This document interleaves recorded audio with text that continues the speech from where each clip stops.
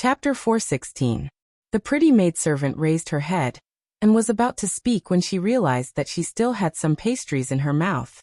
She was afraid that she would be disrespectful to young Master Su and quickly swallowed them down. She reached out her finger to wipe off the pastry crumbs at the corner of her mouth. The maidservant's eyes were naturally filled with love. She smiled softly and said, "Young master, just give me your orders.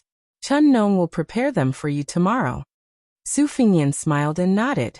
He reached out his hand to wipe off the pastry crumbs that were not actually wiped off. He squinted his eyes and teased, "It's here."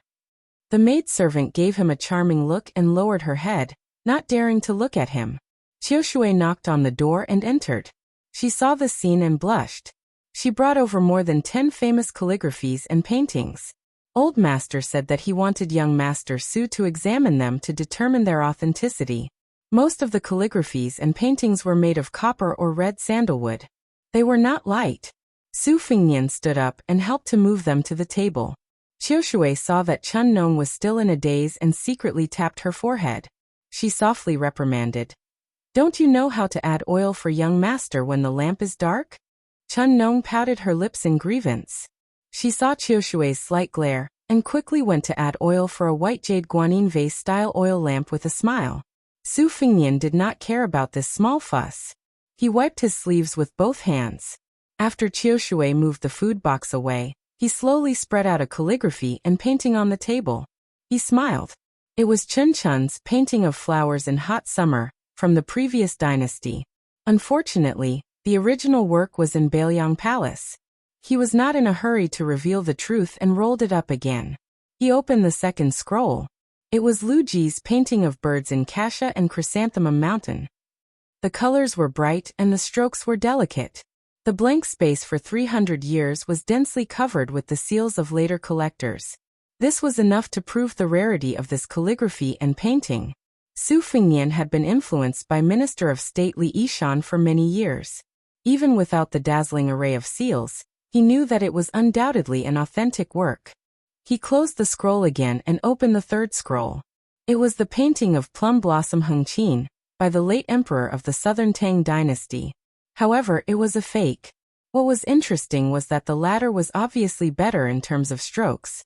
After Su Fingyan finished reading it, he said softly, "Qiushui, Chun Nong, bring paper and brush." Qiushui pulled up her sleeves with 2 fingers and ground with the other hand. Chun Nong did not dare to be lazy and helped to put a paperweight on the calligraphy. Su Fingyan's strokes were slow and leisurely. Qiushui and Chun Nong looked at each other and saw the amazement in each other's eyes. They obviously did not expect young Master Su's calligraphy to be so beautiful. It was to the point of concealing it. They admitted that they would not be able to write something like this even if they worked hard for 10 years. Out of the 11 paintings, Su Fingyan purposely could not tell if 3 of them were real or fake.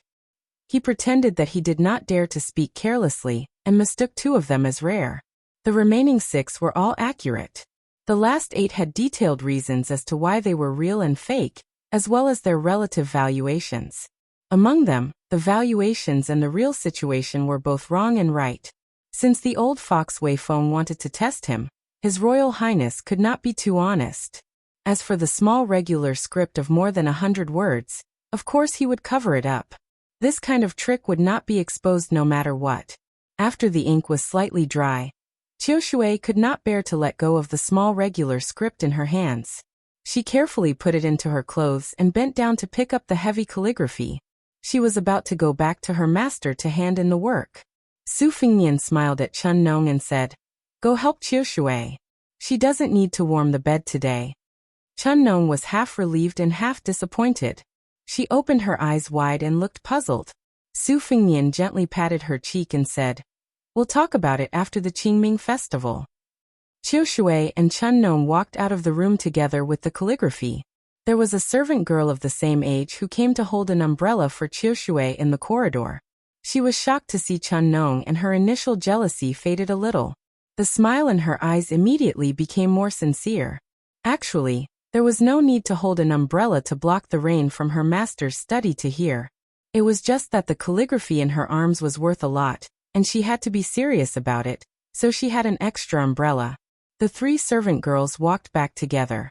Naturally, there was a lot of teasing and teasing between the girls. Qiu Shui and Chun Nong came from the same family, and they were like sisters. There was a subtle gap between them and the servant girl who came from a different background. However, when intelligent girls interacted with each other, they naturally wore a thick mask with heavy makeup. Su Fingnian closed the door and sat cross-legged on the bed. This was the second time he traveled with Li Chuangong's clay figurine. As long as there was a bed to sleep on, most of them would be in this position asking for trouble. Moreover, if they didn't take off their soft armor, the room would be adjacent to or facing the old god of Swordly. It was easy to imagine how afraid His Royal Highness was of death. Although the majestic Tao Qianji was dressed in a civil official's robe, it was difficult to conceal the aura of a general that had crawled out from a pile of bones. The study room was simple and crude. Many of the antiques and treasures that had been purposely left behind by the previous city magistrate were all pawned on the first day. All the gold and silver that had been obtained were distributed to the remaining city magistrate soldiers, while the civil officials and scribes did not receive a single copper coin. During this period, there was an official who took advantage of the convenience of his duties to secretly embezzle 200 taels of silver. After he was arrested, 30 elite soldiers of the city magistrate's mansion broke in.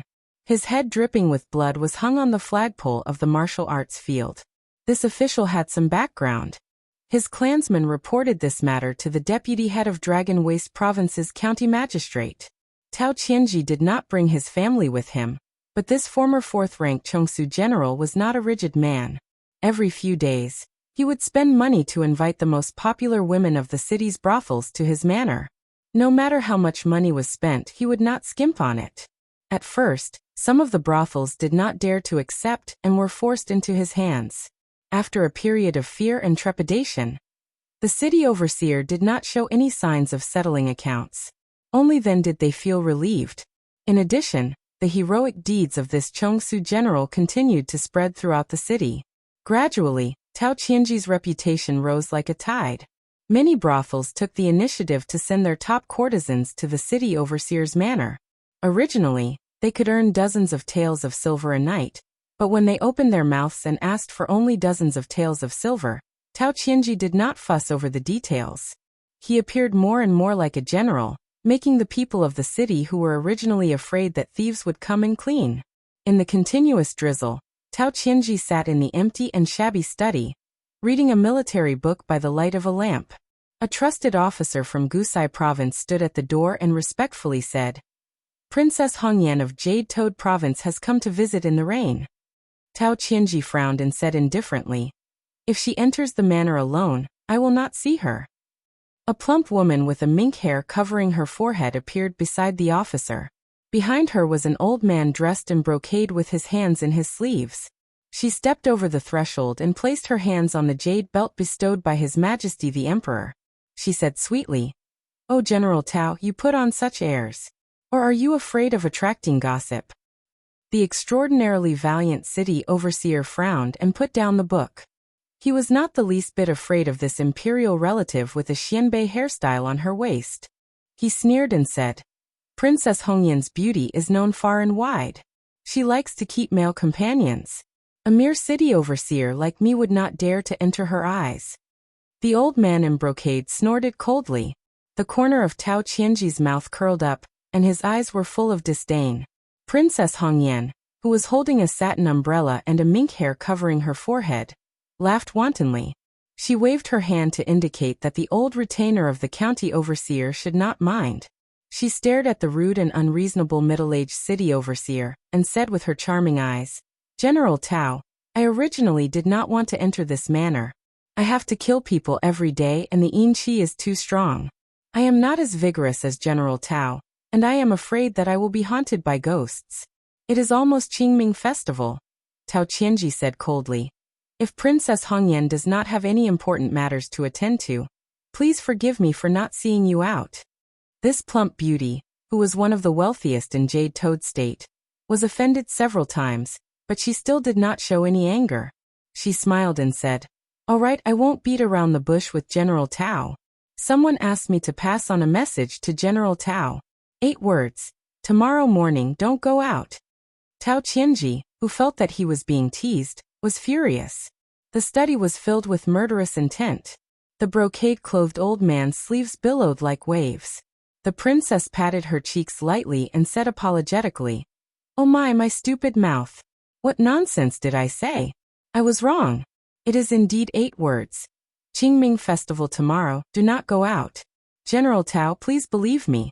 I do not dare to disobey the person who said these 8 words." Tao Qianji turned around and said coldly without any fluctuation in his tone, "I will not see you out." Princess Hong Yan swung the silk satin umbrella that was soaked in rainwater and said with a smile, "This princess will remember Lord Tao's hospitality today." Under the eaves of the courtyard, the brocade-clothed old man, whose martial power was definitely higher than Tao Qianji's, took the umbrella and opened it. He tilted it towards his mistress and said angrily, "Princess, why don't you let me teach this insignificant 5th-rank city overseer a lesson?" The mink hair-covering woman, who was not in a hurry to step into the rain, reached out her hand to catch the rain. She did not answer the question but said with blurred eyes, "Why is God crying?" Early in the morning 2 days later, the rain was getting heavier, and the road was full of mud. City overseer Tao Qianji led 30 riders out of the city to visit the grave of a comrade who had died in battle. It was raining heavily on Qingming Festival. It was not easy to burn paper, but it was easier to die. Chapter 417. The Beimang border was similar to the Han customs of the Liang dynasty, especially after the refugees of the 8 kingdoms had moved in. In fact, there was not much difference. On the Double Ninth Festival, they would plant dogwood, enjoy osmanthus and eat mooncakes. On New Year's Eve, they would set off firecrackers, and today's tomb sweeping day. The men of the family, regardless of age, would bring wine, food, fruits, and paper money to the graves. They would burn the paper money and cover the old graves with new soil. As the younger generation, the children and youths would fold tender yellow twigs and stick them in the graves.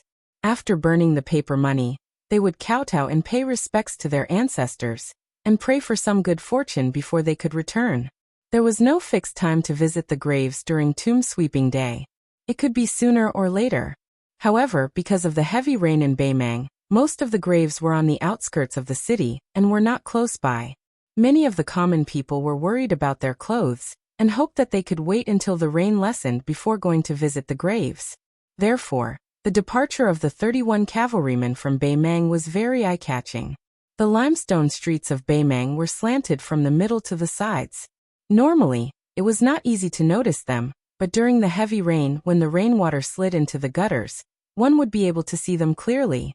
The sound of the hooves of the 30 armored cavalrymen pounded heavily on the hearts of the people on both sides of the street. Connecting this Commandant General's bloody deeds of killing more than 100 enemies on the border battlefield and killing people, and drinking to his heart's content every day in the Beimang Manor. The common people felt more and more that they could rely on this Beimang Manor, who had a military background. Wei Feng was a merchant, and no matter how much money a merchant made, his status was still inferior to that of a landowning household. Although Wei Feng was one of the few wealthy people in Beimang, his manor was still 2 streets away from the Beimang Manor. Fortunately, the Wei Manor was on the main road of the city, quiet amidst the commotion. It just so happened that one could see the 31 cavalrymen galloping out of the city. Leading them was the armored Tao Qianji, who did not conform to the official system. His steed was a rare Fergana horse, light gold in color. Fergana horses were already exceptionally precious, and this fine steed, bestowed by the Gusai Prefecture, was the most outstanding of its kind. It was exceptionally vigorous, making the rich in the city drool and the common people fearful at the sight of it. The city overseer, Tao Qianji, took the lead, his eyes looking straight ahead.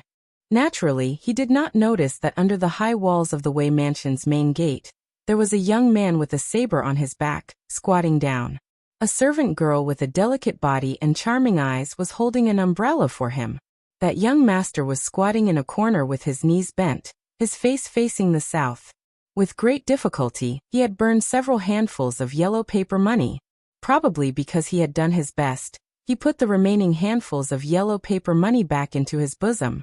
The pretty and pitiful maid reminded him in a low voice, "Young Master Su, it's not good to put the paper money for the ancestors into the arms of the living.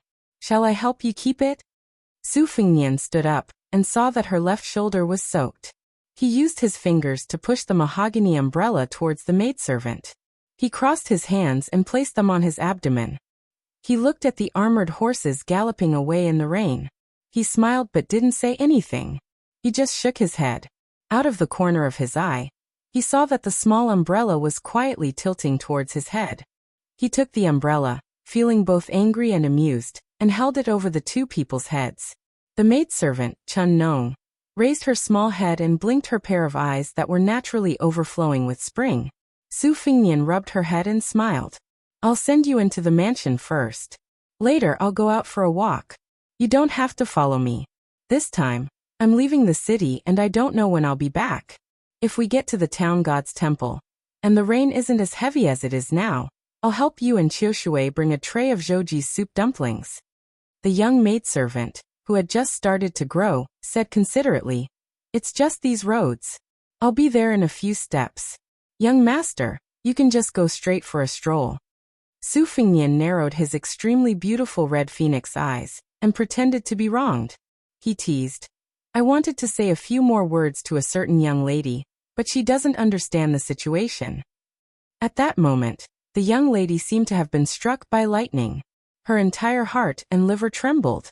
She was so infatuated that she couldn't speak. She could only tilt up her small chin, which would suddenly sharpen if she was a few years older, and look at the young master with an intoxicating smile in front of her. Some first awakenings of love were always inexplicable. Perhaps most of them would be blown away by the rain and wind. However, the scene at this moment caught the young lady unprepared. Su Fengnian smiled as he sent her into the Wei Manor. After entering the door, the young lady didn't immediately walk into the deep courtyard. Instead, she stood where she was and looked at his slender back. She looked carefully and saw that when he held the umbrella and walked through the curtain of rain outside the eaves, his figure paused. It was as if he was looking through the umbrella at the sky that was like a large ink-stained inkstone. Su Fengnian held the umbrella and walked slowly on the street. His shoes and socks had long been soaked when he burned the paper. His Royal Highness in Bailiang stepped on the stone slabs in Beimang City to kill the 31 iron horsemen, including the mayor. The truth was that it was a bit cold. It was similar to the damned weather that made people shrink their necks and curse. The Fish Dragon gang had paid a huge price to send the goods into the city. In fact, after they handed over the goods to Wei Feng, they had nothing to do with it. However, they still stayed until today and agreed to leave the city in the afternoon. In the past few days, Wei Feng had done his part as a host. He had asked several stewards to take these country bumpkins who had never seen the world to experience the taste of gentleness. This alone cost more than 3,000 taels of silver. In the eyes of the Fish Dragon gang, this was a shocking extravagance. Even they felt a little embarrassed when they were eating, drinking, whoring and gambling. Only Lu Nerong, who had suffered a lot, remained silent. She didn't tell anyone about the death of their guest, Gong Sun Yang. The young Wang Dashi was the only idiot who had always stayed in the Wei mansion. In addition to practicing martial arts, he also memorized the incantation. The day before yesterday, young Master Su taught him a sword move. Unfortunately, he couldn't learn it no matter how hard he tried. Fortunately, young Master Su seemed to be a strange master who was not afraid of his disciples' stupidity, but was afraid of his cleverness. Wang Dashi didn't feel burdened. Since young Master Su had kindly taught him, he would learn it honestly. He only knew that the move was called Three Jin. Just by hearing the name, Wang Dashi was quite fond of it and felt a sense of closeness. It was not like the tricks that the masters in the Fish Dragon gang used to scare people. Who were they trying to scare? Anyway, even Wang Dashi didn't believe that these moves could be that powerful. Su Fengnian stopped and turned to look at the unexpected person. He said calmly, You're going to visit Gong Sun Yang's grave? Lu Nerong, who looked miserable and haggard, nodded and then said word by word in a deep voice, Or I won't let you visit the grave. Su Fengnian shook his head and said, I'll just walk around the city. I won't go to Gong Sun Yang's grave to say anything. I really have nothing to say. Miss Lu, you worry too much. Lu Nerong strode forward, leaving Su Fengnian far behind. This new enemy of fate left the city one after the other. Lu Nerong went southwest, while Su Fengnian went southeast. It was raining heavily.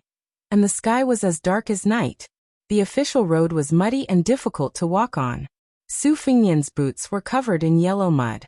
After walking neither fast nor slow for the time it took for 3 incense sticks to burn, he did not come across a single gravedigger. Su Fingnian exhaled a mouthful of fog and closed his umbrella with a bang, allowing the soybean-sized raindrops to smash against his body. He began to run wildly, but he did not run straight along the official road. Instead, he ran in an extremely large circle. Every time his toes stepped on the ground, a mud hole would be created in the ground and countless splashes of water would splash up. If an ordinary person was watching, they would only see a green shadow flash past, leaving behind a string of water puddles that were 6 zhang apart like blooming lotuses. It was like using a pebble to float across a lake. City overseer Tao Qianji came to a lonely grave mound. Lying inside was a comrade of the Gusi border army, who didn't have any official title. When he died, he was only a sergeant. This old fellow entered the border army's infantry battalion at the age of 16, and had been in the army for more than 30 years. He spent 2 years relying on luck to kill a northern Liang cavalry to rise to the rank of sergeant. Then he wasted an entire 20 years in this position as a sergeant, going back and forth on the battlefield, never killing many people. However, it was strange to say that after all these years of dealing with the king of hell under a hail of arrows, he still didn't die. The old sergeant had only led a dozen or so brats under his command, and now, only 4 of them were left. Tao Qianji was one of them. He had been promoted from an infantry soldier to a cavalry soldier, rising rapidly to the position of commandant general. One of them had become a 5th-rank infantry commander, one of them had become one of the few outstanding sentries in the Gusi border army, and the last one had an even more illustrious official position than Tao Qianji, vaguely about to become a pillar of the northern Meng royal court. The old corporal was greedy for life and afraid of death. What he taught these new soldiers was not how to kill the enemy bravely, but how to fight a war with a cowardly attitude. For example, he taught them how to play dead without leaving a trace, how to steal the valuables from corpses, and how to behead the enemy to gain military merits. But it was precisely this old ruffian, who was about to receive a salary and retire at home, who had died in a battle without warning. He had blocked a fierce Bailiang saber for his subordinate, and his entire back had been slashed open. He was just an ordinary foot soldier of the Beimeng border army, and the soft armor he wore was completely useless against the sharp Bailiang saber. Tao Qianji and a few of his peers were still young at that time. They held the dying corporal in their arms and did not understand why this old man, who was addicted to alcohol, said that it would be better to die on the battlefield rather than in a coffin. Before the corporal died, he nagged and nagged. He was not a man of integrity, but he was in so much pain that tears and snot flowed down his face. In the end he said, "It really King hurts." 30 personal guards from Gusai neatly dismounted from their horses and stood in the distance. 2 of them took off their backpacks. One of them took out a few bottles of good wine that the general had specially bought with a lot of money. There was nothing else but wine. The other took out a large stack of paper money wrapped in oil paper and handed it to the general along with the fire starter. After that, he opened an umbrella to block the wind and rain. Chapter 418. Tao Qianji squatted on the grave mound and smashed a wine bottle with his fist. 6 or 7 bottles of expensive soju from Gangnam-do in the Liang dynasty flowed freely into Beimeng and seeped into the mud in front of the grave along with the rainwater. Tao Qianji flicked the tongs used in the army and ignited the yellow paper. He muttered to himself, "Old man, you don't have much ability, but you taught us how to survive. At that time, if you didn't say that it was useless for you to accumulate military merits and gave those 2 heads to Dong Zhuo, this guy wouldn't have the glory he has today even if he was beaten to death. If you didn't block a knife for me in the end, I wouldn't have been able to get you good wine. That Dong Zhuo is a stone in a latrine pit. He has a stinky and stubborn temper. When we were drinking, he let it slip that he didn't have the face to see you.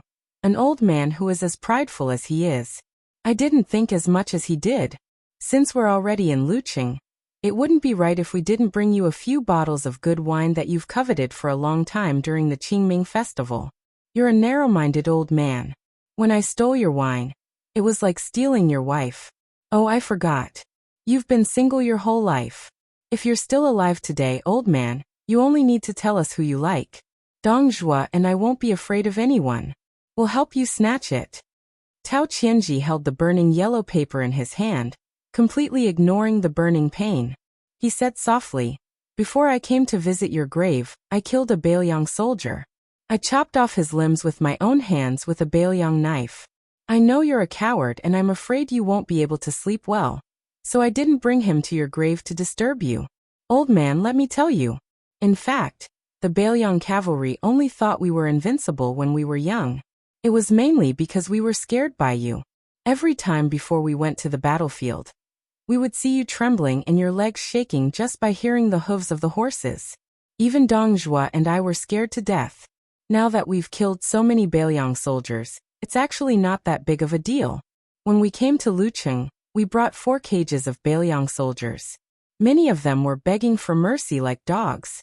Some of them were worse than dogs when they drew their swords against their fellow soldiers in order to survive." After the yellow paper was burned, Tao Qianji clapped his hands to disperse the ashes.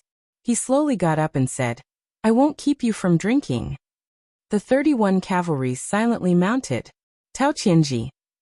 Tao Qianji's. Tao Qianji. Of Tao Qianji. Tao Qianji nodded and said with a smile, "I thought those parasites in the imperial family's sauce jar would take the opportunity of my demotion to come here and clamor to beat a drowning dog. It seems that I overestimated their courage." The captain sneered. "What kind of brave soldiers can these embroidered pillows wearing silver armor and carrying silver swords produce? Even if there were 100 of them, they would only be stuffed between our teeth." Tao Qianji raised his head to look at the gray sky. The rain showed no signs of abating. He withdrew his gaze and said calmly, "Return to the city." The sound of thunder, rain and horse hooves. One cavalryman followed the other. They rushed out of the 2 to 3 miles long muddy path near the burial mound, and were about to turn into the official road. Tao Qianji's pupils shrank. A trace of ruthlessness flashed through his eyes. He raised his hand and the 30 cavalrymen behind him stopped instantly. Normally, the official road could allow 4 cavalrymen to ride side by side. But after the heavy rain, it was full of potholes. 3 cavalrymen riding side by side was the limit. If the cavalrymen wanted to maximize the impact of their charge, 2 cavalrymen would be the best. On the official road splashed with water droplets, a young man with a saber stood with an umbrella. There was no way the military officer who was proficient in scouting could investigate every single blade of grass and tree within a range of 3 li in such a short amount of time. Together with the fact that the heavy rain had erased all traces of footprints, he could only guarantee that there was a group of around 10 people. Towards this fish that slipped through the net, the Northern Mang 6th-ranked military officer berated, "Who goes there?" The man with the saber didn't speak. He just slowly closed the umbrella and inserted the tip of the umbrella into the mud beside him. Tao Qianji was indeed a decisive general. When he saw the young man's action, the corner of his mouth twitched. He said calmly, "2 teams charge. Kill without mercy." The 2 cavalrymen rushed out side by side. The horses under the cavalrymen were strong. They were good horses that were familiar with war. When they ran, they showed a very dynamic visual beauty. When the rain washed over them, their mane trembled with the rhythm of their muscles. For a moment, the sound of the horses' hooves covered the sound of the rain. The 2 unsheathed sabers were as clear as snow. The blades were wider and thicker than the Bailiang sabers. They were similar in length but slightly less sharp. The curvature was bigger. Experienced soldiers had to match the running speed of their mounts when they attacked. The road conditions caused the horses to bump up and down. The 2 cavalrymen had thick arms. They were originally brave spearmen of the Gussi border army. When they attacked with their sabers, they were imposing. If they weren't elites, they wouldn't be qualified to be brought to Lucheng by Tao Qianji as his personal guards. The 2 tall horses attacked at the same time. The young man who was sandwiched in the middle didn't move his feet. His body turned like a top and drew an arc. He leaned back toward the horse whose saber missed. He stepped back with his right foot and pressed his back against the horse's side. Then, with a loud bang, the man and the horse, which weighed nearly 2,000 pounds, were knocked out. The 4 hooves were suspended in the air. They fell down 60 or 70 feet away. The cavalryman on the horse fainted on the spot. Leaning against the back of a horse, the young saberman leaped forward with the help of the rebound force. He took a few steps forward at lightning speed and punched the muscular buttocks of the second war horse. Blood splashed out in an instant. The war horse whined and spun half a circle in the air before landing in the mud outside the official road. The cavalryman was indeed brave. He bounced off the back of the horse and slid a long distance in the mud. He wiped his face with a ferocious expression. The two leading cavalrymen of the remaining 8 cavalrymen, who had been charging in 2 rows, were fearless in the face of this swordsman's cold-blooded methods. Based on the experience they had gained from countless battles on the battlefield, they once again cooperated with their comrades to strike with their swords. The young man didn't retreat. Instead, he moved forward. His body was like a swimming fish. He slid through the curtain of rain and lowered his head to avoid the saber. He ignored the cavalryman on his right. His left hand was glued to the arm of another cavalryman. His feet were lifted off the ground by the momentum of the horse's charge. He quickly flipped onto the horse and sat behind the cavalryman. He pressed his hands on the cavalryman's head and twisted it in a crisscross manner. The crooked arm snake stuck to the chest of the corpse. With a twist, the corpse that weighed 140 or 50 pounds was thrown backward. It hit the head of the cavalryman who was chasing behind him. The head of the horse that had fought with its master for many years was smashed. Its front hooves were bent, and it crashed into the mud. The cavalryman rolled a few times. The 4th cavalryman was skilled in horsemanship. Not only did he avoid the fallen horse, he also bent down and reached out to pull up the first man. The latter jumped onto the horse without hesitation. The 2 men rode together and continued to pursue without fear of death. It was obvious that Bei Meng's soldiers were brave and good at fighting. Chapter 419. The machete man had no intention of engaging in a horse battle with the remaining city riders. The mount suddenly neighed in pain. Its 4 legs seemed to have been crushed by a heavy weight. The machete man on the back of the horse soared into the air, turning around in midair and stabbing at the 2 riders. The 2 riders only saw a shadow sweep over their heads. Their heads were cut off by a sweep of his leg. Their bodies rolled into the yellow mud in the distance. The handsome swordsman, who had never drawn his saber, stood on the back of a galloping horse. He tapped the ground with the tip of his foot, and his body shot toward another cavalryman like an arrow leaving the bowstring. After a few leaps, he kicked the cavalryman in the chest, and the cavalryman in armor was brutally crushed to death.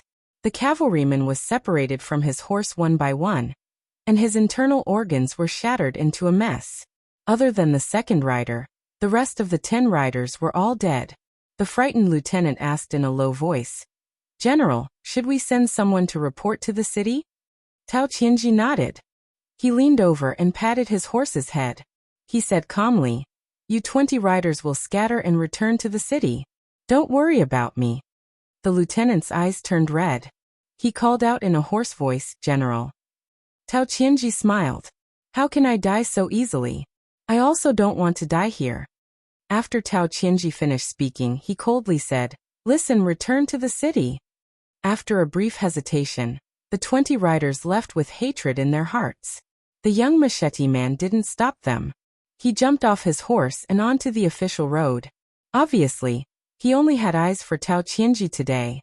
Tao Qianji was sitting high on his pale golden Fergana horse, with one hand holding the reins and the other holding the broadsword. With a calm demeanor he asked in a loud voice, "Did that puppy Morong Zhangtai send you to assassinate me?" The assassin standing on the road didn't say a word. He just walked toward the remaining city magistrate. Tao Qianji sneered. Could it be Princess Hongyan's new male companion? How did this little girl's standards suddenly increase so much? Interesting. Tao Qianji, who was wearing an excellent black armor, jumped off his horse and patted his horse's neck.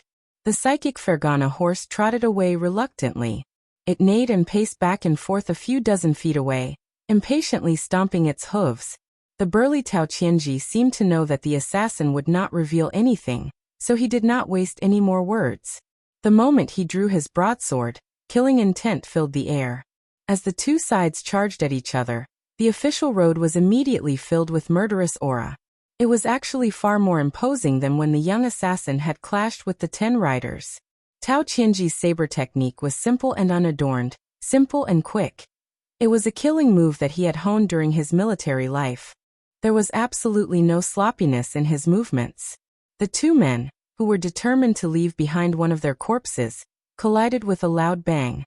The Mang saber hacked down on the short saber's scabbard. Obviously, the Mang saber did not have the extravagant hope of killing the enemy in one strike, because it had accumulated 70 to 80% of its strength. Therefore, the saber edge slid down with unparalleled swiftness. It was aimed at the young swordsman's abdomen. The young swordsman did not draw his saber. He only used the scabbard to block the attack. He did not look at the tip of the saber that was about to touch his abdomen. He twisted his right wrist, and the short saber in the scabbard left his hand. It spun in front of him and formed a perfect circle without any gaps. When the raindrops that covered the sky and earth hit the circle, they were rebounded. Tao Qianji narrowed his eyes. The tip of his saber did not shrink back. He suddenly exerted force, trying to pierce through the circle that was no thicker than the scabbard. The tip of the Mang saber rubbed against the simple scabbard, producing an ear-piercing sound of metal and stone colliding. Tao Qianji's chi flowed like a spring, layer upon layer. In an instant he multiplied his arm's strength several times, and the tip of his saber blossomed with a bright white light. The young assassin retreated. He did not see how he touched the scabbard, but he was pulled back. His right hand swept out in a subtle angle, and the scabbard in his hand spun rapidly around the tip of the saber like a viper. Then, it climbed up and was about to chop off Tao Qianji's wrist that was holding the saber. Tao Qianji pulled back his hand slightly and snorted coldly. Where did this unorthodox saber technique come from? Insignificant skill.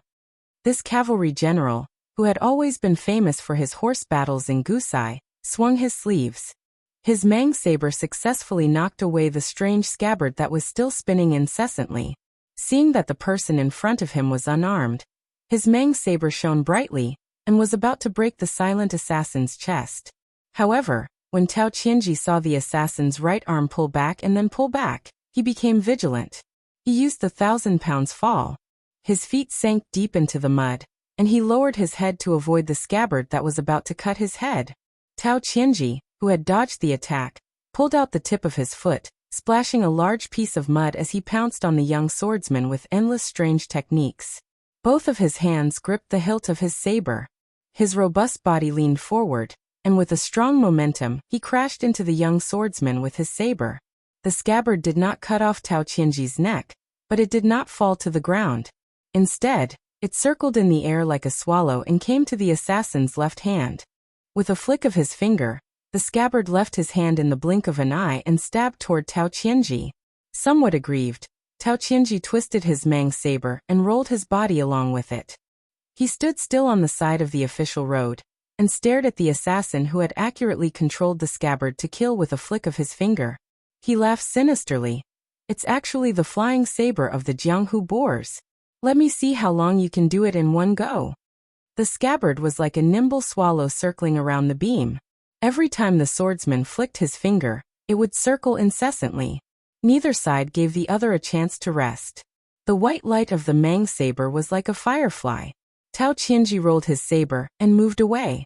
The scabbard circled in the air like a swallow, constantly colliding with the Mang saber. In contrast, Tao Qianji, who was full of murderous intent, was unable to restrain his anger. The rolling momentum of his saber was terrifying. The assassin, who was none other than Bailiang and His Royal Highness, was much more leisurely. On the official road, he used the flying saber that he had stolen from Xiaochang outside the Tumbling Horse Pass, and the Fish Dragon Gang's master's three-cupped fists. He had mastered it thoroughly, and was strolling leisurely. He seemed to know when to advance and when to retreat. He already had a somewhat lofty Grand Master's demeanor. There was once an old man wearing a sheepskin fur coat, who made an immortal kneel with an umbrella. The scabbard of the Spring Thunder had failed several times against Tao Qianji's armor. Su Fingnian's eyes suddenly became fierce. The sword intent in his chest suddenly poured out like a river. He unbelievably used the flying saber's scabbard to perform the embryonic form of the sword Qi rolling dragon wall. The scabbard closed and the Spring Thunder finally returned to Su Fingnian's right hand. Tao Qianji knelt on one knee. Bei Meng's saber was stabbed into the ground. Thick blood flowed from his wrist along the blade. His armor was shattered. His whole body was badly mutilated. There were even some wounds where his bones could be seen. Tao Qianji raised his head and grinned. "Boy, are you still not going to pull out my saber?" Su Fingnian thought for a while. The corner of his mouth pulled up into a cruel smile. Then he tirelessly performed the sword chi rolling dragon wall 10 times. After 3 times, Tao Qianji's armor was completely broken. After 6 times, only his right arm holding the saber was still intact. After 10 times of the sword chi rolling dragon wall, Tao Qianji's body was already smashed. He knelt on the ground with his hands on the hilt of his saber. Su Fingnian slowly walked forward and mercilessly used the spring thunder's scabbard to send him flying. The Fergana horse galloped over. Su Fingnian sneered and leaned to the side. He gently jumped up and wrapped his arms around the horse's neck. He bent his knees and leaned his body back. Taking advantage of the momentum, he flipped the warhorse over. It collapsed on the official road with a loud crash. The Fergana horse's entire back was smashed and it died on the spot. From beginning to end, Su Fingnian didn't waste a single word with this Beimang city magistrate, who should have had a bright future ahead of him. Su Fingnian stood up and allowed the rain to wash away the mud on his back. He repositioned the spring thunder saber and pulled out the umbrella. Facing the direction of Beimang, he pulled out the handful of yellow papers that he had deliberately left at the foot of the wall of the Wei residence and gently scattered them into the air. A 7,000-word chapter. Please receive a red ticket. Chapter 420. Walking in the heavy mud with an umbrella, Su Fingnian slowly tore off a piece of root mask and put it in his pocket. Among the 6 masks meticulously made by the southern Xinjiang with Xu Xiu, there were 3 levels of air passage, root formation and spirit. The air passage mask could be smeared and removed at will, but it would take a lot of energy to use the root formation mask. According to Xu Xiu, the mask could only be used once. As for the reincarnation mask, which changed one's foundation, one could not restore one's original appearance even if one was disfigured. The root formation mask could be used 3 to 4 times. Su Fingnian did not want any men of sacrifice to follow him. He left a puppet in Bailiang Palace as a smokescreen. After entering Beimang, he would inevitably become a thrifty miser. He would kill 6 second-rank martial artists, 3 Vajra martial artists, and 1 finger Xian martial artist. This was one of the goals that Su Fingnian had set for himself in northern Mang. The reason why he chose Left City in Dragon Waste Province as the base of northern Mang was mostly because of Tao Qianji, the city overseer. This former commander-in-chief who had been demoted in public, but was actually promoted in private, was placed in Left City by northern Mang royal court. How could it be as simple as keeping Tao Qianji away from the grudges between him and the several members of the royal family of the younger generation? Northern Mang Empress sat on the throne of the royal court and cast covetous eyes on the Liang dynasty that had unified the spring and autumn period. She was truly acting as if she was sitting in the north and facing the south. Who dared to say that Tao Qianji was not a key pawn that she used to target northern Liang Yuzhou? Although this person was only a martial artist who was close to second rank, Tao Qianji was far more than ordinary in terms of rallying the people at the border and the threat to Bailiang in the future. When he talked with Su Xiao secretly, he mentioned this new city magistrate. He said that killing Tao Qianji was equivalent to killing 3,000 Beimang soldiers. At this time, Tao Qianji, who liked to torture and kill Bailiang soldiers every day, had not yet stabilized his foundation. How could Su Fingnian not make a move? Tao Qianji could be considered to have died at a good time. Although Su Fingnian had taken off his mask and the simple and unadorned spring thunder saber at his waist was not very conspicuous, the 20 or so armored bodyguards had fled back to Yu City. Even if they were like a group of dragons without a leader, with Tao Qianji's achievements in managing the army, they were bound to set up an inescapable net. Su Fingnian had been strolling around the city for the past 2 days, and had already thoroughly studied the layout of Yu City. Instead of going through the city gate, he chose a section of the city wall where there were few signs of human habitation, and climbed up the wall, like an ant attacking a city. The rain was still pouring down heavily. He climbed to the top of the city wall and leaped over it, landing lightly at the base of the inner city wall. He walked through the deserted alleys and narrow streets. Other than Tao Qianji, There were still other experts in Yu City. Small groups of cavalry roamed in different directions. The martial law was cleverly enforced, loose on the outside but tight on the inside. Su Fengnian was worthy of being called an expert when it came to this level of patrolling and searching. Naturally, he easily avoided them, and even went to Zhou Ji's store to buy a tray of piping hot soup dumplings. From the time he left the Wei mansion to the time he returned, it had only been 3 hours. There was still an hour until lunchtime. The maidservant Chun Nong had been waiting in his room. When Su Fengnian pushed open the door, the bored girl was leaning against the windowsill in a daze and did not notice him. It was only when she smelled the aroma that she suddenly turned her head. She saw young Master Su, drenched in sweat, holding a tray of food in his hands. Her eyes reddened for no reason. Su Fengnian had no choice but to interrupt her brewing emotions. He teased, "Don't think too highly of yourself. I bought it along the way. Take it and eat it with Qiu Shui. As for changing clothes, I'll do it myself. I don't want to spoil your appetite." Are you crying? Don't. If outsiders see me, they'll think I'm worse than a beast. I want to take a tray of soup dumplings and elope with you back to Bailiang. The young maidservant sniffled. Seeing young Master Su's determined expression, she hesitated for a moment before giving in to the gluttonous bug in her stomach. She carefully took the soup dumplings and walked to the doorstep. She glanced back and smiled charmingly. Su Fengnian waved his hand and waited for her to trot far away before locking the door. He took off the spring thunder and placed it on the table. He took out the tightly wrapped knife manual and a stack of dough. He did not take off the silk armor that was warm in winter and cool in summer.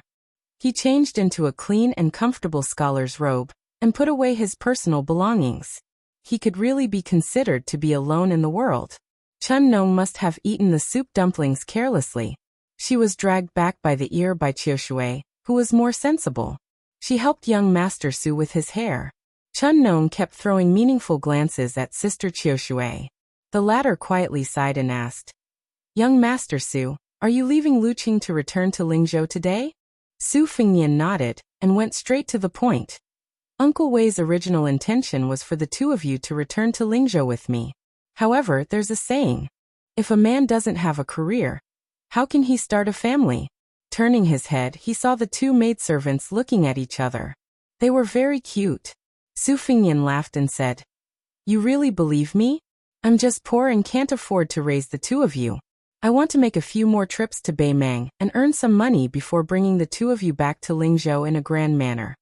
Chun Nong, who was combing Su Fengnian's hair, timidly said, "Chun Nong and Sister Qiu Shui can play women's and zither.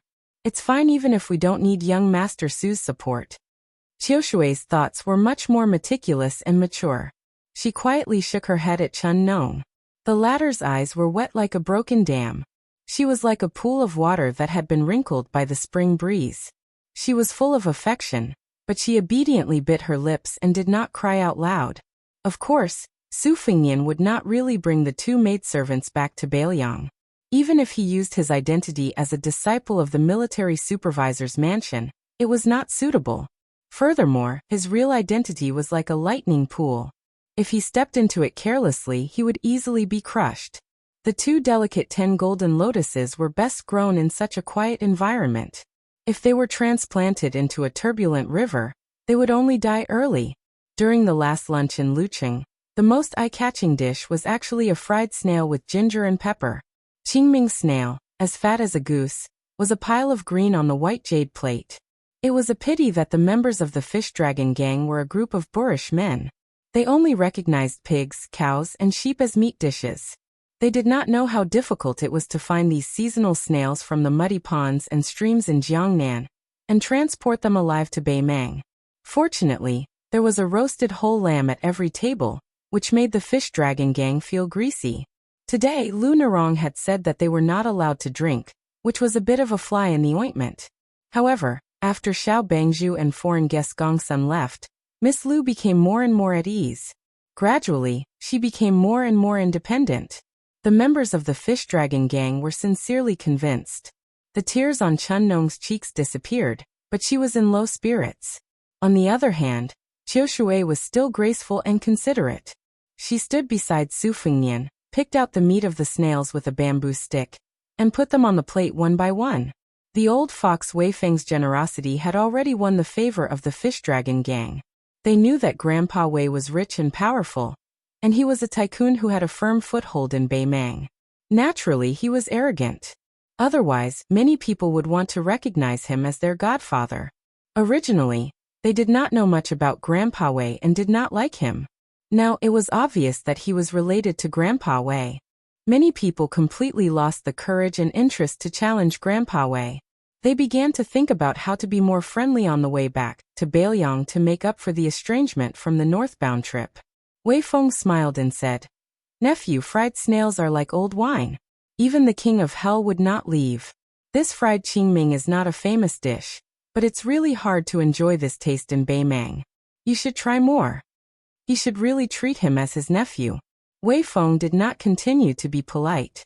He turned to Lu Narong and said with a smile, "Miss Lu, Grandpa Wei still said that if you really want cash, you can immediately send it to the fish dragon gang's carriage. The Wei family also has some strong men who can help to escort. I dare not boast, but I can still squeeze out 20 men." Lu Narong shook her head and said with a smile, "It's too rash to bring tens of thousands of taels of silver to the border. These days, the fish dragon gang has been treated with great care by Grandpa Wei. We have spent too much money, and we really don't have the face to let Grandpa Wei worry about us." Lu Narong trusts Grandpa Wei, and also trusts the two banks in Beiyang and Beimang. Wei Feng stroked his beard and smiled without saying anything. Lu Narong raised her cup. "Lu Narong does not dare to drink too much, but I respect Grandpa Wei very much. I will toast Grandpa Wei 3 times on behalf of the fish dragon gang. Grandpa Wei, you can drink as much as you want." She drank 3 cups in a row without spilling a drop. Wei Feng took a sip and put down the cup, but no one thought that the old man was putting on airs. During this period of time, in addition to relying on the Wei family to live a happy life in the city, they also heard a lot of anecdotes about Grandpa Wei, which were more interesting than the stories told by the storytellers in the tea houses. The wind and rain stopped, and many people went out to visit the tombs on the street. When they came, there was a carriage with goods and a Gongsun Lianxia with a horn bow at his feet. When they left, there was only Su Fingyan with the spring thunder saber in the corner. Before getting on the carriage, he bowed to Wei Feng. This time, the latter did not pretend to be angry and accepted it calmly. Watching the fish dragon gang go farther and farther away, Wei Feng withdrew his gaze and glanced at the 2 maids, Chun Nong and Qiu Shui, who were not able to send him off. He frowned and moved his lips slightly, but it was unclear what Grandpa Wei said. Passing by the city gate, Su Fingyan, who did not have the spring thunder saber, took the initiative to get off the carriage. The guards at the city gate opened the entry records and checked them carefully one by one. After confirming that there were no mistakes, they let them go. 100 steps away from the city, Su Fingyan, who was leading the horse, subconsciously looked at the city gate and saw a woman with a mink hair covering her forehead standing side by side with the well-dressed retainer. She made a fierce gesture of cutting her throat with a knife. Su Fingyan smiled. "Are they all rushing to die on the Qingming festival? Stay in the city. Stay." At this moment, Su Fingyan had the impulse to draw his knife. A princess with a xianbei hairstyle on her waist. Her head seemed to be no lighter than Tao Qianji's head. Chapter 421. Finally, God's face was no longer gloomy. The sky slowly cleared up, and the first ray of sunlight shone through the clouds that had been cloudy for many days. The plump woman wore a mink headband on her head and a jade belt on her waist. She held a satin umbrella in one hand and swung it back and forth. She looked down at the slender man who had left the city with the fish dragon gang. After doing that bloody action, she seemed to be amused by herself and burst into laughter. The old man in embroidered clothes beside her could not understand her master's thoughts. He asked in a low voice, "Princess, why are you competing with this Beiyang commoner? Do you need me to take action?" 2 days ago, Princess Hongyan, who had personally gone to the city lord's mansion to deliver the message to Tao Qianji, shook her head slightly. She stopped laughing and said playfully, "Old Dragon King, I'm just playing around. I don't know why I can't help but want to bully and scare this guy when I see him. But it's strange. Even though I know it's impossible, I still feel that this guy has something to do with Tao Qianji's death. We women's intuition can't even be understood by ourselves. The old man in embroidered clothes smiled and said, "How can I deserve to be called Dragon King by Princess Hongyan?" The woman, who was already extremely wealthy in the Beimeng dynasty, smiled and did not comment. She gently spun the satin umbrella with a red sandalwood handle. She had liked rainy weather since she was young. She would spin the umbrella in the rain and shoot the raindrops. The Northern Mang Empress, who was over 50 years old, had always been cold and indifferent to the royal family. She was only exceptionally fond of this young princess. When Princess Hongyan was still a child, she would often follow her father into the palace to meet the emperor. His Majesty the Emperor would personally place her on his lap and watch her play. This was once a rare and heartwarming scene in the imperial palace. Unfortunately, after she grew up and left the imperial city, it was inevitable that her warm relationship with the emperor would gradually drift apart. This was especially so after Princess Hongyan's father committed a serious crime of speaking out of turn. It had already been several years since she last saw the iron-blooded empress who had killed the empress, the emperor, and the emperor's descendants. She sighed and shook her head to dispel some of her gloomy emotions. Her eyes sharpened as she said, "Tao Qianji is beyond redemption. His death is not to be regretted. He was such an important figure in the royal court. Yet he was angry with me, a princess. He insisted on leaving the city during the Qingming festival. Now look, he's been killed." According to the description of the guards, the self-proclaimed painter Helian Jiyuan also painted a portrait of him. Hundreds of light cavalry equipped with only a broadsword, searching the city like headless flies. Isn't it like looking for a needle in a haystack? Tao Qianji's death is so dubious. Murong Zhangtai and the rest of the scum who have old and new grudges with Tao Qianji will be played to death by Fatty Dong, and the rest of the young men with real power in the army. It will be a big fuss over a minor issue. After all, Murong Zhangtai and I are cousins. The old man, who always had his hands in his sleeves, smiled and said, "If the princess grieves over the death of the rabbit, then you are giving too much face to Murong Zhangtai and the others." The woman's face changed like the day in June. She giggled and said, "That's right. Although these brats always followed me around when they were young with 2 trails of snot hanging from their noses, it's a pity that the older they get, the less adorable they are. I'm too lazy to care about them." The old man in embroidered clothes naturally didn't rely on flattery to become one of the top officials in Jade Toad Province.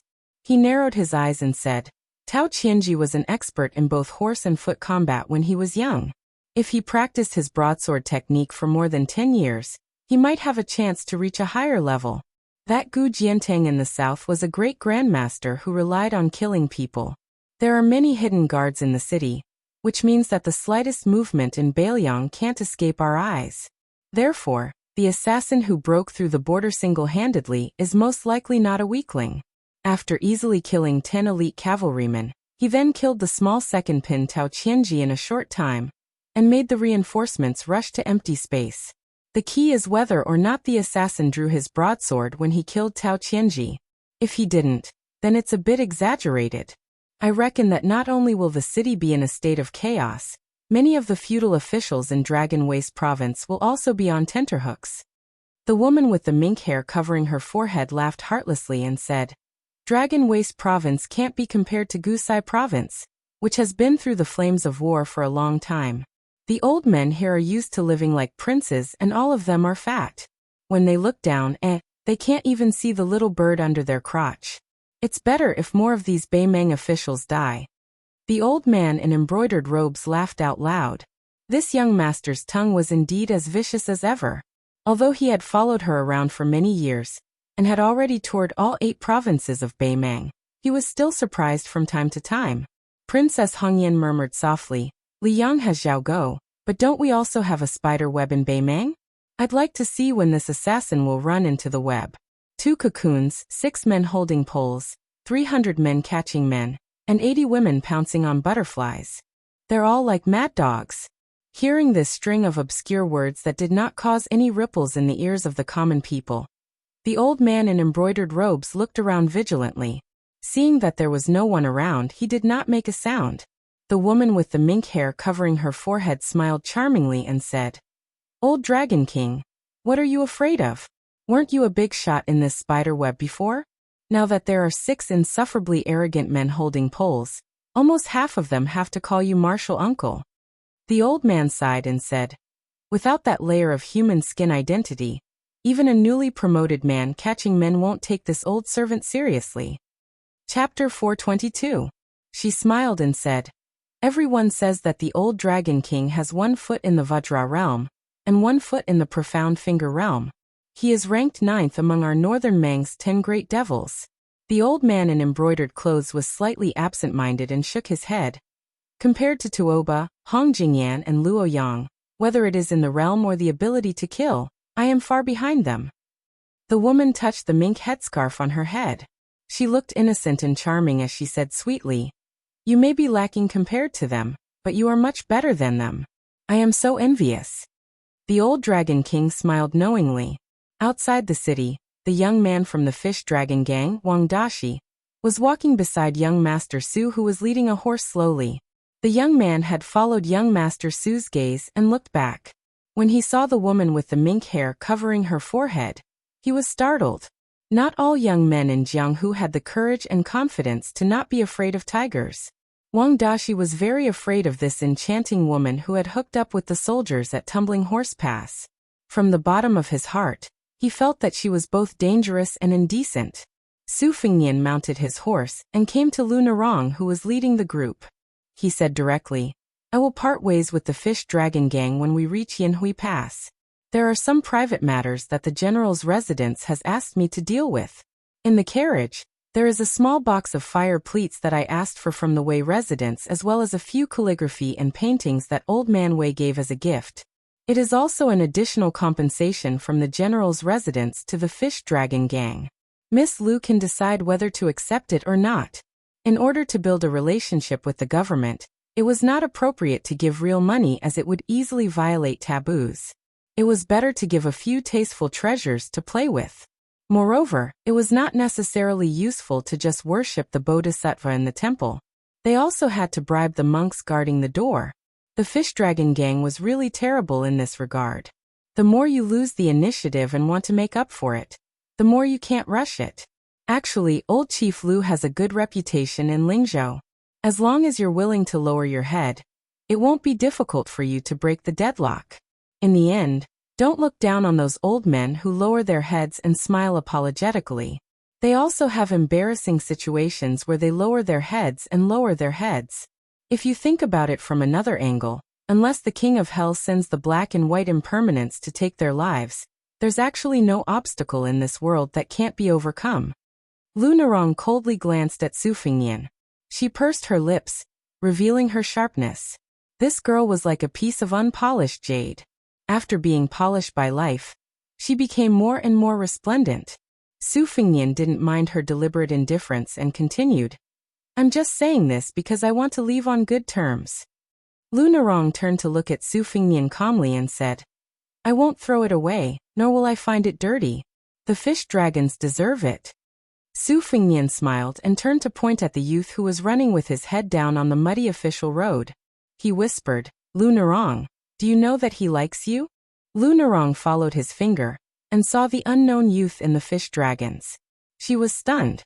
Su Fengnian looked straight ahead and slowly said, "Don't misunderstand. I'm just telling you the truth. Otherwise, you might never know that there's such a fool who has a one-sided love." Lu Narong frowned. "I actually know." Su Fengnian didn't linger and annoyed her. He pulled on the reins and slowed down. Although he was no longer as cynical as the young heir after 2 different travels, no matter how good his temper was and how smooth his temper was, he wasn't so thick-skinned that he liked to be scolded and looked for supercilious looks. As for why he took the blame at the Wei residence and didn't explain the cause of Xiao Chong's death, it was because Lu Narong was burning with anger at that time. If he explained it, it would be a cover-up. Why bother? Moreover, if she wanted to hate, then let her hate thoroughly. His Royal Highness had walked step by step all these years. He was almost numb to this kind of misunderstanding. Wasn't this the guilt His Royal Highness felt for forcing Gong Sunyang to his death? Returning to the youth's side, Su Fengnian laughed in a low voice. "Wang Dashi, just now I told Miss Lu that you like her." Wang Dashi was first shocked, frightened, and alarmed. Then his face flushed red and he almost cried. Young Master Su was the person he admired and was most grateful to in his life. How could he dare to blame him? He could only lower his head and shake his shoulders. It was obvious that he had been wronged to the point of choking. Su Fingnian smiled and comforted him. I lied to you. Wang Dashi raised his head, unable to speak. He was at a loss and disappointed. Su Fingnian smiled. Wang Dashi, I'll teach you a good way to pursue a girl. Do you want to hear it? It's a real story. Wang Dashi hurriedly wiped his eyes and said in a low voice, Young Master Su, just say it. Su Fingnian gazed at the bright sky where the dark clouds had dispersed. He said softly, Walk in front of her, and tell her that if you want Jianghu, I'll give you one. If you want the world, I'll give you one. As for me, I just want a son. Will you give it to me? Wang Dashi was dumbfounded. He stammered, I don't dare to say that. The corner of Su Fingnian's lips curled up, and he smiled gently. Wang Dashi then realized and asked curiously, Young Master Su, who is it? He has such guts. In our Lingzhou dialect, he's very domineering. Su Fingnian said softly, My father. Chapter 423. Su Fingnian really wanted to tell this ignorant youth who had just entered the Jianghu that those great heroes in white robes and wielding swords in front of people also had to worry about their 3 meals a day. Those beautiful women who seemed to be above the common populace would also have such petty thoughts. Those vassals who flaunted their power also had the grievance of swallowing their teeth and blood. But in the end they gave up. It was good to have one more day of daydreaming about the Jianghu dreams of a youth. Su Fingnian bent down and rubbed the soft mane of the brown horse he sat on. His father, who had been rude to his wife the moment they met, had received a beating. But what surprised the world was that this young soldier from the East Liaoning expedition had escaped death again and again, and climbed to the top of the court step by step. Other than the armor that was no different from that of an ordinary general, he had also put on that blue satin python robe that everyone in the dynasty knew about. But in His Royal Highness's eyes, the King of Bailiang, the pillar of the country, the great general, these awe-inspiring titles, probably because it was dark under the lamp, he rarely thought deeply about them. What he remembered the most was Su Xiao sewing cloth shoes year after year. In his youth, he had felt that Su Xiao was extremely bored, and now, he still felt that Su Xiao was boring. Boring. The butcher Su Xiao had many things to say. Zhao Chongling was dead. So many of his old brothers who had lived but not died with him were dead. He had never taken another consort. His children had married, traveled. Who could he find to talk to? Su Fingnian exhaled deeply. He suddenly realized that he was also very bored, at least on this trip to the north. For some reason, His Royal Highness thought of Wooden Sword Wenhua's catchphrase. He was very depressed. The fish dragon gang safely reached the vicinity of Yanhui Pass. Su Fingnian also turned back north. The reason why he did not leave the city and went to the heart of Dragon Waste State was because he was afraid that old Foxway would notice. Refusing to accept the spring water was already suspicious. Su Fingnian did not want to cause more trouble over such a small matter. The parting with the fish dragon gang was neither sad nor joyful. It was as calm as water. The fish dragon gang did not dare to enter the city, and could only spend the night on a lush slope. The feeling of using the sky as a blanket and the ground as a bed was not good. It was just something to talk about after success. Not many people were willing to suffer such hardships. Of the fish dragon gang, only the young man sent Su Fingnian off. As the sun set in the west, Su Fingnian stopped before getting on the horse and said with a smile, The fist technique I taught you is not a divine mental cultivation method. It relies on dripping water to penetrate a stone. You can treat it as strengthening your body. As for the sword technique called 3-Jin, you may not be able to use it in your entire life. If you knew that the swordsman who created this sword technique was an old blacksmith with a missing front tooth, you would be very disappointed. As for him, his surname is Huang and he is from Western Shu. He has been poor all his life and has neither a wife nor a disciple. I will treat it as accepting you as a disciple on behalf of old Huang. Both of you are stupid. A stupid master does not mind that his disciple is not smart. There are too many sly people in Jianghu. Every one of them is a fox who wants to become a demon. I am one of them. Honest people are rare. You are one of them. So don't learn from me. If I don't return to Bailiang, at least he still has one move of his sword technique. After Su Fengnian mounted his horse, the man, the horse, and spring thunder rushed towards northern Mang. Wang Dashi stopped and looked into the distance.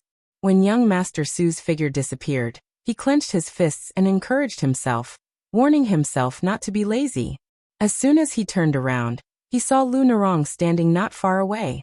The courage he had just gathered disappeared. The young man was only left with uneasiness. Lu Narong laughed it off and walked back to the hillside together. No matter how slow Wang Dashi was, he could see the tension between Lu Narong and young Master Su. He said carefully, "Young Master Su is really a good person." Lu Narong said softly, "Of course he is a good person to you. I don't deny it." Wang Dashi's face turned red. The young man was simple and honest. He was clumsy and did not know where to start. Su Fengnian rode alone to the north and sat on the horse's back. He used the basic Taoist incantation to cultivate the qi of 1 inhalation and 6 exhalations, which was seamless with the horse's back. He blew to remove heat and calm the heart, breathed to calm the 8 winds, breathed to plant the green lotus, breathed to raise the dragon and tiger, and constantly supplemented by knocking on the teeth to knock on the gold and jade, which echoed in his mind. As time went by, the qi of the body was like a bear's meridian and a bird's extension, which formed the 3 pure heavens. The most obvious thing was the formation of a layer around the heart. Different Taoist scriptures had different descriptions. Some said that the Jindan became the Yuanying of the Jinren, while others said that the heart was planted with the longevity lotus. Su Fengnian could already clearly feel the 6 qi of the heart in his body circling around his heart, like a dragon biting a pearl, providing a strong protection to his heart. However, Su Fengnian was still far from reaching the state of introspection. But in the process of crazily absorbing the qi of the yellow court, he had a vague embryonic feeling of borrowing the celestial phenomenon and earth qi. Although there was still a layer of window paper to break through to the Vajra realm, Su Fengnian was confident that the Vajra realm was more similar to the heavenly king form of the white-robed monk of the 2 Zen temples, which was different from ordinary top martial artists. Otherwise, he would have died under Miss Hehe's hand knife attack. The mysterious qi of the yellow court was that before the heart was exhausted, even if the limbs were broken, it would seriously affect the combat power. It was much more practical than the priceless silk armor on his body. Therefore, it was easier for the sages of the 3 religions to approach the land immortals than the dragons and pythons of the Jianghu. However, a high realm did not mean that one would be strong in killing people. Although Buddhism also had the saying that the Vajra glaring eyes could subdue the 4 demons, they still paid more attention to the Bodhisattva's benevolent 6 paths.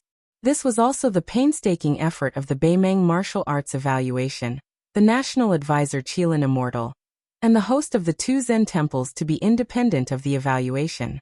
As for Tsing Yi Chao Chongqing, one should know that this person was once a peerless Confucian general, who led troops to kill. He was known as the weirdo who made the heaven and earth kill. He was the #1 weirdo among the millions of scholars in the Liang and Beimeng dynasties. As his realm increased, Su Fengnian's perception of the heaven and earth increased clarity of heaven and earth. When he thought of the meeting on Gangnam-do, he could feel Chao. Chapter 424. With the protection of the slender female warrior, Su Fengnian finally reached the 2nd floor safely after paying the deposit. The female owner of the inn, who looked unusually steady, personally carried a basin of well water and placed it on the shelf before leaving with a smile. Su Fengnian washed his face. Since his skin dared to claim that it was rooted in the ground, a normal grooming would not hinder him. The basin of well water was already very muddy. Feeling refreshed, Su Fengnian pushed open the window and turned his head to look at the wine bowls and tea sets on the table. They were actually expensive Jiangnan craftsmanship, with 3 colors of yellow, purple, and green, extremely beautiful. No wonder the inn dared to ask for 50 taels of silver as a deposit. This duck-head greenin's business was booming, so it should not be an unscrupulous in that use human flesh to make buns.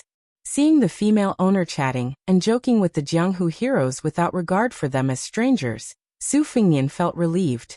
He did not dislike fighting and killing, but if he had never met each other, it would be really boring to fight to the death just for money. It was not easy to wander Jianghu. Who would want to drown in Jianghu? There were 6 dining tables in the courtyard, with more than 20 people sitting there. Most of them were bare-chested and had hairy chests. When they drank and ate, their chest muscles, which were more spectacular than a woman's chest, trembled. Fortunately, these heroes could still maintain their amazing appetite. Shoddy knives, swords, and axes were casually placed on the table. There were few good ones. Baimeng was short of copper and iron, and Baelyang was strictly controlled. Even if one brought a hoe across the border, he would have to meticulously register it. When the wandering heroes of the Liang dynasty went out to gain experience, most of their weapons were of high quality, but their horses might be much worse than those in Baimeng. After all, the horse farms in Baimeng were much better.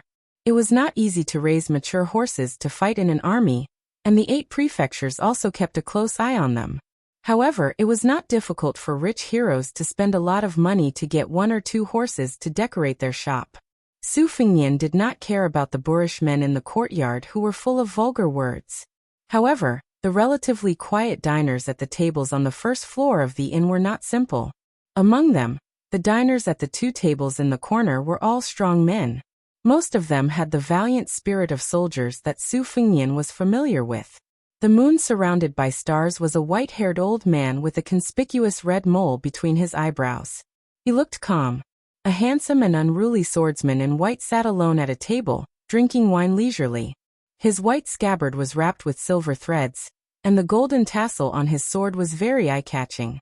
The seniors of Jianghu had earnestly advised him not to reveal his true colors, but this swordsman did the opposite. He definitely had something to rely on. At the other table sat a young woman and a young girl, dressed in silk and satin.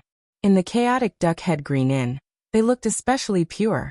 The young girl had red lips and white teeth, and looked 70 to 80% similar to her mother. When Su Fengnian went upstairs, he caught a glimpse of the child standing innocently on the bench from the corner of his eye, asking her mother to eat this and that. The young woman with an oval face had a lot on her mind. Her face was gloomy, but she forced a smile to deal with the child's coquettishness. Su Fengnian did not plan to go out to find food. He exhaled a mouthful of turbid air, and reached out to cover his ears. His fingers were placed behind his head, and his index finger overlapped with his middle finger. He slid it down and lightly tapped the back of his head 24 times, knocking on several major acupoints of the Feng Mansion's Phoenix Pond. It was the great yellow courtyard's double-cry heavenly drum sinking heavenly water.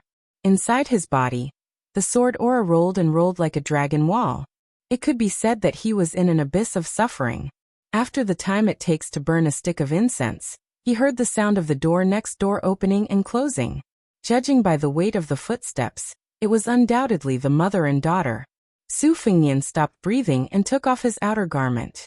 He sat cross-legged on the bed and flipped through the saber manual.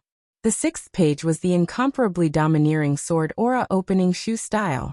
The 7th page was the thin stream swimming fish style. According to the rough annotations in the words, it was probably Wang Xianji's enlightenment when she crossed the stream to catch fish when she was young. It was combined with the quintessence of a sword expert, who returned from the martial emperor city with his sword broken. It was like a fish swimming in water. It was also like a mountain range that stretched endlessly. Su Fengnian could not grasp the context of this style. He sighed and lay back, closing his eyes and concentrating. The great yellow courtyard was the supreme heart sutra of Taoism. Su Fengnian had been forced to clear his mind and restrain his desires for the past 2 years. It was glorified as golden chamber ceiling, which made people go crazy. If word got out, he would be laughed at to death by Li Hanlin. Su Fengnian bent his finger, and lightly flicked the scabbard of the spring thunder saber. He heard the light tapping sounds from next door, and the tender voice of a child singing a Baimeng ballad. It was faintly melodious and had a unique charm. The green grass grows next year, the wild geese go and come back again. The spring breeze blows this year. Will the young master return? The green grass is green on the green flagstones. On the green flagstone bridge, a man in green hums a tune from Jinling, whose daughter smiles with her head lowered. Su Fengnian felt comfortable listening to the song. He smiled and pricked up his ears to listen to the ballad. However, the good times did not last long. A violent sound of horse hooves could be heard, and even the inn shook. The jingling stopped, and the ballad stopped. Su Fingnian sat up and walked to the window. He saw that in the dust, nearly 100 armored cavalrymen had swarmed in. The leader was a white-robed young master riding a black steed that had been tamed by the king of wild horses. He directly smashed the inn's courtyard door. Other than 5 or 6 cavalrymen, who followed him into the courtyard, the rest of the cavalrymen stopped outside the inn. Dust rose everywhere. The cavalrymen and horses were one entity. This kind of tacit silence and solemnity was far more suffocating than shouting and provoking. Su Fingnian glanced at the general sitting on the black steed. He held an iron spear in his hand and wore a xianbei hairstyle with a jade buckle. However, he was one nobility lower than the woman with a mink forehead. Su Fingnian directly closed the window. What the eye doesn't see, the heart doesn't grieve over. Since there were no nursery rhymes to listen to, and he didn't want to compete with the saber manual that he had stolen, a flying sword, Peach Blossom, flew out from Su Fingnian's sleeve. It floated in the air, calmly holding his breath and shaking the green lotus. He controlled the pocket-sized dagger to fly around the house, sometimes fast and sometimes slow, like a naughty child flying a kite. If it was in the Liang dynasty where the heads of the Wulins ambitious and ruthless people would have long had their courage crushed by the cavalry, never did they expect that in this northern Mang's Dragon's Waste province, the men sitting at the table in the courtyard knew that there were over 100 elite light cavalry outside. Not only did they not avoid the brunt of the attack, but they also drew their sabers, drew their swords, and raised their axes. They did not even exchange a few pleasantries before more than 20 people charged over. The 6 or 7 riders did not panic in the face of danger. Aside from the 2 riders who were protecting the wealthy master who was dressed in bright clothes and riding a furious horse, the rest of the war horses retreated. The riders drew their bows and shot arrows together. The first wave of flying feathers accurately nailed into several people's foreheads, the tail of the arrows still trembling slightly. These men's blood was stirred. Not only did they not shrink back, they instead became even more unafraid of death. The 2 riders pulled up the reins. The war horses suddenly raised their hooves high and heavily stomped down, crushing the chests of 2 men who were close to them. However, one of the riders was immediately stabbed under the armpit by a Jianghu person who took advantage of the gap to sneak in. Then his head was chopped off with an axe.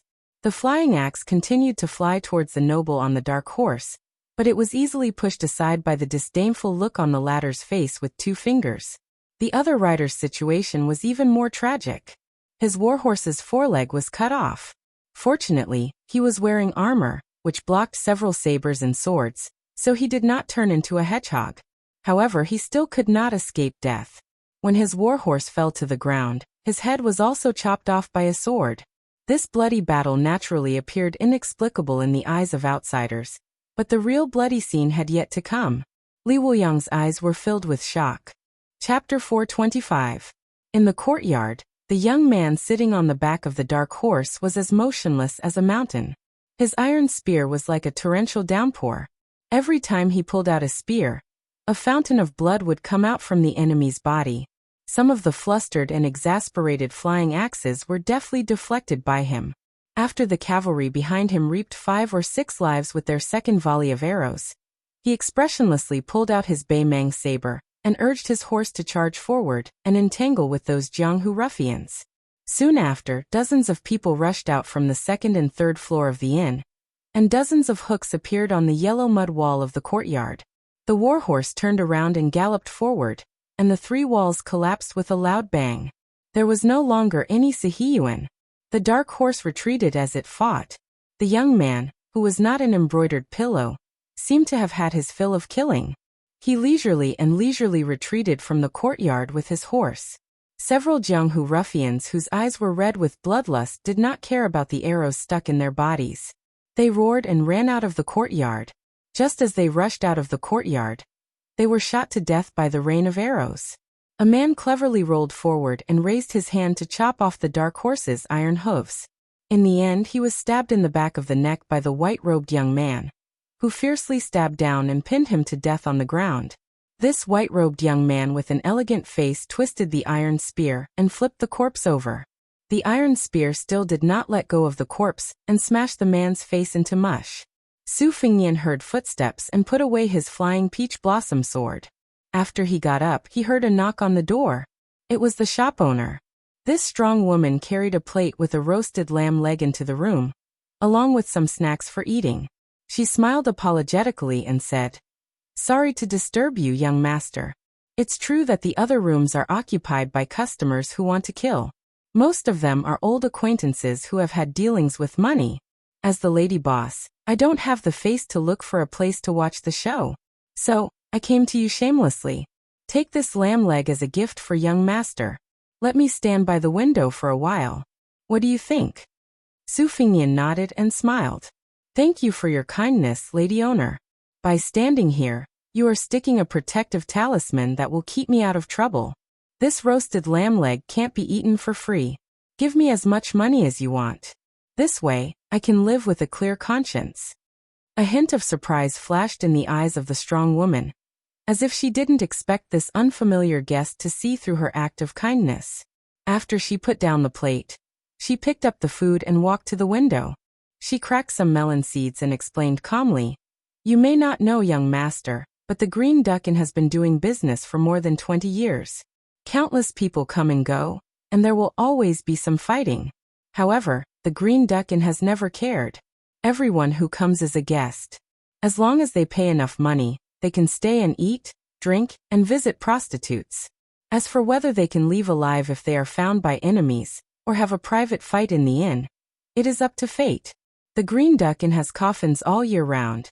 When the time comes, they can go in and lie down and wait for their relatives to come and collect their bodies. If there are no relatives, the Green Duck Inn will help bury them. They are not afraid of becoming a lonely ghost. This is not the first time that there has been a fight between soldiers and bandits like today. A few years ago, there was an even fiercer fight. The inn was not originally like this courtyard house. That time it was completely destroyed. My husband happened to have a bit of a scholar's temperament, so he fixed it up like this.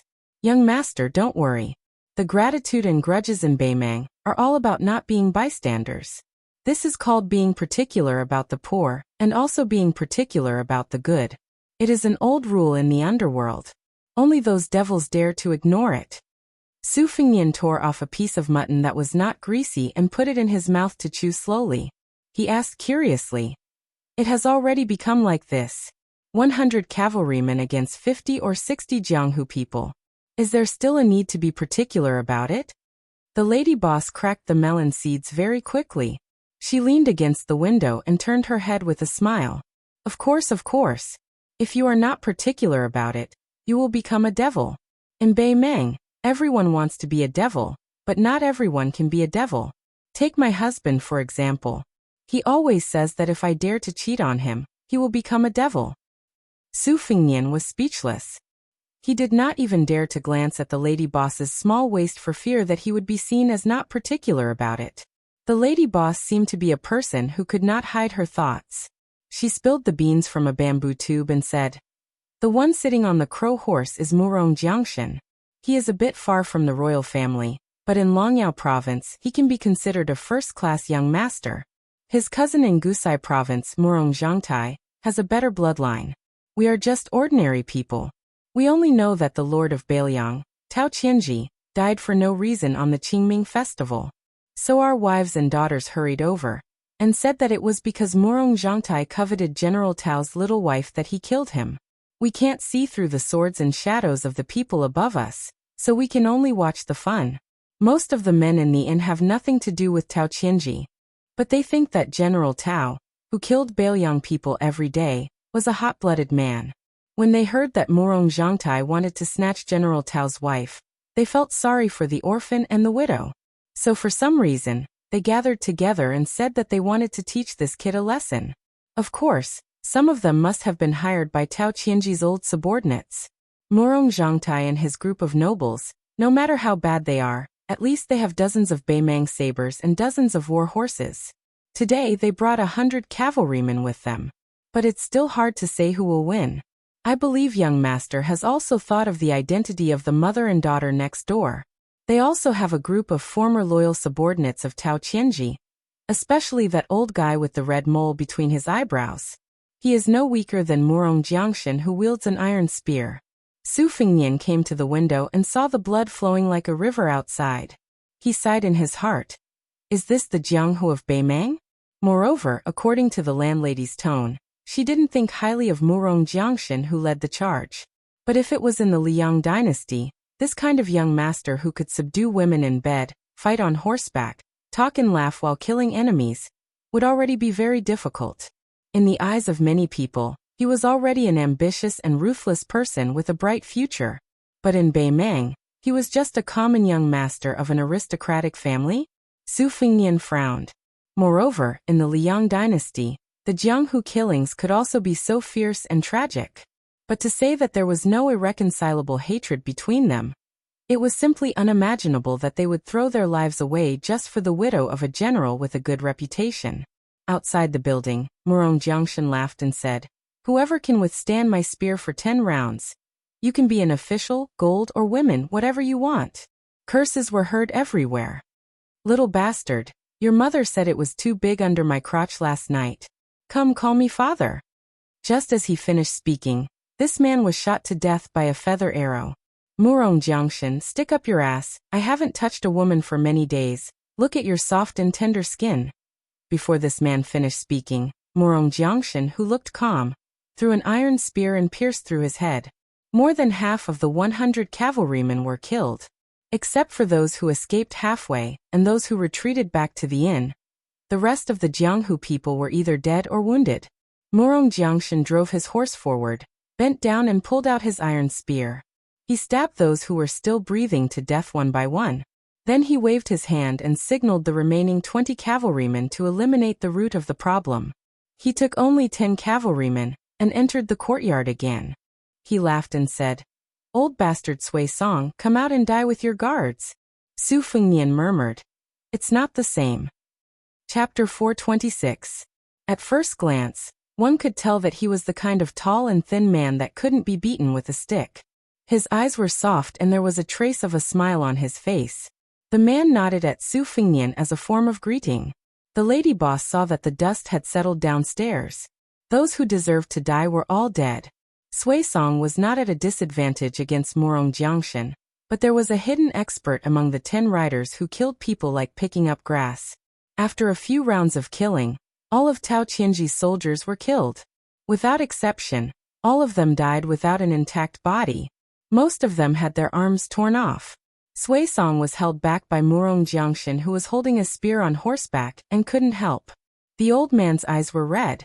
He was surrounded by a few riders who were a few feet away from him. He pulled his bow but didn't shoot. Like a monkey, he let the old man fight like a trapped beast.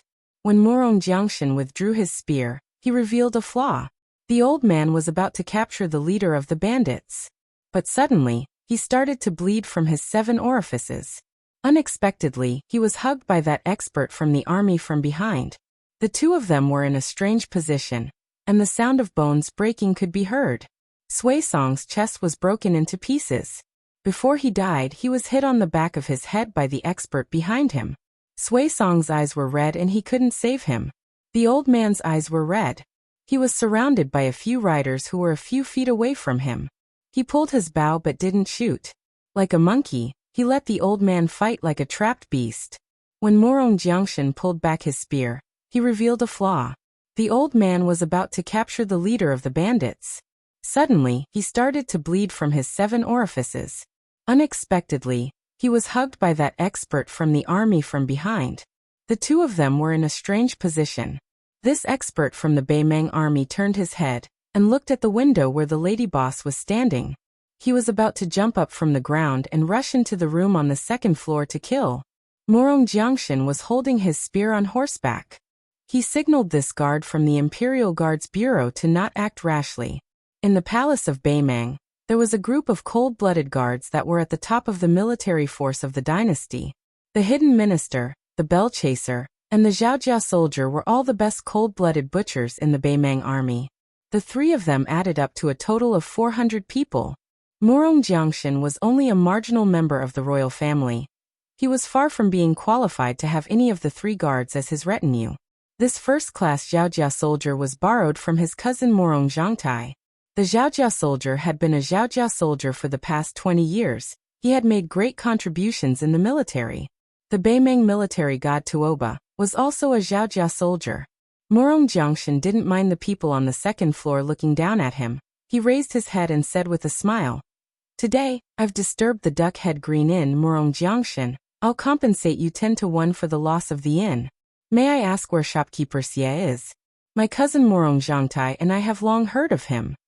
The lady boss turned to look at her man and asked, "Old ghost, you just fought with the great demon Luo Yang and lost so miserably. How did you become so famous? Even the Murong brothers want to recruit you? Could it be that this time Sui Song and the others died unjustly because of you?" The man who was flirting with the lady boss not long ago was dumbstruck. A trace of mutton hung on the corner of his mouth as he stared at the thin and sickly man. The number one of the devil path, Luo Yang, was invincible. Except for the last time when he was stopped by Tuoba outside the imperial city, there were countless experts who fought with Luo Yang, but only a few of them survived. I heard that one of them, surnamed Xie, was one of them. He became the number 10 devil path expert, just behind the old Dragon King. Lady boss, shopkeeper Xie, please don't frighten me with your husband and wife. Even if I, old Fong, have a lot of guts, I can't stand this kind of torment.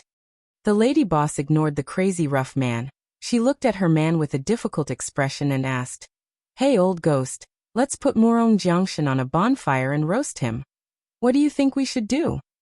The man who was not good with words calmly said, "You say I'll do it."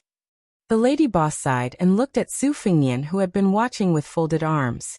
Su Fingnian, who knew something was wrong, smiled bitterly and said, "Lady boss, why are you looking at me? Do you think I can go out and challenge Murong Jiangshan? Even if I want to, I'm powerless. I'm just staying in this inn. I paid all the money. You can't force me to be a good person who upholds justice, right?" The lady boss nodded and said, "That's true." The customers who came and went only knew that shopkeeper Xie was Xie Ling, who loved to get drunk, a sickly man who had a tigress at home. But they didn't know that he was the Xie Ling who could fight with the devil path expert Luo Yang without dying. The man stared at Su Fingnian and said slowly with a calm tone, "The dragon appears when the corpse is buried. The thunder rises when the abyss is silent. Young master's cultivation is amazing. Your body is weak. It's obviously a Taoist's great ability to rejuvenate. If you're not a disciple of the state preceptor Qilin Immortal, I can't think of anyone who can have such a magical ability at such a young age. But the Duck-Head Green Inn has never broken the rules. If young master doesn't want to do it, Xie Ling will have to force young master to do it for the sake of the rules set by his wife.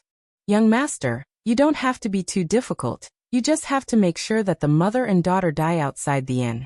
When the time comes and those soldiers dare to enter the inn, I'll kill them all." The lady boss's face was full of guilt. She smiled and said, "Young master, please don't blame him. My husband is not very reasonable. If he didn't force himself on me, I wouldn't be willing to live a poor life with him.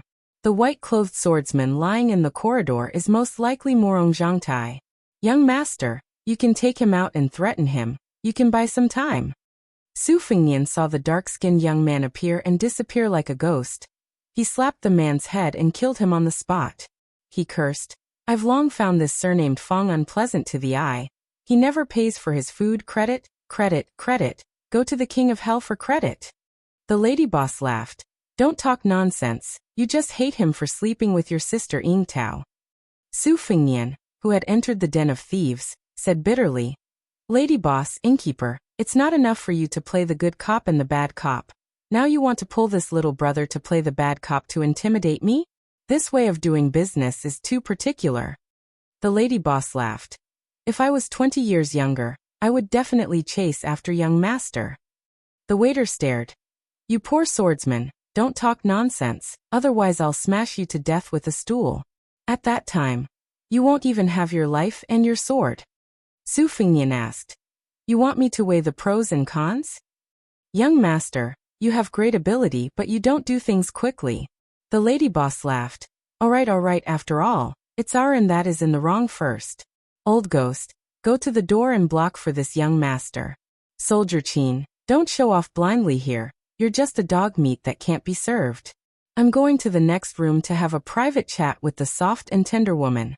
Young master, why don't you come with me?" Su Fingnian followed the lady boss to the next room. The mother and daughter hugged each other and squatted at the foot of the wall.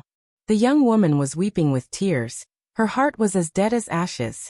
The young girl didn't know what was going on. She just sobbed with her mother. The lady boss clicked her tongue. She's really a charming young woman. Young master, isn't this what you men call? I can't help but feel pity for you. It's worth it to fight with Murong Jiangshan and his gang for such a beautiful young woman. To want a beauty and not want the country, that's what a hero is. Who cares whose wife the beauty is, isn't this the truth? Su Fingnian was silent. The lady boss looked at the frightened young woman and pointed at Su Fingnian beside her. She laughed. Don't be afraid, this young master is here to save you. But the reward is that you have to give him your virginity. It's fine if you don't. Anyway, Regent Tao Qianji's precious son didn't come this time. If you let me kill this troublesome young girl, your chastity will be saved. You don't want the last descendant of the Tao family to die, right?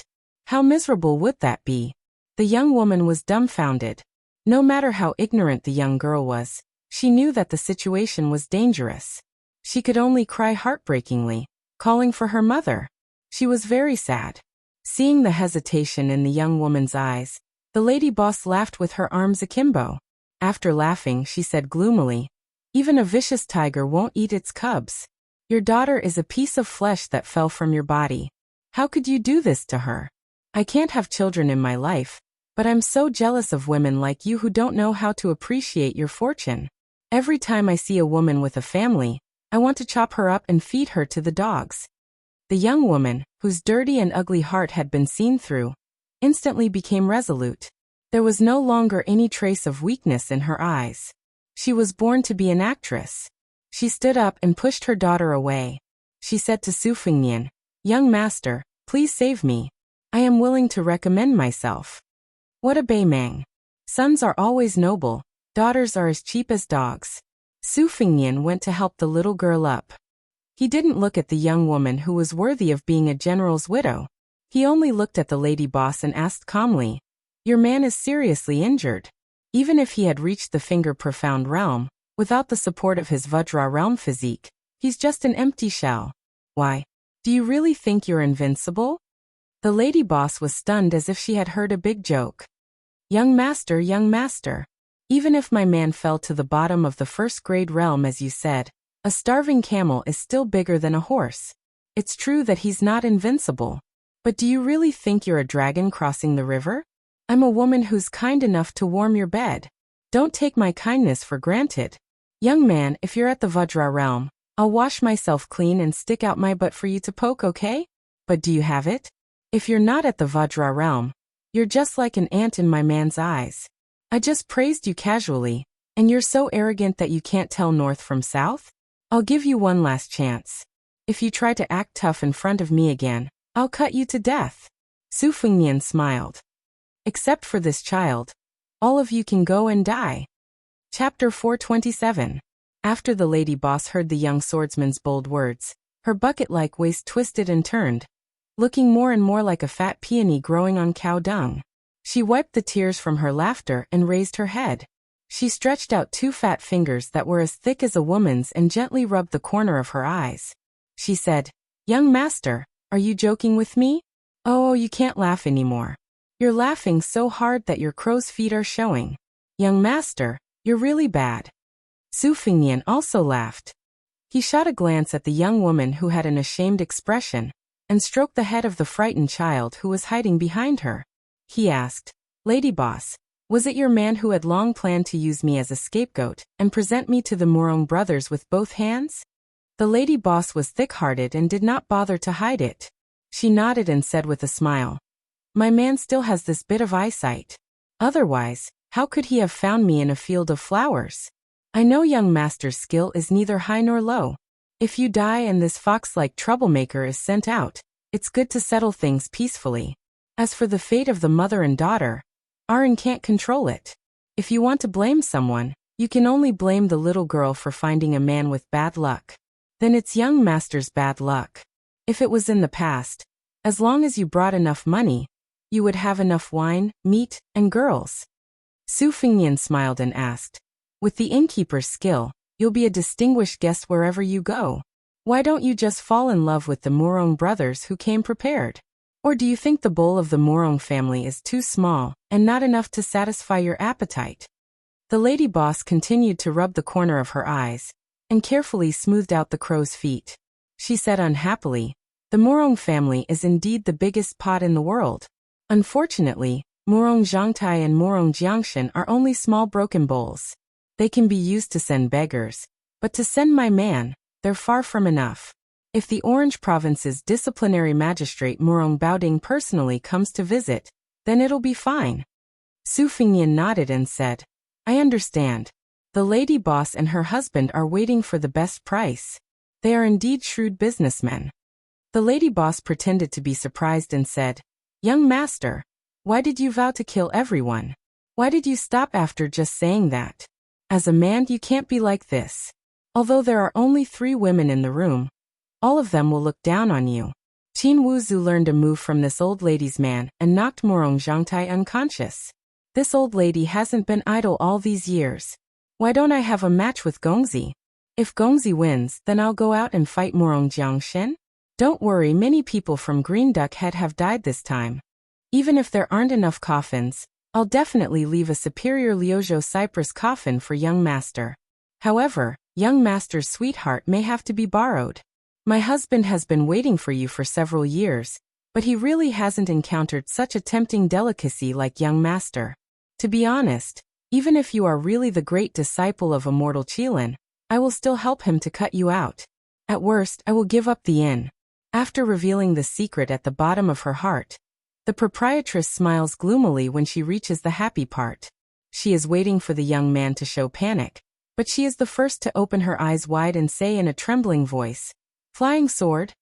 The tall and thin shopkeeper Xie carried the unconscious Morong Zhangtai down the stairs. To show his sincerity, Morong Jiangshan only brought the guard of the imperial tent into the inn.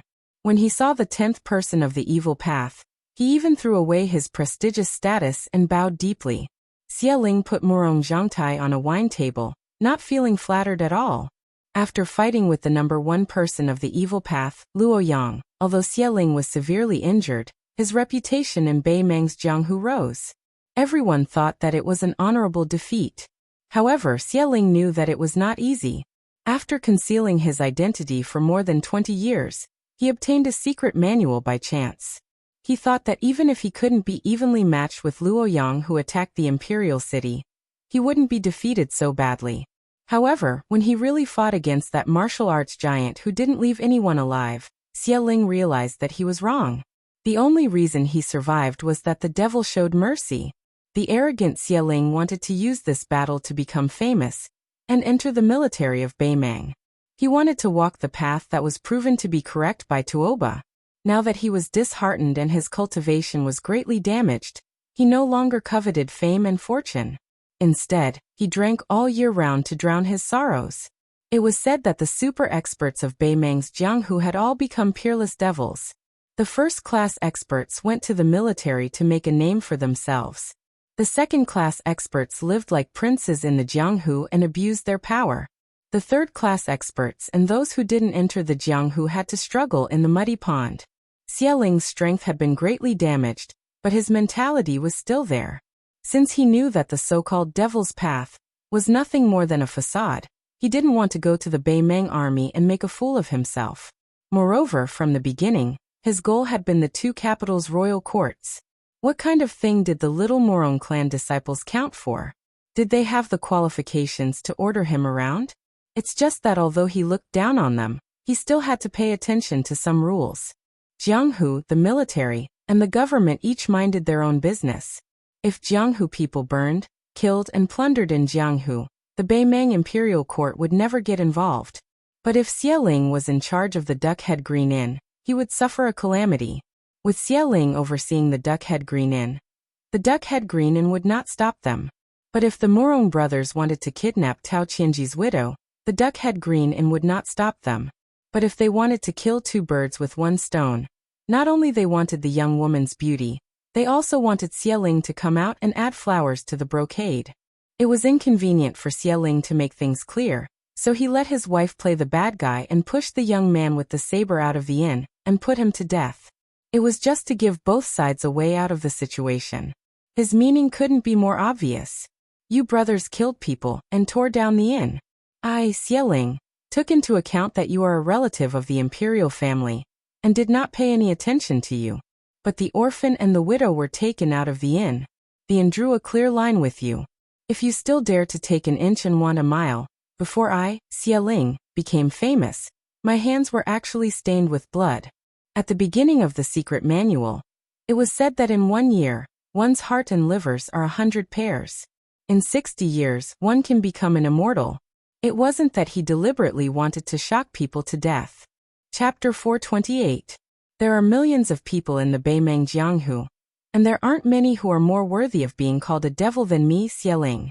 After Murong Jiangshan got the promise from Xieling's eyes, he walked to the table that looked like a fat sheep waiting to be slaughtered. He put his hand near Murong Zhangtai's nose and let out a sigh of relief after making sure that he was breathing.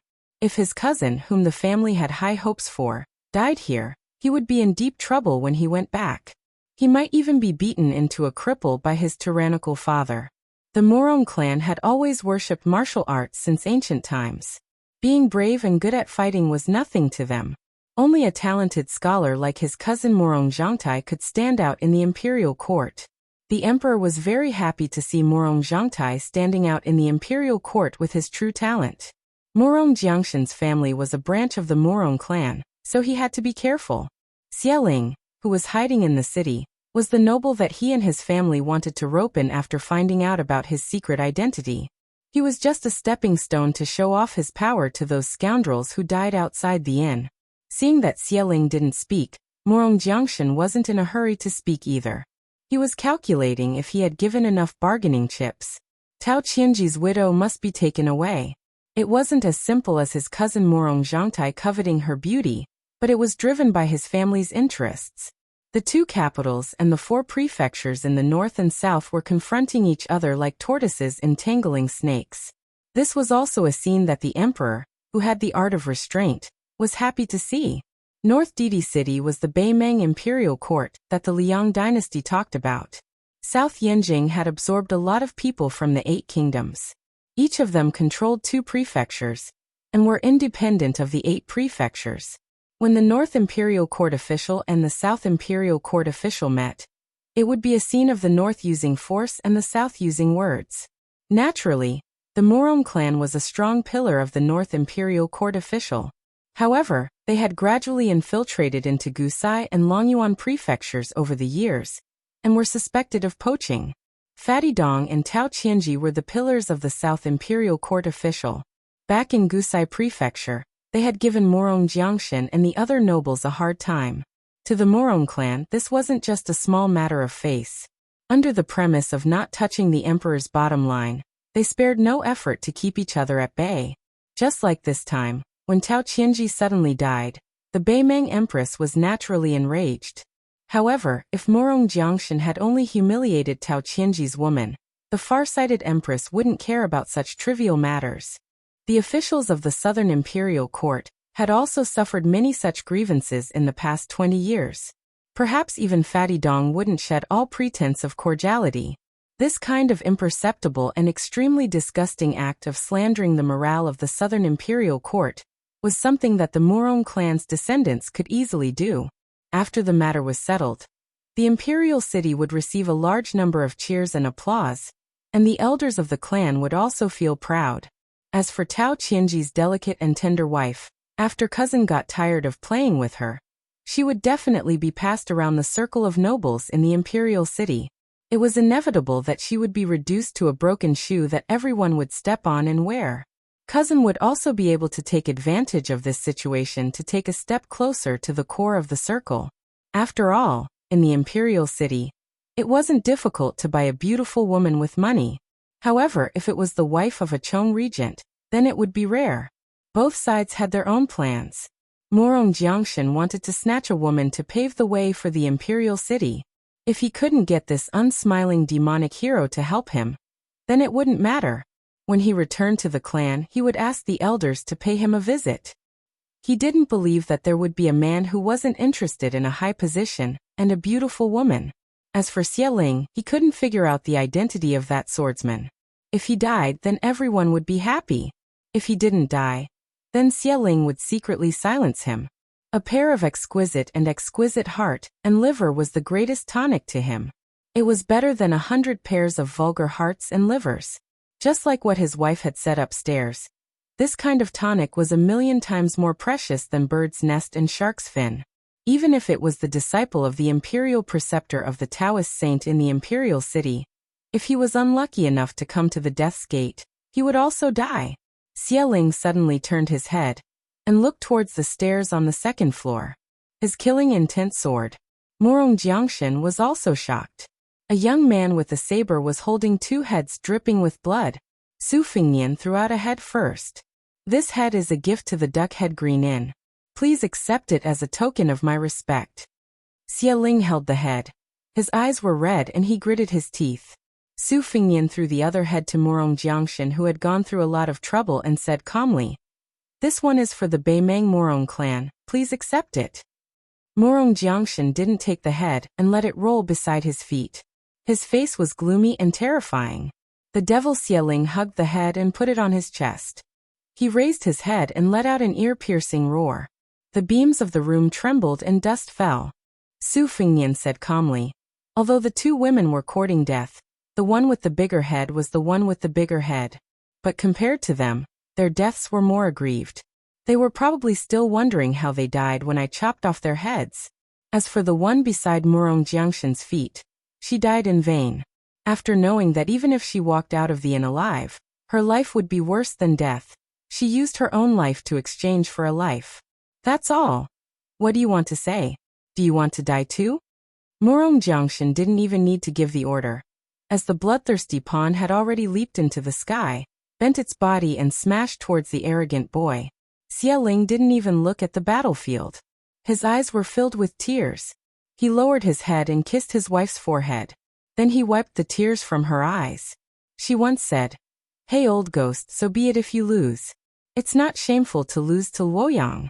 Why don't we farm and raise chickens and ducks? Isn't it good to die together?" He didn't agree, saying that he wanted to fight Luoyang to the death again. These years he had been crazily killing people, stealing hearts and eating livers. He didn't look like a human anymore, but she never despised him. She thought that she wouldn't be able to defeat Luoyang in this lifetime, and would die with everlasting regret. "Why did you die first?" She said that if there really came a day when he was just a hair away from defeating that high and mighty Luoyang, then he would peel open her chest and eat her heart and liver. Xieling's tears turned into tears of blood. Chapter 429. The paladin's fists exploded like thunder in front of Su Fingnian's chest. The horse gang leader at the border had used a long time to cut open the mirage with his Xianhua hatchet, but it was unexpectedly broken by this imperial attendant in a flash. He was originally surprised that this young machete man could leak his chi, but he did not expect that he would succeed in one blow. It was just a show. The paladin suddenly stretched his body in the air like an ape's arm, and increased his strength to smash Su Fingnian's chest. He was determined to kill this reckless fledgling on the spot. Su Fingnian bent his body like a drawn bow. His head and feet did not move, and he used the depression of his chest and back to resist the tide-like punch. In a flash, his right hand pressed on the paladin's head, and was about to smash it. The paladin sensed that something was wrong. This young man was really ruthless. They had just started fighting, and he wanted to destroy both Jade and Common Stone. He used the method of killing 1,000 enemies at the cost of 800 of his own men. The paladin retracted his head and leaned back. He kicked out with both legs, but they were blocked by Su Fingnian's left arm. The paladin took advantage of the momentum to bounce back. His body stuck to the wall, and his hands hooked into the wooden planks like claws. When he was about to make a second counterattack, he felt a sharp pain in his heart. He looked down and was shocked. His heart had been pierced by a sharp hidden weapon. This young man clearly did not pull out his saber. The paladin did not realize it at the first moment, because Su Fingnian's trick was really insidious and unheard of. First, he put on a fledgling posture to fight the paladin's fists and feet, and then he took out the sharpest and smallest of the 12 flying swords, the swan and quietly placed it 1 foot behind the paladin. The sword was sparkling and translucent, and its murderous aura was restrained to the extreme. If the xianlei was said to be full of murderous aura after it was forged, like a swordsman who killed people from 1,000 miles away, the longest flying sword, the tai, was like a bull carrying a cauldron. The swan was too unremarkable. It was as simple as a baby. Even if it was placed in front of the eyes, if ordinary people did not pay attention, they could only see a blurry mirror image, like a small piece of rippling water. When the paladin missed its attack and retreated, Su Fengnian only needed to slightly shift the tai's position and aim it at the paladin's heart. As if the paladin was seeking its own death, the paladin's heart was pierced by the tai without any suspense. Unless one had an invincible body, it would be difficult to escape death. When experts fought to the death, how could it be as poetic and picturesque as described by the storytellers and the chronicles of wandering heroes? It had always been about who was superior and who was inferior. If they were not evenly matched, who would be willing to fight for 300 rounds? Murong Jiangshan, who was watching the battle, did not even know what had happened. In his eyes, the invincible paladin in the battlefield died an unnatural death as soon as it retreated. Its corpse fell to the bottom of the stairs, covering its chest that was bleeding like a fountain. The chi of the swan flying sword remained in its body, hindering the paladin's futile attempt to recover its chi. It could be said that after the swan cut, although it only created a narrow gap, it was like the end of the world, separated by yin and yang. This was also the meaning of the flying sword's name Swan Murong Jiangshan did not know what had happened, but when he saw the head of Tao Qianji's widow, his anger was mixed with a hint of fear. Being able to kill an imperial attendant with a flick of a finger, and being so young, could it be that he was a direct disciple of a prestigious school, like the chess and sword music school? It was said that Fatty Dong had a good relationship with the chess and sword music school, one of the top 5 schools in Beimang. The daughter of the master of the chess and sword music school was also ruined by Fatty Dong. What's done cannot be undone. Even if the master of the chess and sword music school was a hero of Jianghu, he had to hold his nose and acquiesce to the marriage of his daughter to this damned Fatty as a concubine. But would Fatty Dong, who was the best at weighing the pros and cons, really dare to offend the Murong family? Su Fengnian walked down the stairs and sneered. Murong Zhangtai, don't pretend to be asleep, or else shopkeeper Xie will dig out your heart and liver and use it as a tonic. Murong Zhangtai, who was lying on the table, still did not move. Xie Ling walked over and put the lady boss's head on the table. Then, with his 5 fingers like hooks, he fished out the heart of the handsome Murong family disciple, whose acupoints were sealed when he was carried down the stairs, and put it into his mouth to chew. Murong Jiangshan was scared out of his wits. He was furious. Xie Ling, and dares to harm my Murong family disciple? Xie Ling's eyes were red, and his mouth was full of blood. He held the heart and liver in his hand and chewed it while looking at Murong Jiangshan, whose scalp was about to explode. This devil who had been led astray and could not turn back said without any emotion, "So it's a swordsman from the chess and sword music school. The heart and liver of a righteous person is so delicious. Don't look at the same kind of heart and liver, but after eating a lot of them, you will know that each person has a different taste. Some people are like fat geese, greasy and nauseating, but not very beneficial. Some are like flying snakes and turtles, and some are slightly poisonous, but can cure diseases. Some are like crab meat, which is even more delicious after being frosted. They are already top grade, and can heal broken bones, just like the one in my hand. As for the young master with the sword, he has phoenix marrow and dragon liver, which can only be found by chance. Xie Ling, never look at a person's face, but only at his heart and liver." Everyone in the duck head green and knew that innkeeper Xia was a taciturn good person, and a sickly person. He was always amiable when dealing with people. However, they did not know that his good temper was cultivated by his heart and liver. Xie Ling said a lot for the first time, ignoring the timid Murong Jiangshan. He turned to Su Fengnian and said, "Since you know how to raise and ride a sword, you must have a good background. These 2 Murong people might not be as good as you. Why didn't you leave the sect later? You should at least wait until you reach the Vajra realm. You killed someone but you didn't run away. Obviously, you saw that I was seriously injured, and you think you can be bullied by dogs? Later, I will use my fingers to peel open your chest, and I guarantee that you will live to see your own heart beating. I will eat your heart and liver very carefully and slowly. Because of the severe pain, your qi will concentrate on your heart and liver, and the taste of your heart and liver will be better. When the restless Murong Jiangshan heard that Xie Ling was seriously injured, it was as if he had grasped at a life-saving straw. He no longer cared about Murong Zhangtai's heart and liver, nor did he care about the little woman's head lying beside his feet.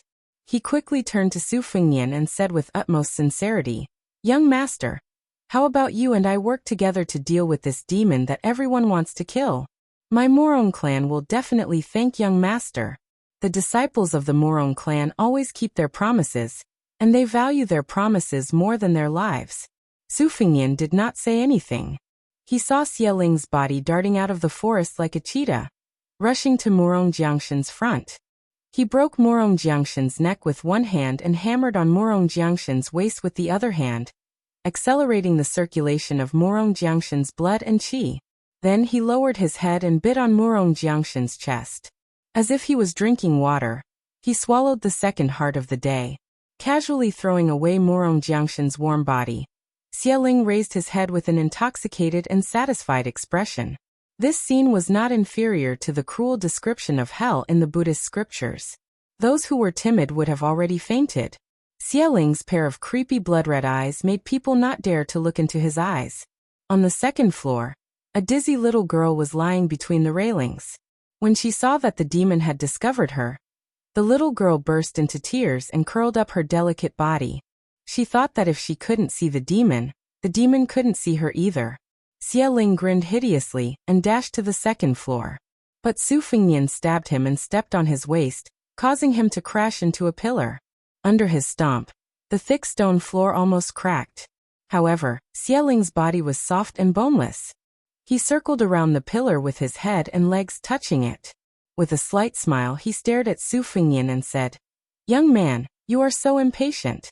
I thought that this little girl who had the least right to live was your bait, but I didn't expect that you would be able to tell the truth just by testing her. I get it now. It's not that you want to kill Tao Qianji's widow. It's that she knows that she wants to live an ignoble life. She wants to die for her innocence, but she wants you to protect this little girl. So it seems like you are indeed sent by Tao Qianji's sworn brother, Dong Zhuo. Are you from the pretentious chess and sword music school, or the Fox and Tiger Mount Tibbing?" Su Fengnian, who spoke the most authentic Beimang accent, smiled and said, "If I say that I'm from Beiliang, would you believe me?" Black blood seeped out of the corner of Xie Ling's mouth. It was unknown whether it was the backlash of the evil art or some other mystery. He said calmly, "Even if you say that you are the prince of the Liang dynasty, I would believe you." Xie Ling's body slithered like a ghost. In the end, he bent his knees and nailed his hands and feet to the wooden pillar. Black blood and saliva mixed together and fell to the ground. The demon who ate people's hearts and livers to increase his power squeezed out a smile and said, "No matter who you are, your heart and livers are mine. I will hang your corpse in the desert and dry it. If you are unlucky, you will be eaten by eagles." Su Fengnian was expressionless, but his eyes were clear. Xie Ling probably didn't see the despair and fear he expected, so he flew into a rage out of humiliation. His feet broke the thick pillar, and his body shot towards the young master, who was carrying a short blade, but riding a flying sword. The two collided, and the huge impact forced Su Fengnian's back to smash through the wall. Xie Ling, who was nimble beyond imagination, almost instantly broke through the wall and left the inn. A knee strike that could split iron and stone was stopped by Su Fengnian's hands. Xie Ling's fist landed solidly on his forehead. Su Fengnian's body flew back while his palm struck the demon's temple. One person flew back like a kite with a broken string, while the other person spun a few times in the air. In the time it took for a spark to fly off a piece of flint, both of them didn't hold back in their attacks. After landing, neither side showed the slightest bit of embarrassment. It was obvious that it would be difficult to determine the winner of this battle without dragging it out. The red-eyed Xie Ling spat out a mouthful of blood and leisurely stretched his neck. He squinted his eyes and saw that the blood on the young master's forehead had gathered.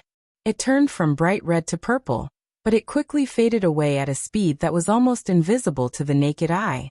If Xieling's fist landed on a martial artist like Morongjiang, it wouldn't be strange if all the meridians in his body were broken. Chapter 430. Then, Xieling saw him take off the short knife from its scabbard. First, he twisted it with 2 fingers, then flicked the scabbard. The simple short knife was like a nimble swallow circling around the beam. Xieling frowned. In Jianghu, sabers, spears, axes, and all kinds of other weapons were not rare. It was just the rough foundation of the sword-controlling technique, and could not be put on the stage. First of all, in the eyes of the experts, without enough qi to build a foundation, no matter how dazzling the weapon was when it left the hand, it would be useless. Moreover, as the saying goes, an inch shorter is an inch riskier. When the weapon left the hand, there were pros and cons. Although it increased the attack range, it exposed the weakness of not daring to fight in close quarters. Therefore, the sword-controlling technique had always been sneered at by the famous swordsman. Su Fengnian ran forward wildly. Every time the spring thunder reverberated, he flicked his fingers again. The short knife was always hovering around, spinning faster and faster.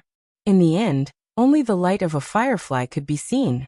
At first, it was not extraordinary. When they were less than 50 feet away from Xieling, the man and the knife revealed their sharpness. The yellow sand on the ground was swept up by the spring thunder. When they were 3 feet apart, Xieling reached out his hand to grab the scabbard, but he did not manage to grab it. Instead, he exerted force with his 5 fingers, twisting away the hidden qi. Xieling clicked his tongue a few times, ignoring the fact that his palm was bleeding from the rolling qi. Su Fengnian arrived in the blink of an eye and cupped his hands 3 times. The first 2 attacks were blocked by Xieling's brute force, but the last time, Xieling used his 10 fingers to grab Xieling's chin and gave him a violent push, causing the great demon's body to fly into the air. Su Fengnian strode forward, creating 2 potholes on the ground. The 2 spring thunder scabbards with surging qi intertwined in the air, and rushed toward Xieling like a waterfall. Xieling, who was suspended in the air, laughed loudly. He supported himself with one hand and spun his body like a top, crushing the 2 ferocious qi that contained the majestic sword will. After Xieling succeeded, he did not hurry to stand still. He maintained the strange posture of supporting himself with one arm, and his head facing the ground. He looked at Su Fengnian and laughed darkly. There is a song from the chess and sword music school, and a sword technique that originated from the Liyang sword god Li Chuangong's Shukai style. It seems to be called the sword qi rolling dragon wall. What is your relationship with this outstanding disciple of the headmaster's sword qi? The 9 cavalrymen finally couldn't hold themselves back and broke into the inn. When they saw their 2 masters had their hearts dug out like peeling oranges, and the gatekeeper dead at the bottom of the stairs, they were shocked beyond words. Although they were the Morong family's personal guards and didn't need to care about the iron law of Beimeng's army, the death of Morong Zhangtai and Morong Jiangshan meant that the country had its own laws, and the family had its own rules. The Morong family had accumulated power for hundreds of years, so there was no difference between ruling the family and ruling the army. All of them would be sentenced to death. After the 9 cavalrymen looked at each other for a short while, they didn't hesitate to rush out of the inn. They jumped on their horses and rushed towards the battlefield where Xieling and Su Fengnian were fighting. If they returned alive, their families would be heavily implicated, but if they died with their masters, they would be richly rewarded. The rules of Beimeng didn't allow them to cherish their lives. 2 of the cavalrymen were cut in half along with their horses by the sword qi. Most of them had their hearts dug out by Xieling.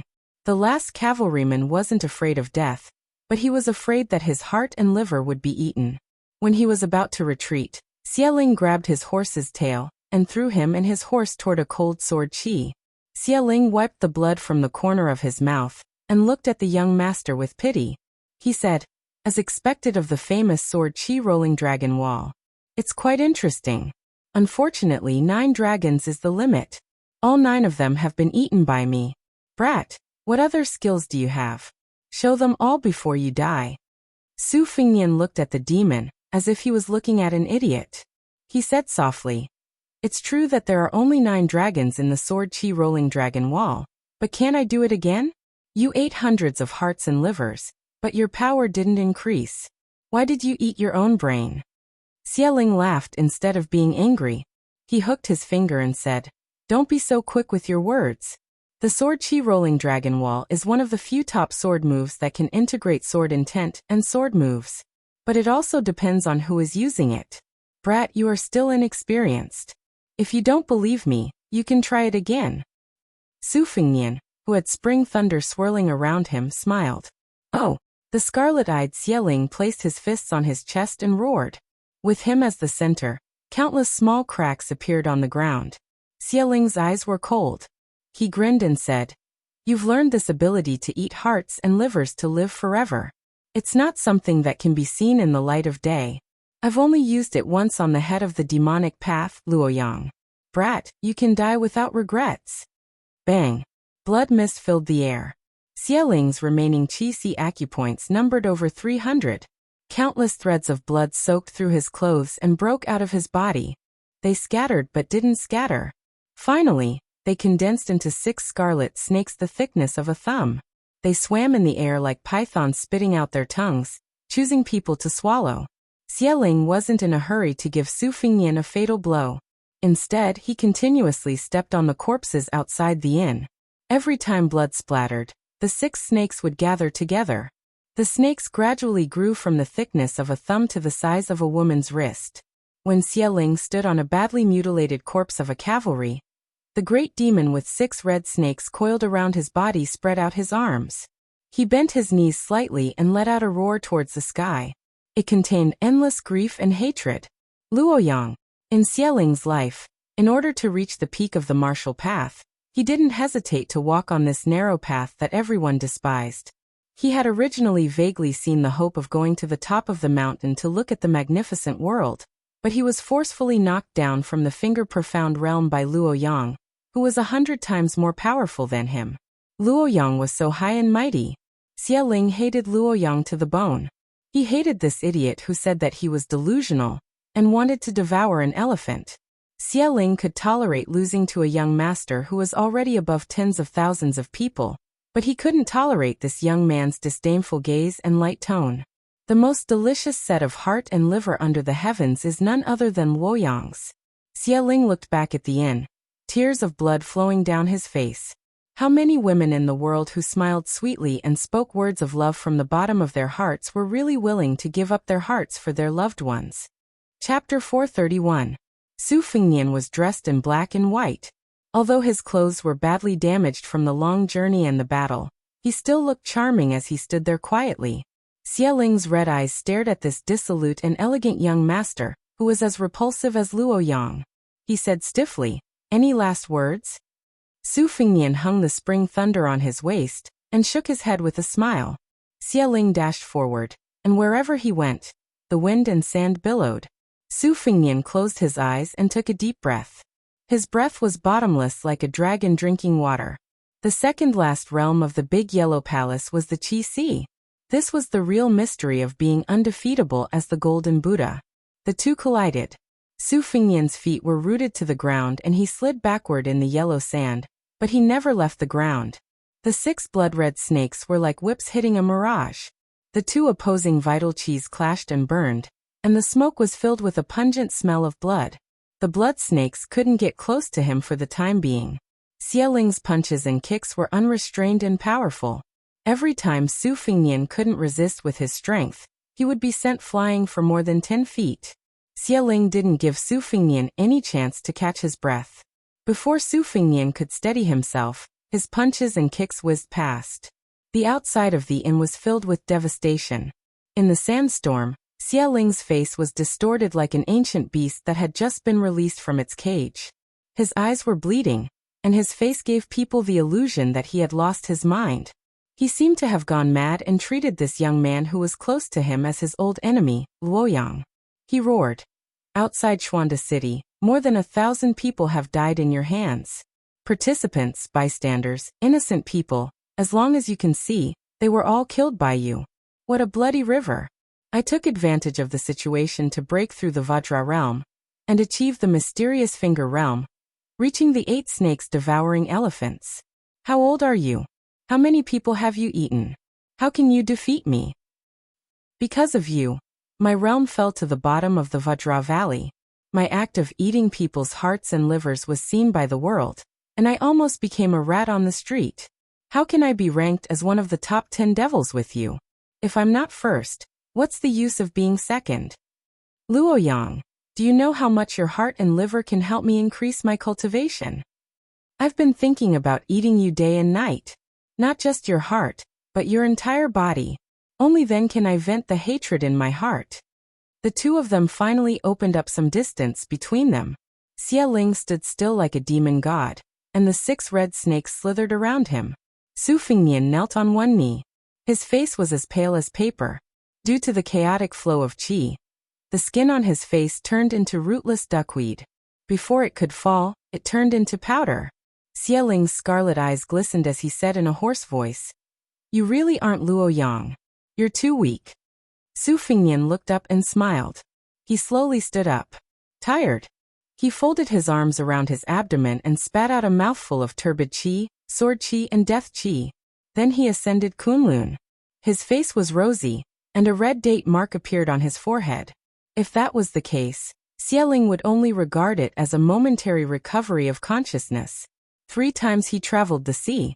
In such a dangerous situation, he was hammered again and again, opening the extreme spring of the remaining 6 acupoints. Su Fingnian, who revealed his true face, waved his sleeves. His elegant demeanor was peerless, like an immortal who had entered the mortal world. Xie Ling frowned. He made a stifled sound from his throat. It was like a blunt knife grinding a stone, but also like a mouse gnawing on a corpse. It was extremely unpleasant to hear. Su Fingnian said calmly, "I've heard of the demonic cult serpent swallowing an elephant. The Tide Listening Pavilion has a copy of half of it. It said that if you eat the heart and liver often, you can achieve immortality. However, you've cultivated for many years. You should know that the repercussions are endless. Do you really believe that the guy who gave you this tattered secret manual had good intentions? Are you sure you weren't cheated by the peddlers selling dogskin plasters by the roadside?" Xie Ling was extremely angry. The 6 blood-red snakes with unparalleled evil aura bared their fangs and brandished their claws. Su Fingnian asked, "Aren't you curious why I don't take out my saber? Do you think that I'm as King crazy as you?" Su Fingnian took out his spring thunder saber and threw it high into the air. Xie Ling was shocked. Su Fingnian was exactly the same as Xie Ling's previous rampage. He used the momentum he accumulated to reach the peak to kill Xie Ling, as if he wanted to destroy both jade and common stone. After reaching the Vajra realm, Xie Ling, who had almost never fought with someone of the same realm, was extremely cautious. His cultivation was profound. In terms of killing methods and strategies, it was actually far less frightening than his eating of the heart and liver. However, this brat was born ferocious. He was only a fledgling in the Vajra realm. Xie Ling didn't believe that he would die here. The imposing young man with the saber suddenly retreated. He didn't care about the stagnation and injury caused by the reverse flow of qi. This young man, who had faced Xie Ling's treacherous technique countless times, appeared to have a firm will. He stared at the direction behind Xie Ling with his eyes wide open. He said in shock, "Luoyang. Luoyang." 2 words. Luoyang, this person, and even this name, had already been engraved in Xie Ling's heart. Xie Ling's thoughts turned. After being stunned for a moment, he laughed wildly. This young man's tricks were extremely laughable, even if he took 10,000 steps back. So what if he was stabbed by the saber? Looking up, Xie Ling saw the saber user holding the scabbard with both hands and thrusting it down. If Demon Xie had the leisure to take a look around, he would have realized that this stab had created an unusual and terrifying scene. The yellow wind within a radius of a few hundred feet seemed to have stopped in an instant. Much of the flying dust stopped in the air. The stillness and movement caused a sudden disturbance between heaven and earth. Following an invisible arc, all the qi flowing on the ground flowed backward like a boat going against the current and gathered at the tip of the scabbard of the spring thunder saber. Everything happened in an instant. But in an instant, life and death had already happened.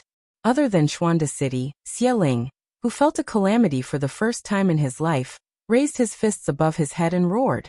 Other than his voice, blood also gushed out. It was hard to say if it was a saber or a sword. The scabbard of the spring thunder saber stabbed down. through the 6 coiling blood snakes, through the vigorous astral wind, through his fists, and through the top of Demon Xieling's head. The earth-shaking storm exploded and spread to the Duckhead Green Inn. The entire inn, which was sturdy enough to block the storm, shook incessantly. Su Fengnian used the unsheathed spring thunder to nail the great demon's head to the ground. He spat out a mouthful of blood, and hurriedly took out a jade-green flying sword bamboo horse from his sleeve. He sat down cross-legged and nurtured the sword. As he fed the sword he cursed. I secretly learned a sword that can make immortals kneel. Are you going to King kneel or not? Chapter 432. Those who were able to leave behind an intact corpse outside the Duckhead Green, and could be considered lucky. Broken limbs and bones were everywhere as far as the eye could see. Some of them were even more miserable as they were trampled into meat paste by the devil Xieling. Su Fengnian sat on the ground and fed his flying sword bamboo horse, before putting it back into his sleeve. He then turned his head to look at the Devil Path's ambitious and ruthless person, who was still considered complete except for the head. When Xieling arrogantly asked if he had any last words, His Royal Highness originally wanted to say that he was lucky enough to survive and bury Xieling and his wife in the same coffin. However, he was afraid that the Devil Path would be alerted and think highly of him, so he swallowed those words. Naturally, he loathed Xieling for his age and heart, but he didn't hate him. In the Jianghu, if one wanted to stand out, they had to have their own ways. This was especially so for someone like Xieling who didn't have a top-notch sect to rely on. It was especially so for someone like Xieling who didn't have a top-notch sect to rely on. If he wasn't careful, he would die prematurely like many fledgling. However, if he wasn't careful, he would die prematurely. If he wasn't careful, he would die prematurely like many fledgling. However, if he wasn't careful, he would die prematurely. If he wasn't careful, he would die prematurely like many fledgling. But if he wasn't careful, he would die prematurely. However, if he didn't verify from the lady boss that Xieling had indeed fallen to the Vajra realm, he wouldn't hesitate to start a life of escape. However, after this fierce battle, while Su Fengnian was secretly glad that he survived, he also felt that it wasn't worth it for Xieling. He was a top-notch expert who had once reached the finger-profound realm, but his state of mind was extremely poor and didn't match his strength in the martial realm. After losing to the famous Luo Yang, he was like a woman who had been bullied, and would cry out in pain whenever someone mentioned it. Su Fengnian thought that he should fight less and at least learn from the rascals in the marketplace. If he could win, he would act like a big shot. If he couldn't win, he could just run away. At worst, he could shout that he would be a hero again after 18 years. Su Fengnian glanced at the spring thunder that was still stuck in Xieling's head. Back then, Old Man Li, who wore a sheepskin coat, used an umbrella as a sword in the rain, and used a sword to make the immortal kneel to break the red armor of the talisman general. Su Fengnian sighed. How many people in the world could be like Li Chungang and return to the immortal sword realm after a disastrous fall? Li Chungang, who killed 2,600 people with a single sword, was the only one in the vast Jianghu, and there were more than 1 million people. Su Fengnian narrowed his phoenix eyes that were full of murderous intent after killing people. He looked at the tanned waiter, the soldier of the Qin dynasty, who was slowly walking out of the inn. He was not smart at all. He left the cellar where the crafty rabbit had 3 burrows. But he was also smart enough to blackmail the pitiful child who was lucky enough to survive. At that time, in the guest room on the 2nd floor, he deliberately took out his flying sword to attract the attention of the lady boss, and then cut off her head with a knife. After that, he wanted to find this disciple of Xieling who was known as One Move Xian. Not to mention whether or not to kill him, he wanted to be cautious and confirm the whereabouts of the soldier of the Qin dynasty. However, he did not expect to find any trace of the boy on the 2nd floor. Su Fengnian put this matter aside for the time being. The widow of Tao Qianji was not chaste, but she was decisive. She probably thought that even if she lived in this world, she would not be able to escape from Su Fengnian's grasp. She did not have the extravagant hope of guarding her husband's coffin and safely escorting him back to his hometown. She begged Su Fengnian to save her young daughter, Tao Manwu. After that, she tearfully smiled and begged Su Fengnian not to let her daughter see this scene. Su Fengnian agreed. She closed her eyes and waited for death. Before she died, she did not curse the villain who killed her husband. Instead, she cursed Fatty Dong, who was sworn brothers with Tao Qianji. She wanted this young Beimeng official, who did not personally escort them to Lu City, to die a horrible death. A woman's mind was really hard to guess. Su Fingyan slowly stood up, and did not talk nonsense with the dark waiter. He said directly, "You want to live? Sure, I'm not like your evil master who eats people's hearts and livers. I don't kill innocent people. If you let her go, I'll let you go." Qin Wuzu's hands and feet trembled more and more. The little girl's tender neck was already blue and purple. After the young man unintentionally increased the strength, she had difficulty breathing and was almost dying. Qin Wuzu, whose face was full of tears, did not realize it. He saw with his own eyes in the hidden hole how Su Fingyan killed Zaipao in the blink of an eye. He knew that this handsome young man with a mask was far from being as gentle and humble as he looked. The young man was just like an injured young wolf. He stared at the young machete man standing beside the old drunkard's body and gritted his teeth. He asked, "Do you mean what you say?"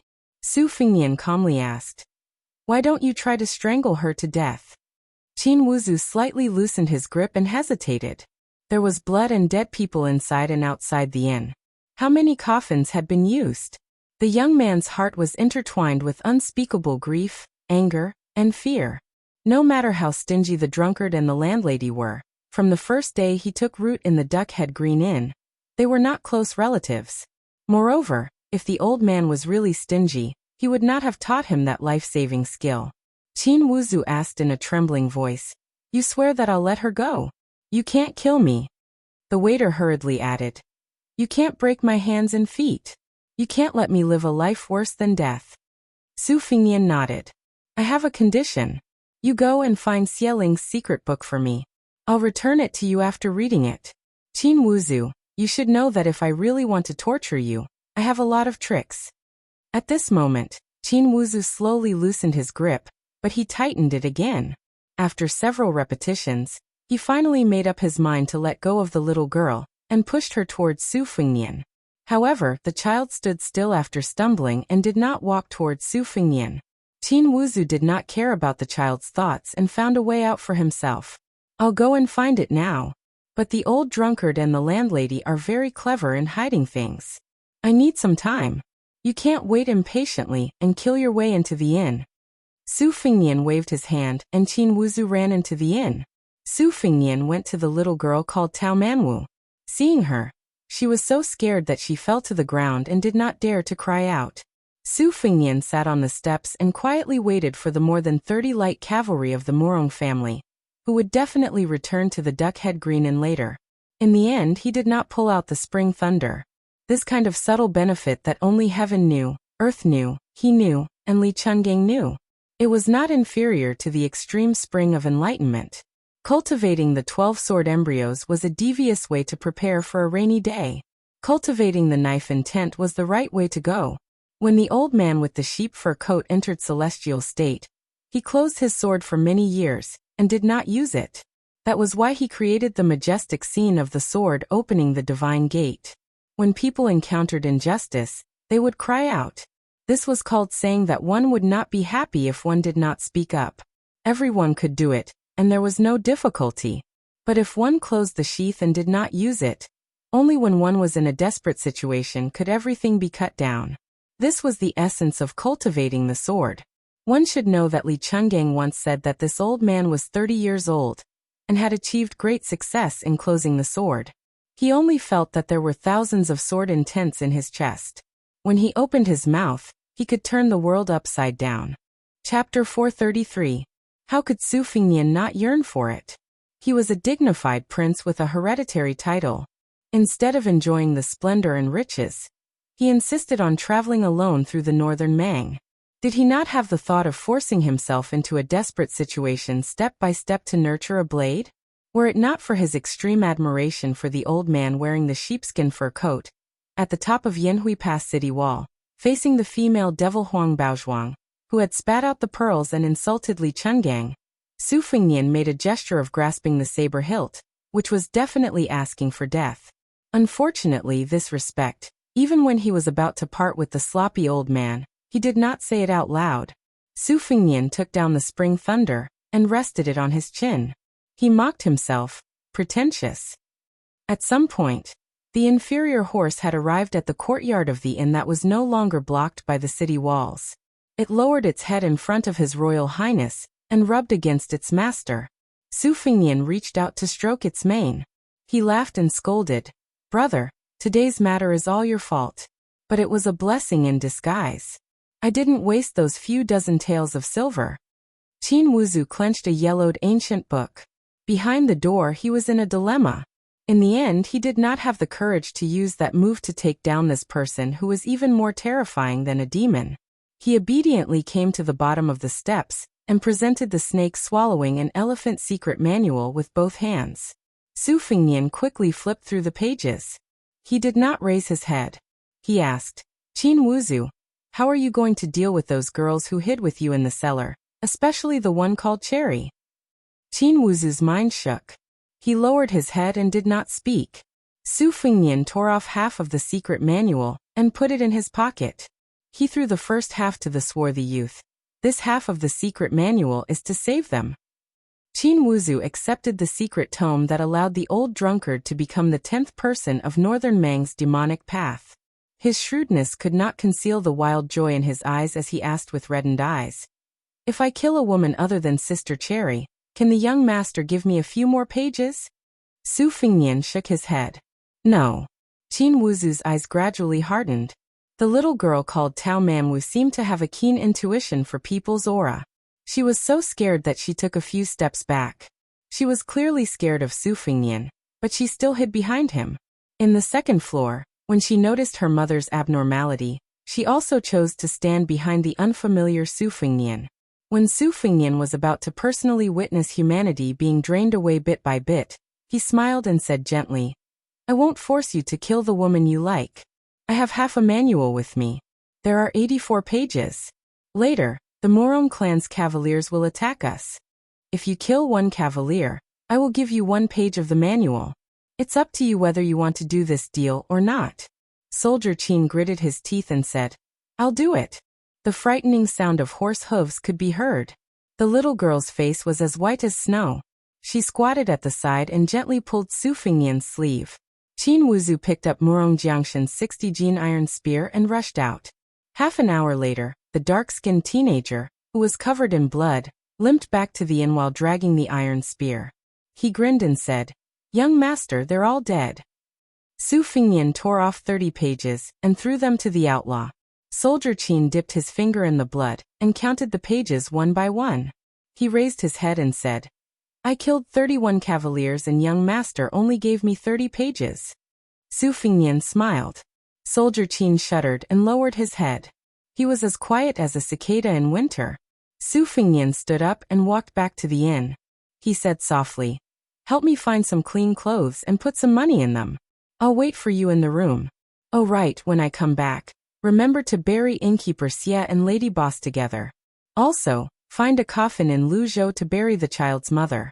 If the day comes when you need the rest of the secret manuals, go to Bailiang and find a general called Huang Fuxi. As for revenge, I won't stop you if you have the courage.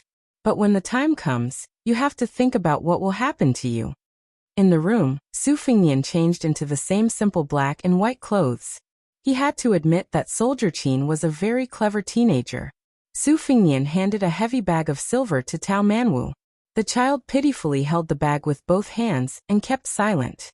Su Fingyan said calmly, "Tao Manwu, if you want to live, the first thing you need to know is that only by working can you have food to eat." The bag of silver was too heavy.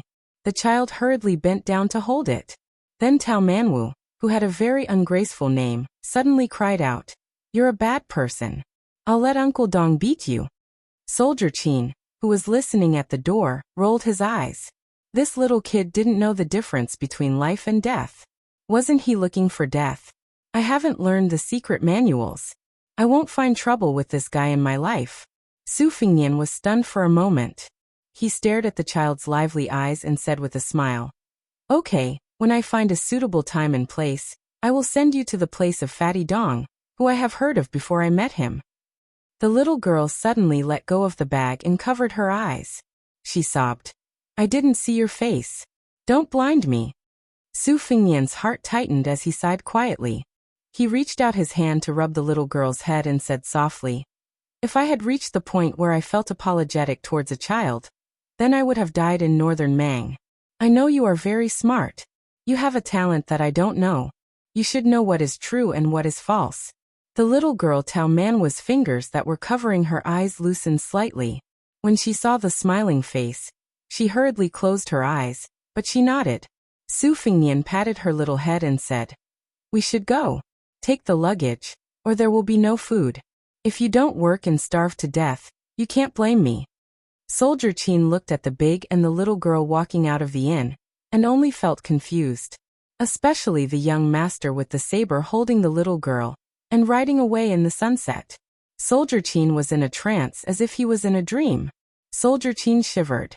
He touched his chest where half of the secret manual and 30 pages were hidden. He hurriedly trotted to the cellar and murmured, "I have survived today. I don't believe that I will have no future in this life." Stopping abruptly, the tanned youth no longer ran towards the cellar. Instead, he went up to the 3rd floor and climbed up the ladder from a small storeroom to the roof. When he saw that the horse had completely disappeared from his sight, the youth who had experienced the ups and downs of life and death squatted on the roof and cried loudly. Under the sunset, a big and small people rode on the yellow sand. Darren said softly, "Tao Manwu, maybe your parents don't know, but I know you can see through people's hearts, and I will keep your secret." The child bit his lips. Darren laughed. "I like that ballad very much. Sing it. If it is good, I will let you see Uncle Dong earlier." The child turned his head and glanced at him. He turned his head and said hatefully, "You are lying." Darren laughed. The child's eyes were red. He said to himself, "I want to sing to my parents. Can they hear me?" Darren said softly, "I don't know. But if you don't sing, they definitely can't hear you." The child's voice was still ethereal and clear, but because of the crying, it became more and more sad. "The green grass grows next year, the geese go and come back. The spring breeze blows this year. Will the young master return? The green grass on the Bluestone Road. The man in blue on the Bluestone Bridge. Humming the tune of Jean Ling whose daughter bows her head and smiles?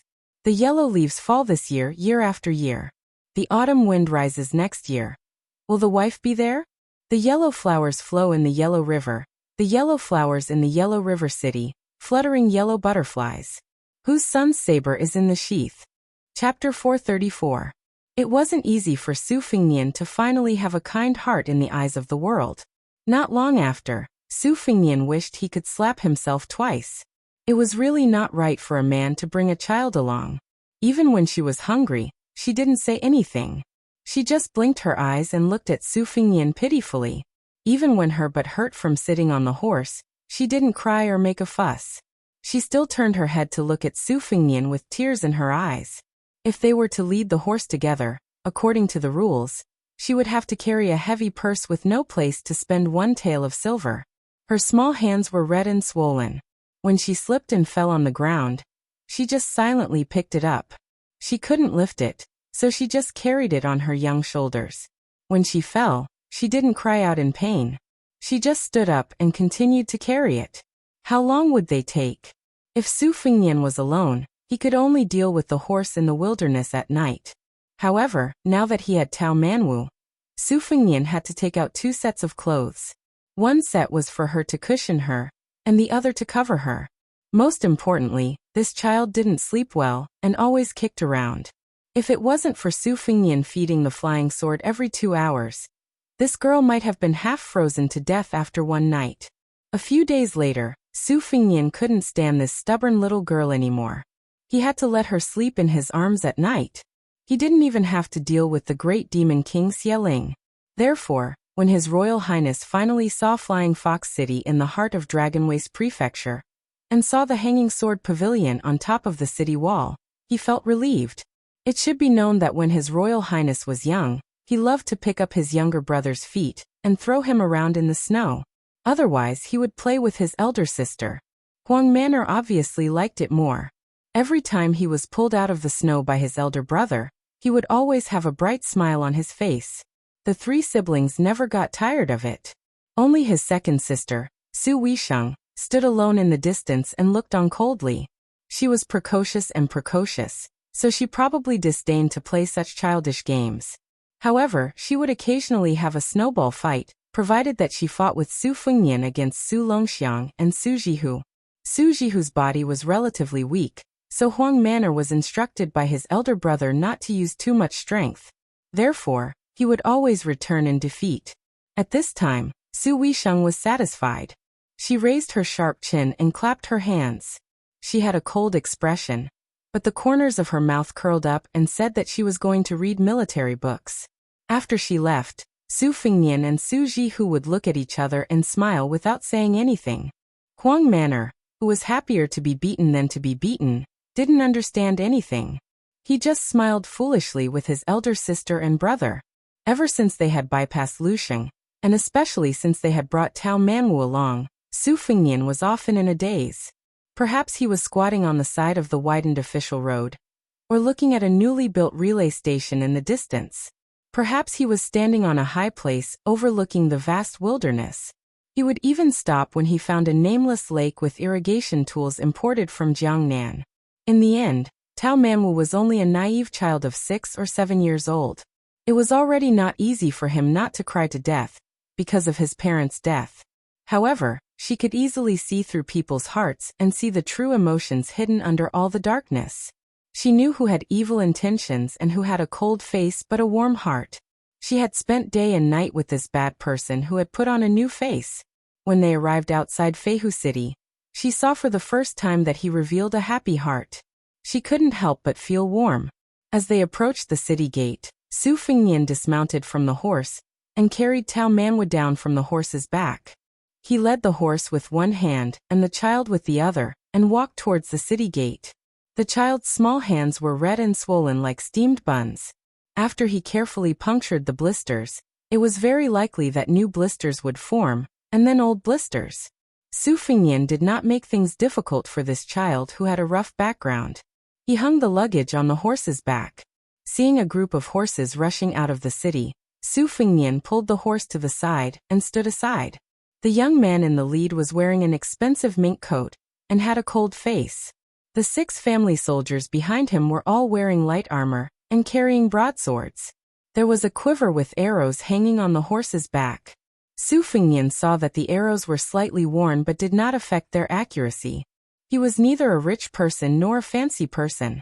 Therefore, he thought highly of this son of the Beimeng family of generals. The city gate guards who had been making things difficult for the common people immediately bowed and watched them leave with a smile. There was no ridicule or jealousy in their smiles, only awe. The sharp-eyed guards at the city gate had checked the travel permit for leaving the village. When they saw Su Fengnian's inferior horse that was not even worth mentioning, they lost their interest in plucking the feathers from the goose that passed by and generously let him pass. Passing through the dim and cool city gate, Su Fengnian subconsciously raised his head to look and smiled. He did not even know whether Miss Hehe was alive or dead. How could she stick to the top of the cave like a gecko and give him a blow? Back then, Su Fengnian was actually vexed about this kind of unexpected surprise, but he also had a kind of morbid expectation and gratitude. At that time, he had the immortal Li Chungang by his side, so His Royal Highness did not have the opportunity to make a move. Only Hehe, who had always regarded the top 10 experts in the world and the land immortals as nothing, stalking whoever she wanted to kill like gangrene attached to the bone. This was undoubtedly a spur to Su Fengnian. However, he still did not understand why she would still bear the fate disaster for him in the end if she had mercilessly tried to kill him in the reed marsh without the slightest bit of exaggeration. Passing through the city gate, Su Fengnian was full of self-mockery. Was it because he was too heartless that he could not understand the exquisite thoughts of those outstanding women? Take Sweet Potato of Wutong Garden for example.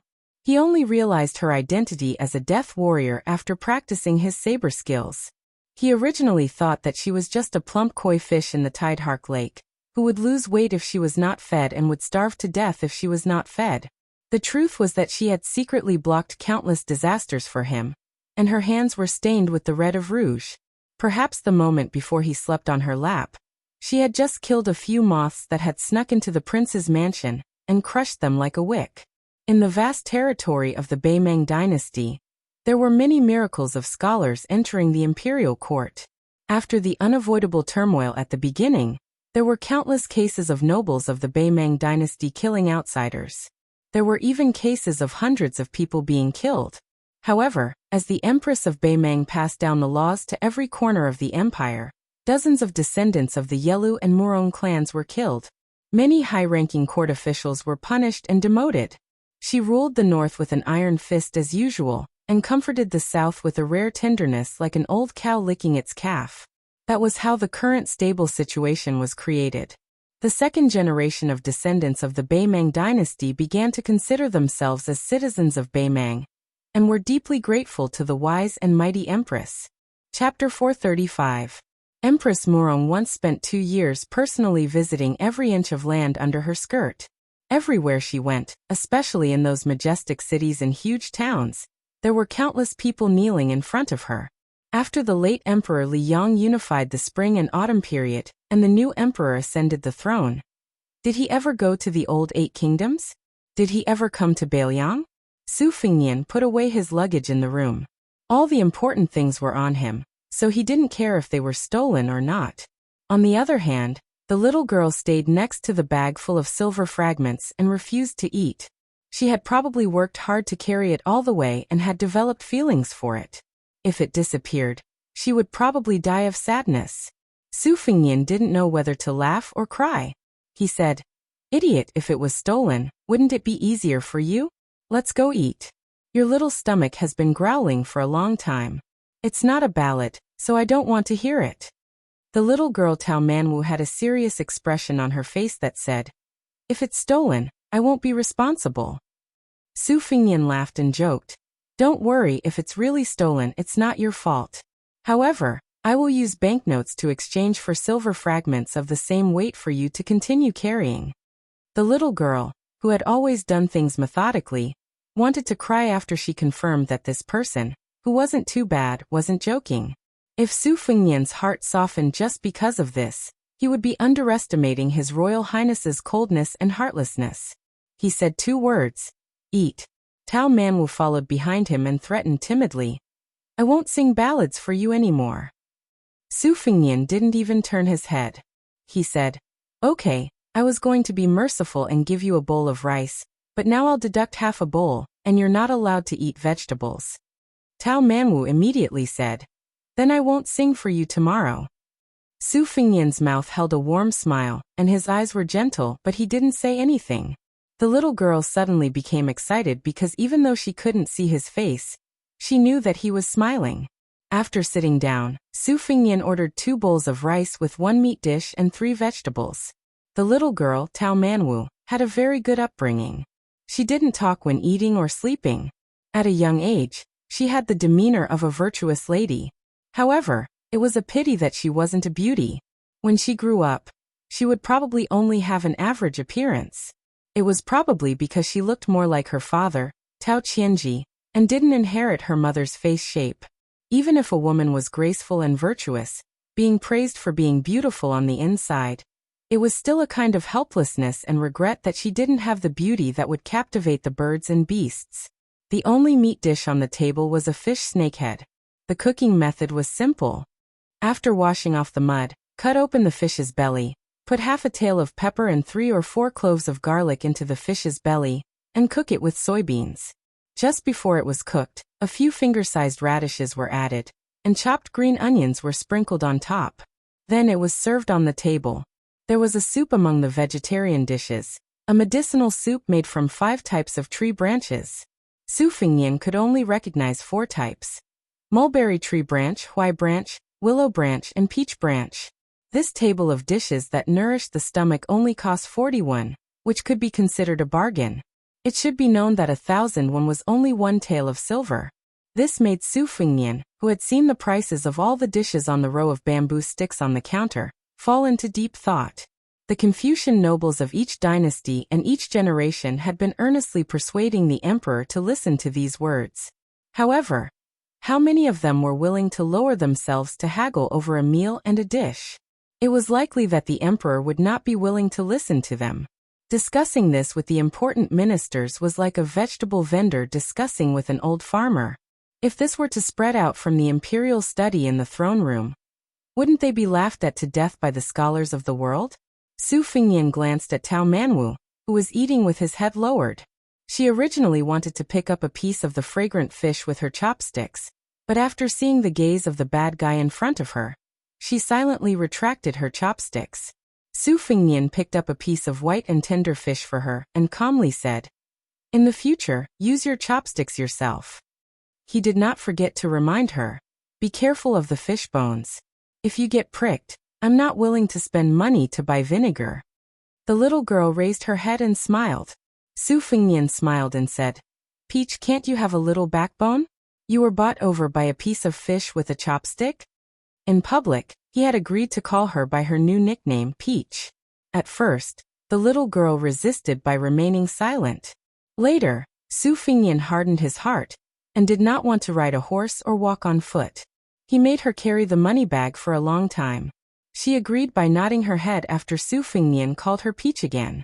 Only then did Su Fengnian carry her onto the horse and move forward. The little girl bit her lips and sobbed for a long time with her shoulder burning with pain. Su Fengnian ate quickly and left some leftovers for Tao Manwu. Then he patiently waited for her to slowly chew and eat until she was full. He leaned against the window railing and looked at the downtown area, counting the grain stores, cloth stores, and pawn shops. When the little girl finished all the food and said that it was done, Su Fengnian came back to his senses. He did not rush to get up and asked for a pot of tea from the waiter. This made the innkeeper, who was sitting behind the counter, beam with joy. A pot of tea was not very profitable, but looking at this young master's attitude, it was obvious that he would spend a lot of money on the inn. This was called small streams flow long. In small businesses, it was impossible to become rich overnight. What they relied on was these small windfalls. The waiter was familiar with the innkeeper's abacus and understood tacitly. When he served the tea, he smiled warmly. When Su Fengnian drank the tea, he softly said, "Knock on the golden beam." Tao Manwu obediently closed her mouth and knocked on her teeth 36 times. "Beat the heavenly drum." The little girl gently raised her hand and knocked on her temples 18 times. "Bath noodles." The little girl, who was sitting upright and still, closed her eyes slightly and rubbed her palms until they were warm. Then she put her 5 fingers together and stuck her little finger to the side of her nose. She pushed her palms and fingers up, passing between her eyebrows and moving up to the hairline on her forehead. Then she rubbed the sides of her temples and slowly moved down to her cheeks, until she stopped at her cheeks. She repeated this for a total of 6 times. Su Fengnian drank up a cup of tea. Tao Manwu also completed 3 tasks in a well-behaved manner. Su Fengnian was very adept at multitasking.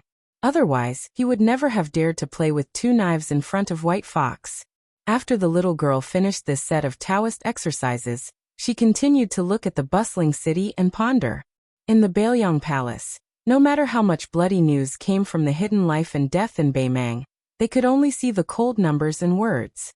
How many cavalries did Beimang have, the distribution of the cities, and the status of the war horses? As for the most trivial details, Li Yishan, the Bailiang scholar, said that it was best for His Royal Highness to personally go to these things. This chief strategist of Bailiang, who had imprisoned him for 20 years, did not have a son. Although he did not say it, he did indeed treat His Royal Highness as his own flesh and blood. However, he still agreed with His Royal Highness to be exiled to Beimang.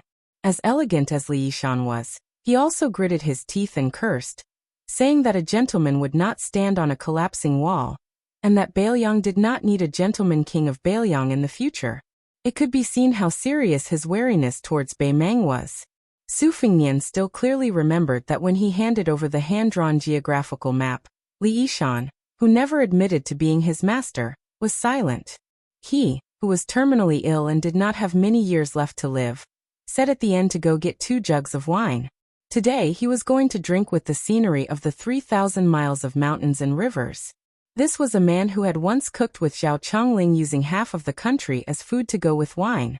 Chapter 436. Su Fengnian went to Luqing to kill people, but he came to Flying Fox City to look for someone. This was because Su Shao wanted His Royal Highness to pass a message to that person. However, Flying Fox City might not be big, but it was definitely not small either. Su Fingnian was unfamiliar with the place and the people, so it was extremely difficult for him to find a needle in a haystack. The business of the restaurant was cold and cheerless. Su Fingnian caught a glimpse of the inn's waiter, who was probably tired of watching beautiful women coming and going outside the window, so he sat down at the next table and dozed off. He tilted his head and covered his face with a wet towel to cool down the heat. Su Fingnian was wondering if he should ask for another pot of tea, so that he could ask questions. Unexpectedly, the fat innkeeper, who was observant, took the initiative to bring a new pot of tea over and sat down. He said with a smile, "You are a guest, and it is fate that we meet. This pot of tea is a gift from me to young master. I don't want to pay for it. The tea leaves are pre-Ming Ming tea from the old southern tang. Usually, I am reluctant to drink it, so there are only 8 or 9 taels left. However, no matter how reluctant I am, it will give off a moldy smell if I put it down. Seeing that young master is so kind, would you like to have a drink with me?" Su Fingnian hurriedly smiled and said some polite words of gratitude. Although Tao Manwu was a little girl with a good family background, she was not lacking in etiquette. Without Su Fingnian saying anything, she obediently and cleverly got up and moved a bench for the shopkeeper. The shopkeeper felt more and more comfortable. After sitting down, he poured 3 cups of tea and did not forget to give a share to the sensible girl. Tao Manwu looked at Su Fingnian cautiously. After seeing him nod, she held the cup and tasted the tea carefully. Looking at her skillful posture, the shopkeeper knew that this pair of big and small were not just common people who regarded drinking tea as a vassal of culture. They were probably scholars who went out to visit relatives in Longyao province, or went out to study with their relatives. Doing business also paid attention to casting a long line to catch a big fish. The shopkeeper knew this very well. The reason why the inn could be half dead was that it was supported by those regular customers who were not short of money but cared about their reputation. Otherwise, his whole family would have been starved to death long ago. Flying Fox City did not have many things, but there were a lot of hoodlums. Every family who opened their doors to make money had to bite off a piece of meat. It was not painful, but small businesses could not withstand 6 or 7 forces coming to cut off their meat and pluck their hair every month. These troublesome little devils who flaunted their prowess behind the king of hells, but did not remember good things and did not care about kindness. If one did not serve them well, they would make a scene and cause trouble. It was very annoying. If one were to go to court, the god of fortune had said that peace would bring wealth. Who would have the courage and financial resources to deal with the cold-faced but cold-hearted officials? In the past, there used to be a restaurant owned by a foreigner on the street next door. It made a lot of money every day because it had a backer. It was said that the backer was the brother-in-law or nephew of the concubine of a 6th-grade guerrilla warfare general at the border. The business was so good, but the man was unwilling to take out more than a dozen taels of silver to show filial piety.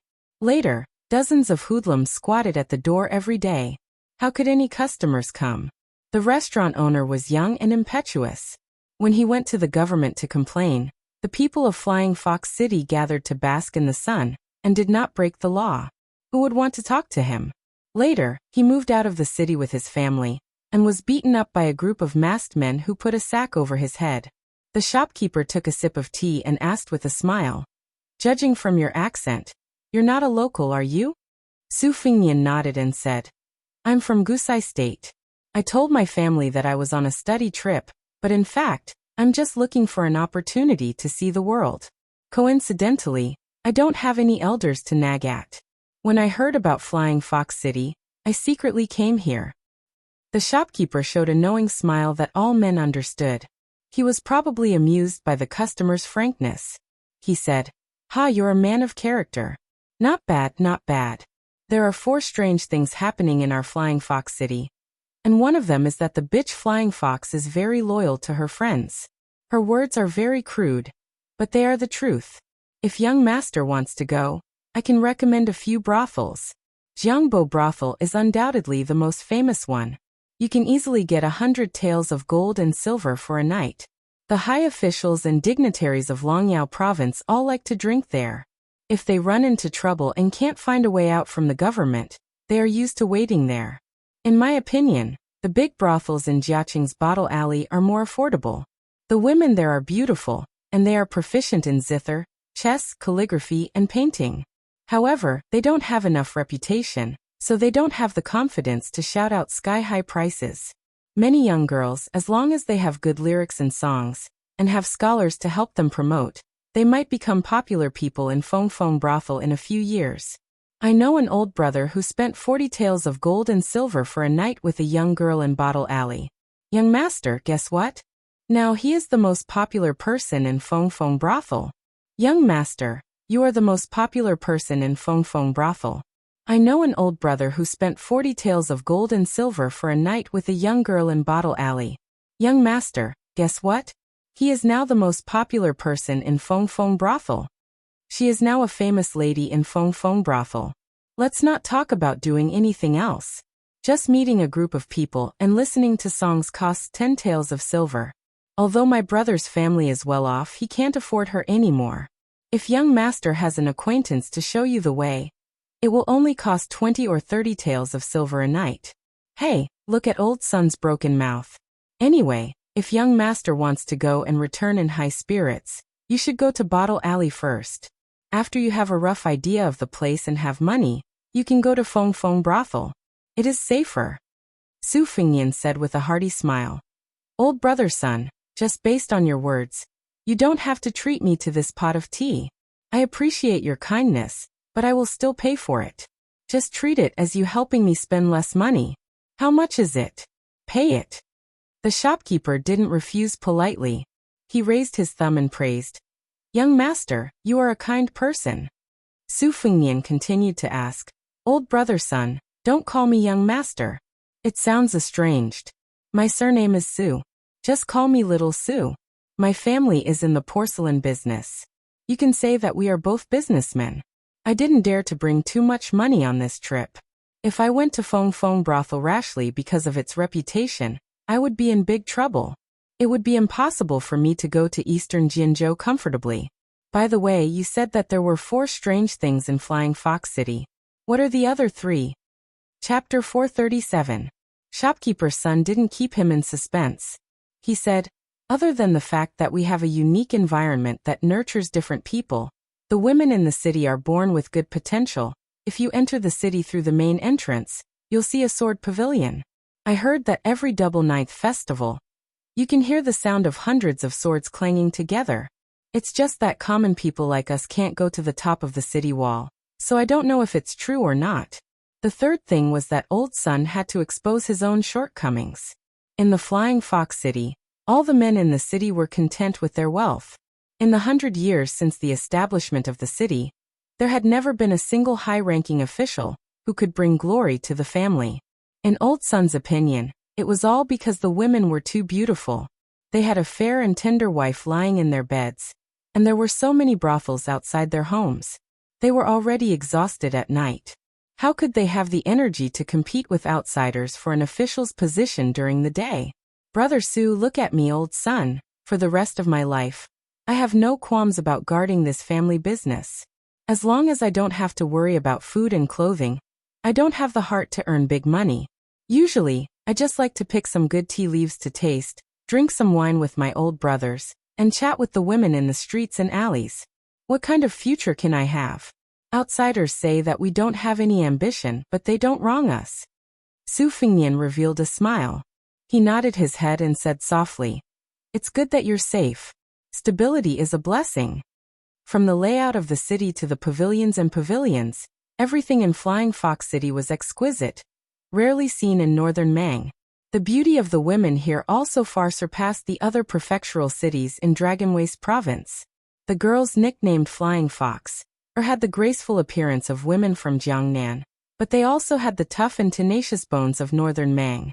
As a result, they did not have a romantic relationship, nor did they have the air of a prostitute. They had long enjoyed a great reputation in northern Mang's 8 provinces.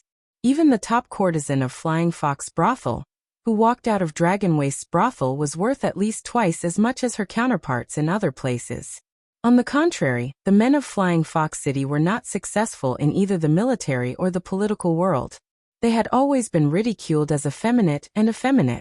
Everywhere in the city, there were weak men who boated and watched the fish in the flower harbor. There were also refined scholars who waved their sandalwood fans while drinking tea and discussing Taoism. Until now, there was no one in Flying Fox City who had become a frontier official above the third rank, let alone a splendid courtier, who could go to the imperial tent and discuss matters with the empress. It was hard to imagine that it was this feminine city without any heroic spirit that had a pavilion where nearly 100 top swordsmen of the spring and autumn period retired as hanging swords. Among them, there was the descendant of the sword emperor of Shishu who hung a sword on behalf of his ancestor. There was also the famous sword torch dragon, which had once fought with Li Chuangong's wooden horse. In the southern villages of the spring and autumn period, there was a custom of planting a row of feng shui trees. Shopkeeper's son sighed and said, "Brother Su's words have thoroughly explained the great principles of the world. You are indeed worthy of being a scholar from a big family, unlike us common people who only care about money. We have lived for more than half of our lives, yet we still can't say such words." Su Fengnian laughed it off. He had long since stopped taking this kind of flattery seriously. He only asked curiously, "Brother son, you seem to have forgotten something strange." Shopkeeper's son smiled and said, Yes. Shopkeeper's son came back to his senses and said with a smile, Yes. Before the Flying Fox City, it should have been more than 20 years ago. There was a handsome swordsman who didn't hang his sword but sold it for a high price. At that time, he sold it for a frightening price of 1,000 gold taels. I was still young at that time. I remember that everyone in the Flying Fox City was shocked. I saw this handsome swordsman in the crowd of women from afar. He was indeed a rare handsome man. Later, he used the money he earned from selling the sword to live in the Feng Feng Lu for a whole year. It was another big event that shook the whole city. He became a painter and specialized in drawing portraits of women. When he earned money, he would spend it like splashing water. At first he was happy and unfettered. Those young ladies from big families were happy to support him. God knows if they were after his person or his paintings. However, his business became more and more desolate. Later on, no one saw this man who was not a swordsman but a painter. However, this strange story of him selling his sword, painting, and sleeping in a brothel was passed down. Su Fengnian asked, "What kind of sword could be sold for 1,000 gold taels?" Shopkeeper's son had a difficult expression on his face. This old son doesn't know. I only heard that he sold it to the city lord. Later on, when the city lord's son was 20 years old, he gave it to the crown prince. Younger brother Su, this old son is not exaggerating. This city lord's son is different from the ordinary men in Flying Fox City. He is valiant and brave. His swordsmanship was taught by a first-rate master. He can draw a 3-stone bow on horseback. He is even better at fighting on foot. Rumor has it that in a few years, he will go to the Northern Royal Court and become His Majesty's servant. This is a great honor. Of old son's 2 daughters, there is no need to talk about the older one. She is at the age where she is yearning for love. Even the younger one, who is only 10 years old, admires him to death. Every time the crown prince shows his face, she will run to him with her sisters and scream, saying that she will marry no one but him in this lifetime. This makes old son so angry that smoke is coming out of his 7 orifices. You are just a little girl who is not even 11 years old, so why are you joining in the fun? You take after your mother's dark skin. In the future, when your face and figure grow up, even if a girl changes 18 times between childhood and womanhood, she will still be delicate.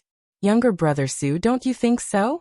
As soon as I scolded her, she, Jiejia, and that old daughter-in-law of mine, an old woman with yellow pearls, also blindly kicked up a fuss. Together, they turned their elbows to the outsider and joined forces to sulk at me. The 3 of them ignored me for several days. This old man sighed from the bottom of his heart. How sad and miserable it was. Su Fengnian didn't agree. Instead, he looked straight ahead and drank his tea. Smiling, he said to shopkeeper's son, "Older brother son, I think that niece is not conspicuous right now, but in the future, she will be beautiful and elegant. Moreover, that crown prince looks like a shrewd and not shallow man. The affairs of the world are hard to predict. Who knows if my niece, who I have never met before, will have a good marriage made in heaven." Shopkeeper's son was puzzled, but when he saw younger brother Su's cryptic look, he immediately came to his senses. Nodding his head, he said, "That's right, that's right. Old son's daughter, don't look at how I always say bad things about her. In fact, as her father, I feel very distressed for her. In the future, I don't dare say that I want that crown prince as my son-in-law, but at the very least, he must not lose to a man with an indomitable spirit like him. Only then can he enter my house. Otherwise, I will chase him out with a broom. How can I let him go?" Behind shopkeeper's son stood a little girl who was about 10 years old. Originally, she was already fuming with anger, but after hearing the last sentence, her dark and gloomy face turned bright and radiant. Sweetly calling out to her father, she sat on shopkeeper's son's lap. With a smile on her face, she said, "Father, tonight I will let mother make your favorite dongling meat." Having narrowly escaped death, shopkeeper's son wiped the cold sweat off his forehead. With one hand, he patted his little daughter's head and said, "Good girl." Then he quietly gave Su Fingyan a thumbs up. He was so grateful that he felt that he shouldn't take the money for this pot of tea anymore. Su Fingyan softly smiled and said, "You are my niece, right? You really look like water vapor. When you grow up, you will certainly be a great beauty that can overshadow the moon and shame the flowers." The little girl gave a heavy sound, and then happily said, "Unfortunately, you are too old, and your looks are not as good as Crown Prince Tantai's. I don't like you." Su Fingyan was speechless. His Royal Highness was pierced by thousands of arrows. It's a little late. There is one more chapter before midnight. Chapter 438. His Royal Highness naturally had no affinity with being handsome. His pair of red phoenix eyes, which added a feminine touch to his appearance, allowed him to walk in Flying Fox City. Even if he wore a saber, he would still be able to match the temperament of the city.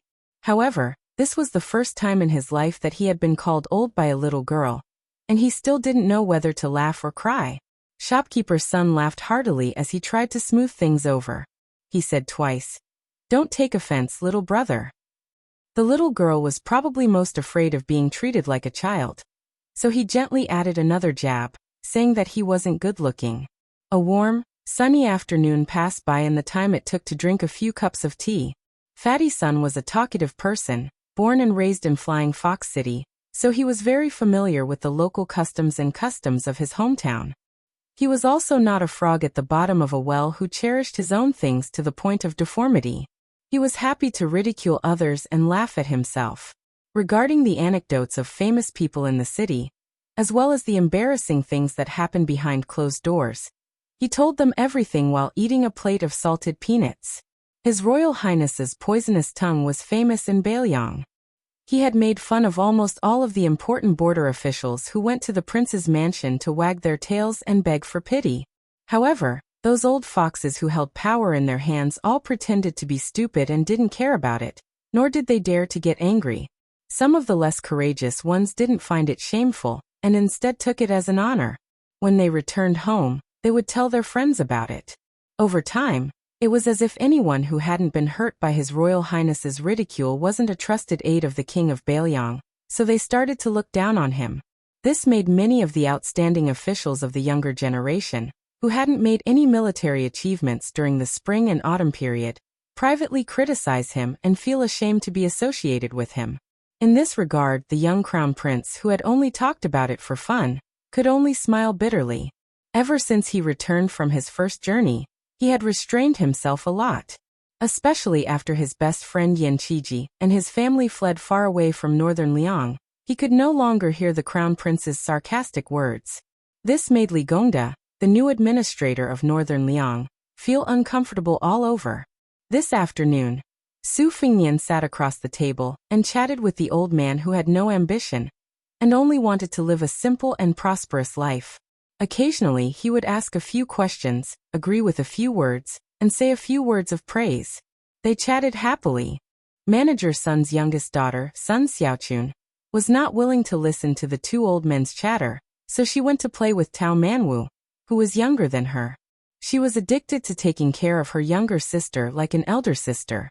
She took out a lot of vegetables and fruits to eat on her own initiative, and even took some small objects from her room for Tao Manwu to play with.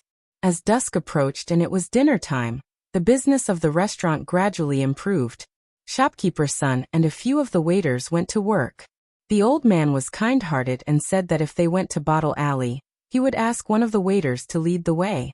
Su Fengnian did not refuse the old man's kindness. As for the reason why Su Fengnian, who had been immersed in the pleasures of Bailiang for many years, did not say anything about it. Since old son praised Bottle Alley so much, he thought that this alley must be good. However, if he asked one of the waiters to lead the way, he would have to pay more attention. The brothels in Flying Fox City were famous. There were 78 of them, and there were at least 1,000 girls who wanted to solicit customers. In the brothels of lower quality, the procuress could bring the girls to the street shamelessly to solicit customers. However, brothels like Bottle Alley were not allowed as it was too demeaning. It was a taboo that upper-class brothels had to be wary of. Therefore, there were marriages between the brothels in the city and the inns and restaurants in the city. The brothels with bulging money could be divided into a few taels of silver after the deed was done. Su Fengnian had wandered in the pleasures of life for many years, and His Royal Highness did not have to worry about money. It was impossible for him to spend the whole night fighting with girls who were worth hundreds of taels of silver.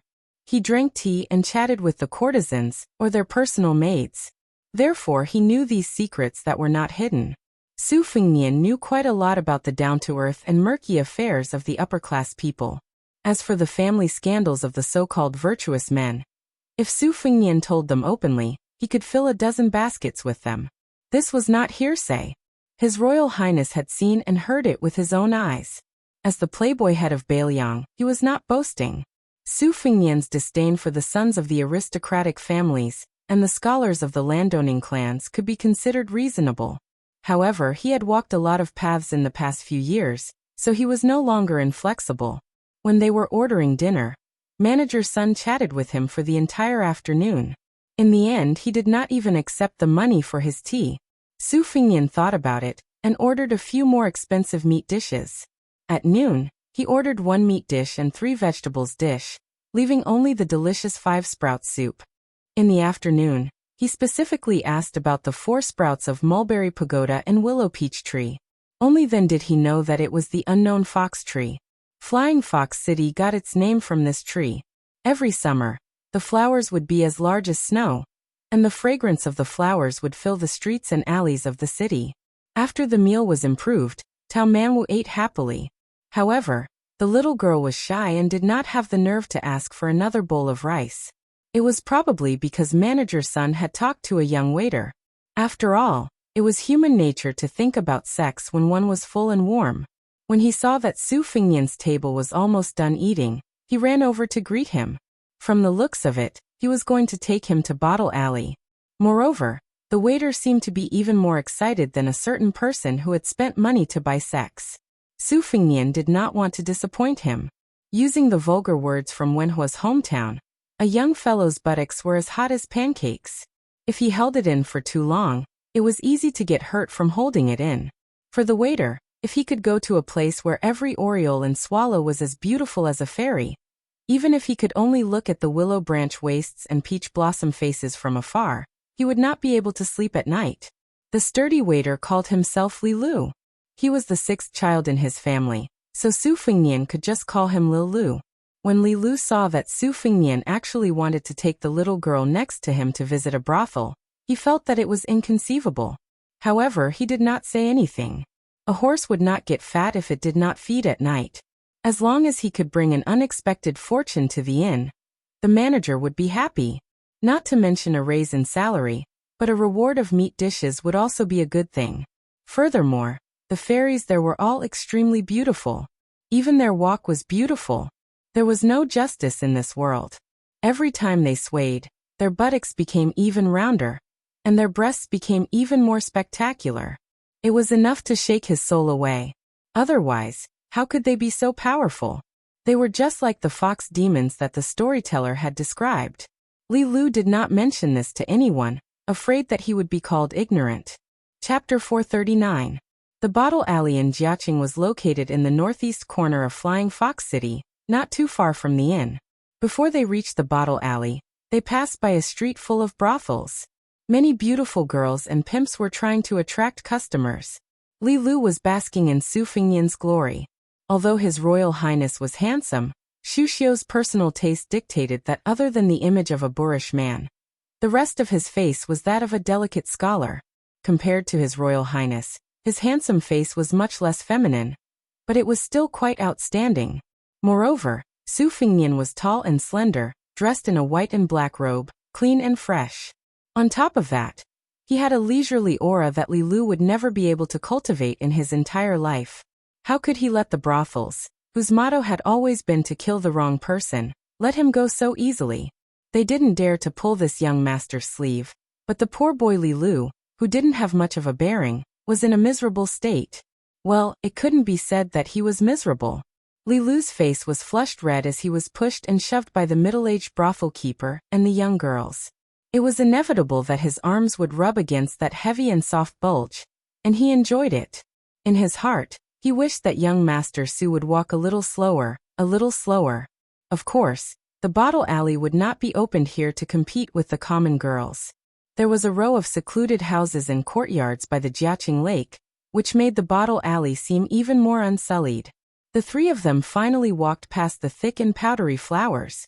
While young Master Su was walking on the bluestone path by the lake, Li Lu secretly raised his arm and sniffed. It was so fragrant. His mind was filled with the smiling faces and voices of the girls. Li Lu knew that they were not from a decent family, but he could not help but think about it again and again. He thought that if his future wife could be as beautiful as them, his life would be worth it. Li Lu noticed that the little girl held by young Master Su had turned her head to look at him. Li Lu, who was too ashamed to show his face, could only smile awkwardly. The little girl made a playful gesture of wiping her cheeks. She was as white as snow in spring, extremely cute. Li Lu felt inferior and reserved in front of young Master Su, but he could not lose his momentum in front of the little girl. Li Lu opened his mouth and nose with his fingers and returned a pig's head emoji. Su Fengnian turned his head slightly and saw the big and small war. He smiled knowingly and did not disturb them. On the way here, Li Lu told him that the private residences by the Jiaqing Lake were all private residences other than those of the officials in Flying Fox City. The young man could not say the simple and comprehensive idiom of hiding a mistress in a golden house, but that was the general meaning. Su Fengnian was not surprised. There were similar residences in several provincial cities in Bailiang, where they kept their concubines and mistresses. From time to time, they would go for a walk and use gold and silver jewelry to feed these canaries with tricky appetites. The neighbors were all rich colleagues, so they would visit the residences to compare the beauty of the new concubines and chat about everything. The fact that the bottle alley could be built here in the midst of chaos showed that it had a powerful background. Su Fengnian had 600 or 700 taels of silver notes on him, but he had to lock up the golden chamber for the sake of the yellow court. Of course, he was not here to seek pleasure. He was curious about the famous sword that could be sold for 1,000 taels of gold. To be honest, the king of Jing'an and Miss Hehe had bought his life for 1,000 taels of gold. That night, when Su Xiao talked about this person, he showed a rare look of guilt. The words he wanted to say were also quite heavy. Su Fengnian knew about this person. He used to be a general who stood shoulder to shoulder with Chen Jibao in the Bailiang army. During the spring and autumn period, he had made outstanding military achievements. Similar to his aunt Zhao Yuzhu, who covered her face with armor, he wore a green jade mask and never showed his true face to others. Apart from his strange ways of leading troops, this man, whom His Royal Highness had to address as uncle, was also a peerless swordsman. In the Bailiang army, where there were many talents, he was second only to the princess consort whom the 30 steel cavalrymen admired. This old man Li even casually mentioned that this young man's swordsmanship was blunt but not blunt.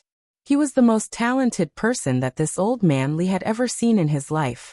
He was like a rich young master who had so much money that he did not know how to spend it, so he could only squander it casually. It was a pity that the will of the sword was too emotionless, so the way of the sword was not obvious. In Su Fengnian's opinion, only a swordsman who could be evaluated by the sword god Li Chenggang in such a way was qualified to call himself a romantic. Since the hanging sword pavilion was not open to outsiders, he had to start by selling swords for 1,000 taels of gold. Since this person had changed from a handsome swordsman to a romantic who painted and slept in brothels, going to the brothel to ask someone was a shortcut. Originally, the bottle alley was not as good as the Fengbo restaurant. However, it was not a good thing for an outsider with a child to go to the Fengbo restaurant to get drunk as soon as they entered the Flying Fox City. Being taken to the bottle alley by the inn, and then going to the Fengbo restaurant, could be said to be pushing the boat with the current. It was hard to say that there were no flaws, but at least it was not too eye-catching. He had no choice but to take Tao Mamu with him. He was worried about leaving her alone in the inn. It did not matter if he lost a bag of silver, but if he left her alone, it would only lead to endless trouble. His Royal Highness was cold-blooded and did not trust anyone. In this life, Su Fengnian had 3 bad friends in Bailiang who grew up together. They got into trouble together and took the blame together. He thought that their friendship would last forever, but now, other than Li Hanlin, he could not even be friends with the other 2, let alone brothers.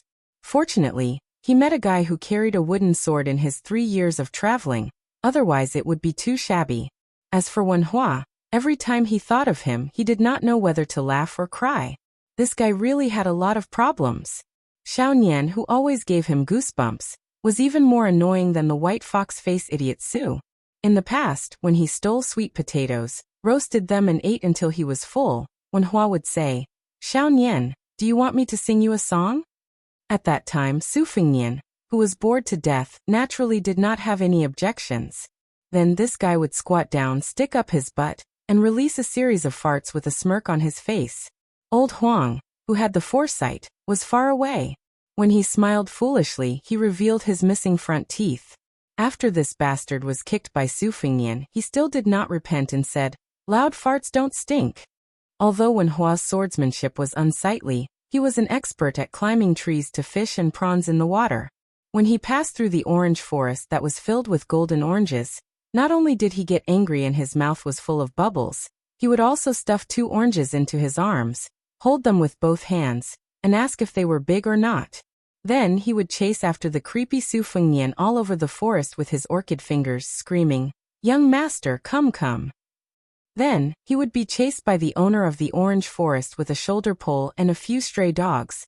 Or he would pester his Royal Highness to ask how a woman's *** felt. Su Fengnian was too lazy to pay attention to him. Occasionally, he would buy a tray of steamed buns with some copper coins that he obtained from being a fortune teller or playing chess. Every time Wen Hua ate a steamed bun, he would poke it with his finger, drooling, and ask if it felt like this. This young man, whose biggest dream in life was to become a proper swordsman, still went to the border alone after learning that Su Fengnian's background was not bad. He said that he wanted to take a look at the desolate scenery and practice his swordsmanship. This made Su Fengnian feel lucky, but also regretful. Su Fengnian exhaled softly and collected his emotions. He could already see the bottle alley that was decorated with lanterns and colored banners in the twilight. "I hope that when we meet again in the future, you will be one of the best swordsmen in the world, and I will be the king of Bailiang. Who in the world will dare to look down on us? Brothers who steal chickens and dogs and look at women's breasts together. So Wen Hua, don't die. Neither of us should die in a foreign land." Chapter 440. There were 4 brothels by the lake in Jiaqing's bottle alley, and the number of them could be counted with one hand. However, no matter how one looked at it, they seemed to be incompatible with each other. Nevertheless, they had already reached the realm where experts could kill without leaving a trace. Unlike the previous brothels on the street where one hung a colorful flag that said Feihu City's #1 pretty woman, and I hung a banner that said 2 peaks subduing the heroes of the world. From time to time, they would glare at the brothels when they were competing for business, and they would even use their hands and feet. When women fought, they would close their eyes and scratch randomly. On the other hand, a group of pimps would be much more methodical. They would sneak a few kicks to the nether regions, like a black tiger digging out the heart or a monkey plucking the peach. Many ruffians who did not have the money to visit the brothels would squat there every now and then to watch the show, which could be considered as learning from the experience. Moreover, when the women made a scene and fought, they would wear revealing clothes and accidentally shake half of their plump white breasts. Wouldn't it be like the scene of spring? It was a feast for the idlers' eyes, and they would cry out in joy. Some ill-intentioned men would deliberately ask their unfamiliar companions to enter a brothel and intentionally or unintentionally show the brothels to the procuress to fan the flames. just so that their brothers could watch a good show. This kind of dangerous work required eloquence and acting skills. Otherwise, if they were exposed, they would inevitably be beaten violently. Although the women's fists and feet were weak, they could still kill someone if they stepped on the crotch. The ruffians in the Flying Fox City formed gangs, but they were not very impressive. They were just stragglers. In the neighboring White Frost City, the population was only half of that of the Flying Fox City, but they were united and raised several banners. The members of several gangs could do whatever they wanted in the Flying Fox City. They liked to come to the Flying Fox City to visit women and trample on men when they had nothing to do. If young Master Tantai had not accidentally bumped into them a few years ago, they would not have been able to raise their heads in the Flying Fox City in the past 2 years. However, in the battle with the city magistrate's son, the guards behind him stood by and watched. He single-handedly ravaged more than 40 strong young men. Later, he was tied up and thrown out of the White Frost City, which made the people in the city applaud and applaud. It was not that this rich and powerful crown prince had a good reputation and was liked by women ranging from 60 to 6 years old in the city. It was just that the other men in the Flying Fox City were too weak. The gangsters were also convinced by eldest young Master Tantai. After all, he never bullied others. If he were to teach them a lesson, he would teach them a lesson. Besides, if eldest young Master Tantai really became a servant of the emperor without any rank, it would be even more glorious in the city. Since this year, many women had burned incense and prayed to the Buddha everywhere just to make wishes and blessings for eldest young Master Tantai, which made those rich men smile from ear to ear.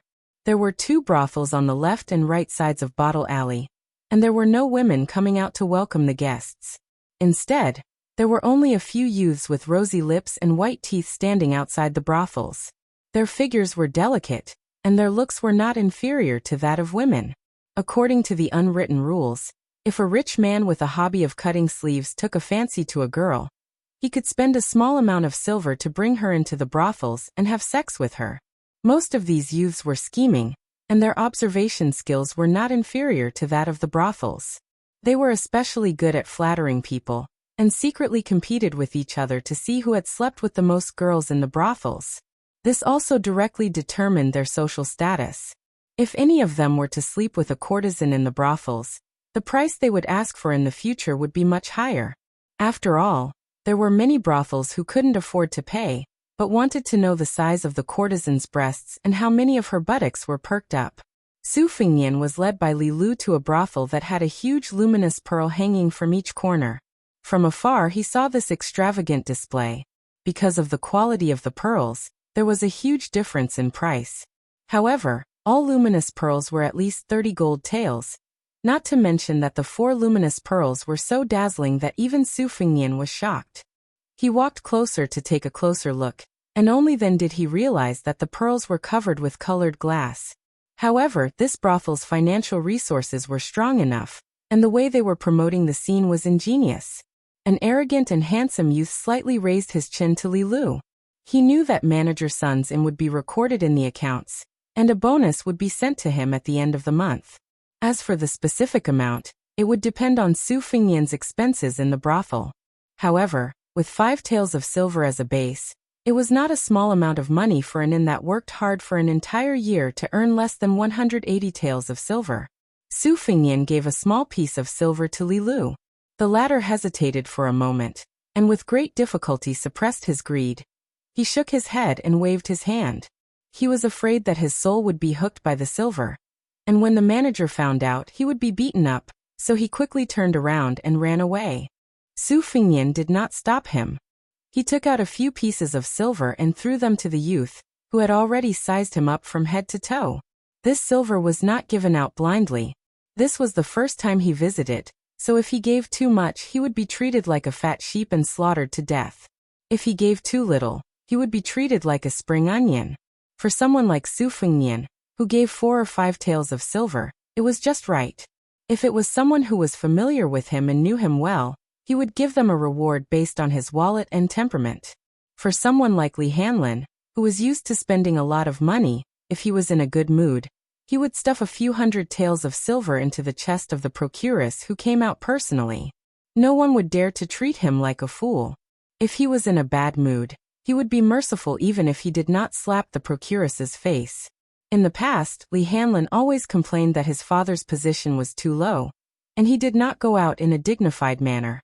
He was only a tyrant in Feng Province, and was not very effective outside of Feng Province. But now, Li Gongda finally became the second highest official in Beiliang, a powerful minister at the border. This guy, who was already one of the top princes of the dynasty, had nothing better to do and became a soldier of Beiliang. Su Fengnian had a general understanding of the situation in Bottle Alley from Li Lu. He held Tao Manwu's little hand and walked into the courtyard. He paused for a moment and said calmly, "Today, I came to your Guanghan house to listen to Miss Anyang play the zither, watch Miss Qingnu dance on the lotus, or watch the newly promoted Miss Wei throw the embroidered ball. In short, I want to see one of them. If I can't do it, I won't spend money here. I believe that among the 4 houses in Bottle Alley, there will be one that I am willing to pay. I don't mind walking a few more steps."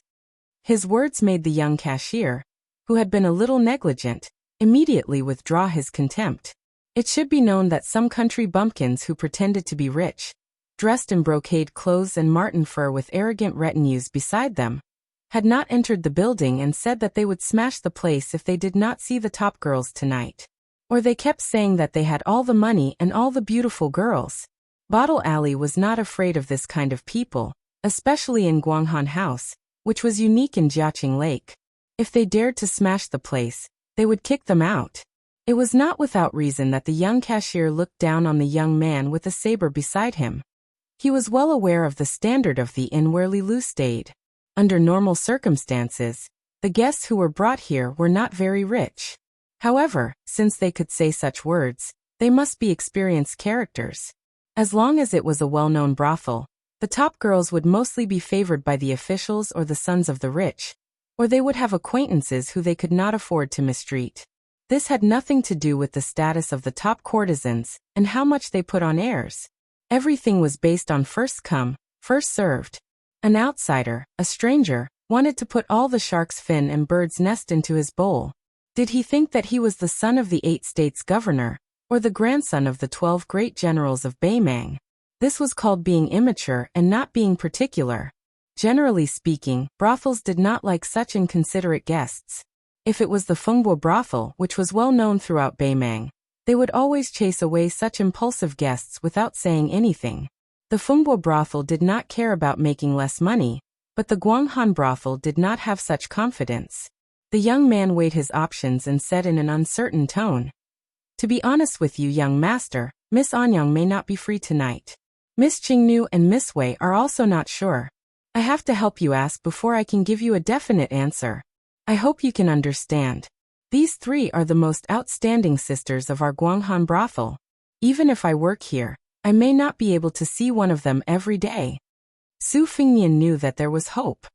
He nodded with a smile and said, "The 4 luminous pearls of the Guanghan brothel can be sold for 134 gold ingots.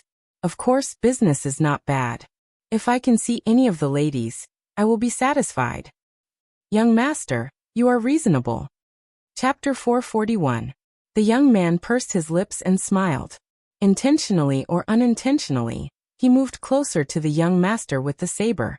After being gently avoided, the young man felt a bit regretful. It seemed that the young master did not know the pleasure of the bed, but the young man did not care too much about it. As for why the elegant gentleman with a saber would bring a little girl to visit the brothel, he had seen too many unimaginable strange things, so he was too lazy to think about it. In the brothel, there were many dirty things and jokes. For example, some young masters did not like beautiful women, but instead fell in love with those old and fat women. Or some frightening burly men who liked to be whipped by the girls and dripped candles on them. There were even rich merchants who brought along their wives who dressed up as men to play with 1 dragon and 2 phoenixes. It was a bizarre and variegated life. How could he, a young man who sold his skin at a young age, understand clearly? He was already too busy earning money and building connections, so why would he think about these trivial things? Su Fengnian lowered his head and looked at Tao Manwu. The little girl had the demeanor of a great general. As expected of Tao Qianji's daughter, her face was calm and tranquil. However, Su Fengnian knew that her palms were sweaty, So he said to the young man, "Enter through the side door."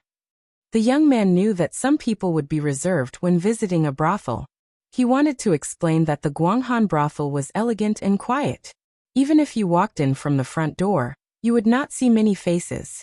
However, seeing the firm eyes of the young master with the saber, he did not insist on such details. In addition to the four-story main building, there were two separate courtyards, which were occupied by the top courtesans of the brothel. Su Fingyan went up to the second floor and looked through the window. There was a courtyard behind the building that was brightly lit. Many nobles and scholars in brocade robes were sitting on the ground. The sound of the zither lingered in the air. A plump woman with an icicle face was playing the zither leisurely. She was wearing a small-sleeved long skirt and beautiful gold embroidery. Sitting next to her was a rough warrior with a marten tail. He sat cross-legged and wore a pair of black leather boots. It was obvious that he was arrogant. He was dressed like the scholars of the Liang dynasty, and enjoyed the music with his eyes closed. Only the rough warrior's eyes were fixed on the fair chest of the courtesan who was playing the zither. Every time she touched it, it would cause a ripple and the man's eyes would become hotter. When they arrived at an elegant tea room, the young man slightly bowed his head and said goodbye. "I will go and report to the nanny. Please wait a moment." After he left, Tao Manwu asked carefully, "Is it sister?" Su Fingyan smiled and nodded. Not long after, the young man walked into the tea room with a charming woman in light makeup. She carried a jar of yellow wine sealed in mud and said with a smile, "Yunzi left in a hurry just now and didn't pour tea for you. It was out of kindness that I wanted you to meet a girl you like as soon as possible. Please don't take offense. My name is Shi and I brought you a jar of our Flying Fox City's 3 flavors old yellow wine as an apology on behalf of Yunzi. Yunzi, warm the wine for you. I will go and inform Miss Wei. If Chiao is free, I will come and invite you again." The young man had just taken the yellow wine when the sound of hurried footsteps came from the door. The young man who was called Yunzi was flustered, but the woman who called herself Shi was much calmer. She looked at the door and saw a group of people rushing into the tea room aggressively. There were 2 strong trainers who worked as hired thugs for the brothel, and a beautiful young man who was more beautiful than Yunzi. The leader of the group was a woman wearing a pair of soft-soled brocade hooked boots that were popular in the Old West Shoe Palace. Her long sleeves trailed on the ground. The handsome young man bowed and bent his knees as he trotted over. Looking at her aura and attire, although the woman Shi had some status in the brothel, she was far inferior to the woman who was wearing heavy makeup. Sure enough, the woman who had practiced fiery golden eyes only glanced at the young master with the saber, and completely lost her scruples. She stretched out her index finger and pointed at Shi. She sneered and said, "You Shi, do you know the rules of the Guanghan Tower? How dare you privately take in a guest? Miss Anyang's courtyard has no seats. You dare to skip Miss Qing's courtyard and directly send her to Wei Qingwan's embroidered ball pavilion? She who gave you the courage." She was worried and worried. She forced a smile and said, "Sister Cui, I just saw that Miss Qing's courtyard was crowded, so I didn't want to disturb you." The woman let out a long and sinister "oh." She stared at Shi for a while and smiled. "It doesn't matter, it doesn't matter. I've been friends with Shi for so many years and I know that she's always reliable. It must be this damned Yunzi who acted on her own initiative. Men, drag her out and beat her with 20 sticks. According to the rules, don't miss 1 stick, but also don't miss 1 stick. If she is beaten to death, the Guanghan Tower will lose hundreds of taels of silver. I can't afford this sin." The young man's hand trembled, and a jar of yellow wine fell to the ground. It was about to hit the foot of the young master with the saber. Su Fingyan stretched out his arm and caught it. He put it on the table and didn't say anything. It was obvious that the second most popular girl of the Guanghan Tower, Miss Qing Nu, who had a good reputation, and the rising star Miss Qing with the surname Wei. The 2 of them had a conflict. Behind them, the nannies who shared the honor and disgrace of their respective courtesans were scheming against each other. Looking at the situation, it was unknown why Qing Nu, who had a good reputation for rolling embroidered balls, lost her popularity. Qing Nu's courtyard was crowded, but her embroidered ball pavilion was deserted. It was probably because the young Yunzi was closer to Qing Nu and the nannies, So she wanted to catch a foreign guest and see if she could solve the urgent problem. She didn't expect that what she was afraid of would happen. She didn't care about the noise behind her. She squeezed out a smile and said, "Sister Chui, don't be angry. Today's matter really has nothing to do with Yunzi. She was blinded by lard and took the job without permission. Sister Chui caught me in the act. I accept the punishment." The woman surnamed Chui made it clear that she didn't care about the owner. She sneered and said, "Sister Shi, you are kind, but rules are rules. Why do you want to be punished for a little bitch who doesn't understand? I can't bear to see you humiliate yourself like this. What are you looking at? Drag Yunzi out and beat her 20 times. The young man with the skirt smiled and repeated, "Drag her out and beat her 20 times. She turned to Su Fingyan for help. She was a woman with some status in the Guanghan Tower, but at this time, she was all alone and looked miserable. Yunzi knelt down and whispered, "Young master, save me." Su Fingyan was indifferent. She restrained her sadness and turned to the arrogant woman and said coldly, "Sister Chui, this young master is a distinguished guest of our Guanghan Tower for the first time. Don't you care about his feelings? Aren't you afraid that the Flying Fox City will laugh at you?" Su Fingyan frowned and thought, "You still want to drag me down?" The woman covered her mouth and smiled. She was very happy, seeing that the two instructors remembered their old friendship and didn't want to drag the sweet and well-behaved Yunzi away. Her face became gloomy. "Cut the weeds and dig up the roots." This was what the officials and military men said, but she was very clear about it. When dealing with some enemies, if she did not push them to the brink of death, they would really rise again when the spring breeze blew. Back then, didn't she make a wrong move and lose to this Shi and almost couldn't get up? Now the tables had turned. Shi's life was miserable, and she wanted to make a comeback with the help of the little bitch surnamed Wei? No way. The woman pushed Shi away and grabbed Yunzi's hair and pulled. The young man who didn't dare to resist fell to the ground. She stepped on him fiercely and smiled again. She didn't look ferocious at all. She had the charm of a big family's first wife teaching a servant. She bit her lips and covered her arm with one hand. The weather was cold like spring, and the heart was cold like autumn. The woman had stepped enough and looked at the young master with the saber. She smiled and said, "Dear guest, do you dare to tell anyone about what you saw today?" Su Fingyan couldn't help but laugh. Tao Manwu was a little nervous when facing Yunzi and Shi, but he was still calm.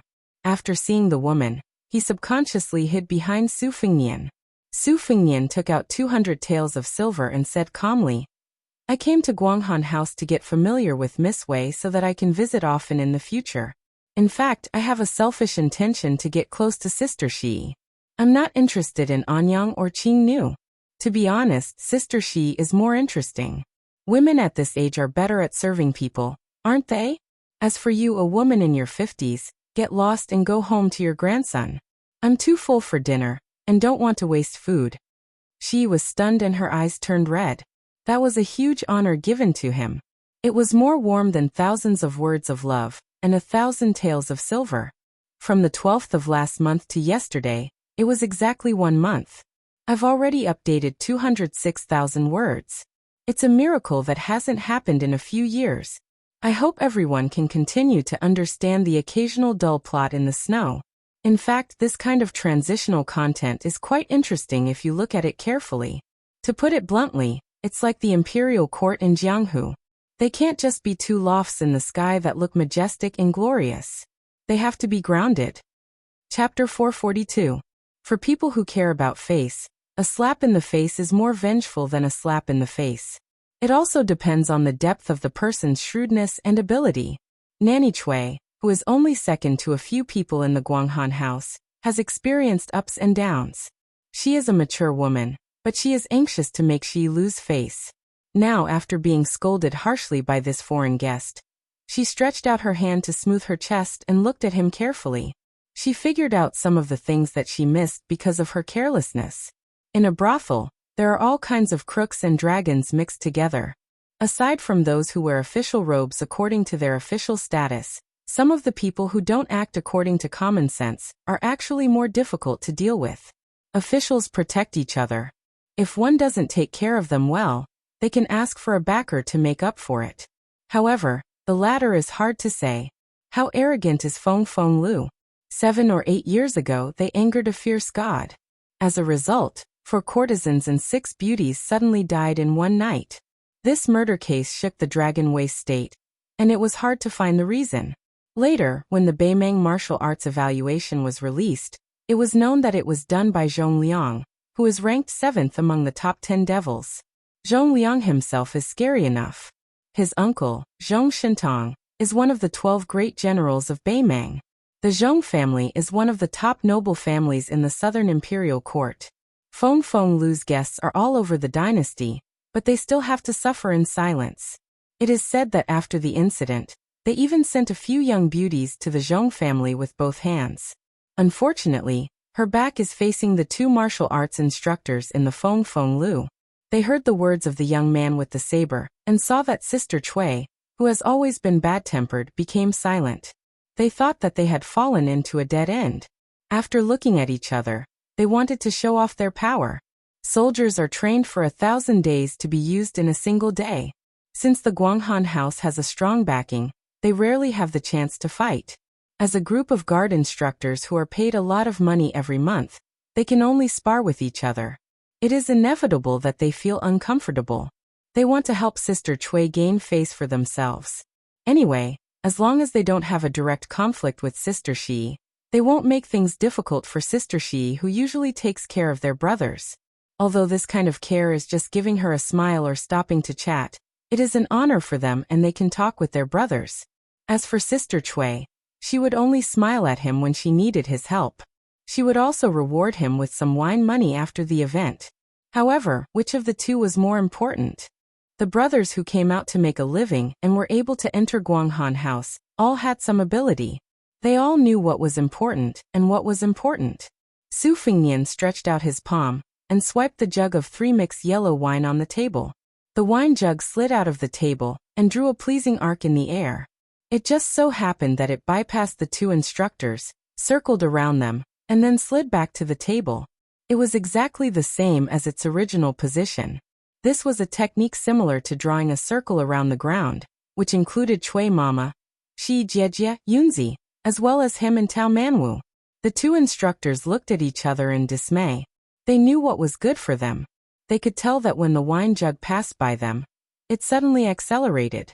Even if they wanted to punch it with all their strength, they would not be able to catch it. This was not a small trick that anyone could play. Cui Mama was needed for a while, but her face was as usual. She left after a few teasing words. She did not dare to take advantage of the east wind to beat a drowning dog. It could be seen that she was really in danger in Guanghan House now. Shi Jiejie was born as a courtesan. Out of gratitude, she admitted that she was old, so she gave up her position and stayed in Guanghan House to be a nanny who was more noble than a procuress. She was responsible for training the girls with potential in the Guanghan House. Sister Cui was born as a maid and was not favored.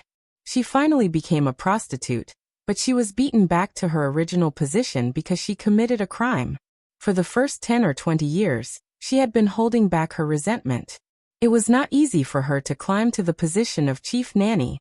Shi Jiejie, who had a smooth life, of course regarded her as a thorn in her side. She helped Yunzi up and said softly, "Does it hurt?" Yunzi, who had escaped a disaster, knew that the future would be difficult, but at the moment, she was more happy than worried. She smiled and said, "Aunt, it's okay. Yunzi will be scolded and beaten for the rest of my life. I won't die." She patted his clothes and said helplessly, "If Sister Cui can't get along with you and can't take it anymore, you can come and tell me.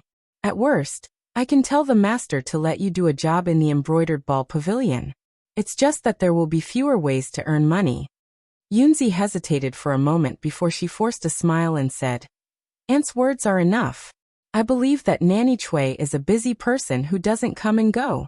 She won't fuss over minor matters like me." She sighed and said, "Go. I will deal with it here." When the young man left the tea room with a heavy heart, she looked at the young master with a saber and said faintly, "Young master is clever." She thanks young master on behalf of Yunzi. Seeing that elegant young master pretending to be ignorant, she did not say anything. Today's disaster, if the guest in front of her relied on his background and ability to act a little earlier, She and Yunzi would not have a way out. Sister Chui had taught Yunzi a lesson and then provoked the guest verbally. This was unreasonable. She was humiliated verbally by the young man with the saber, and then slapped the wine jar as a warning. Although it was not watertight, it could be considered a kind method of forgiving. As a result, Shi's situation could not be worse, but Yunzi would feel much better. Otherwise, this young master would finish eating, put on his clothes and leave. Yunzi would be cleaned up to the point that she wished to die. At that time, even if she wanted to save Yunzi, she would not be able to open her mouth. Su Fengnian picked up the wine jar and put away the banknotes. He said with a smile, "Drinking in the tea room is nothing. Let's go to Sister Shi's place." Shi's face showed slight anger. She bit her thin lips and said softly, "Young master, please forgive me. Shi has not received guests for a long time." Su Fengnian laughed involuntarily and said, "It's just a drink. Does Sister Shi really think that I am greedy for your body?" She had casually said those words to Auntie Chui. Sister Shi thought too highly of herself. "I came here from a study tour. In the past, when I went to the brothel with my friends, I was just a hostess. I played the role of the poor person who paid the money. I have not fought with real swords and spears. I want to drink some wine with Sister Shi first to boost my courage. When I see Miss Wei later, I won't be defeated so easily. Although my family has some money, 200 taels of silver will be spent in the blink of an eye. It is really like the saying, a moment of spring night is worth 1,000 gold. A moment of spring night is worth 200 taels of silver. It is too unfair. Sister Shi, is this the truth?" The corners of Shi's mouth curled up. She was really amused. It turned out that there was such a new saying for a moment of spring night. Not to mention other things, this young master with a saber was definitely straightforward. He was the same towards Sister Chui and Shi. If it was said that she had to repay him with her body because he helped her once, it would be too absurd. Shi was not familiar with the affairs of the world.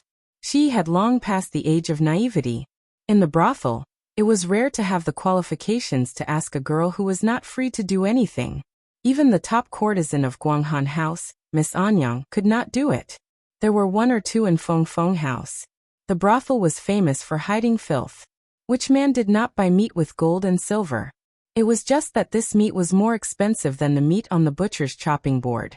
A woman's flowery words could not be trusted, but a man's pledge of eternal love could be trusted? She looked deeply into the pair of clear red phoenix eyes. She did not detect the slightest bit of malice. She gritted her teeth and agreed to drink. With her tolerance of 2 caddies of soju wine and not getting drunk, she believed that she would not suffer a big loss. It would not be a big deal if he touched her when she poured the wine. After she thought it through, she said softly, "Young master, follow me to the 4th floor. It is not far from Miss Wei's embroidered ball pavilion." Chapter 443. Walking side by side, Su Fengnian noticed that Shi's fragrance was light, and her simple yet elegant attire made her look like a pretty girl from a humble family. Sister Chui was much more exaggerated.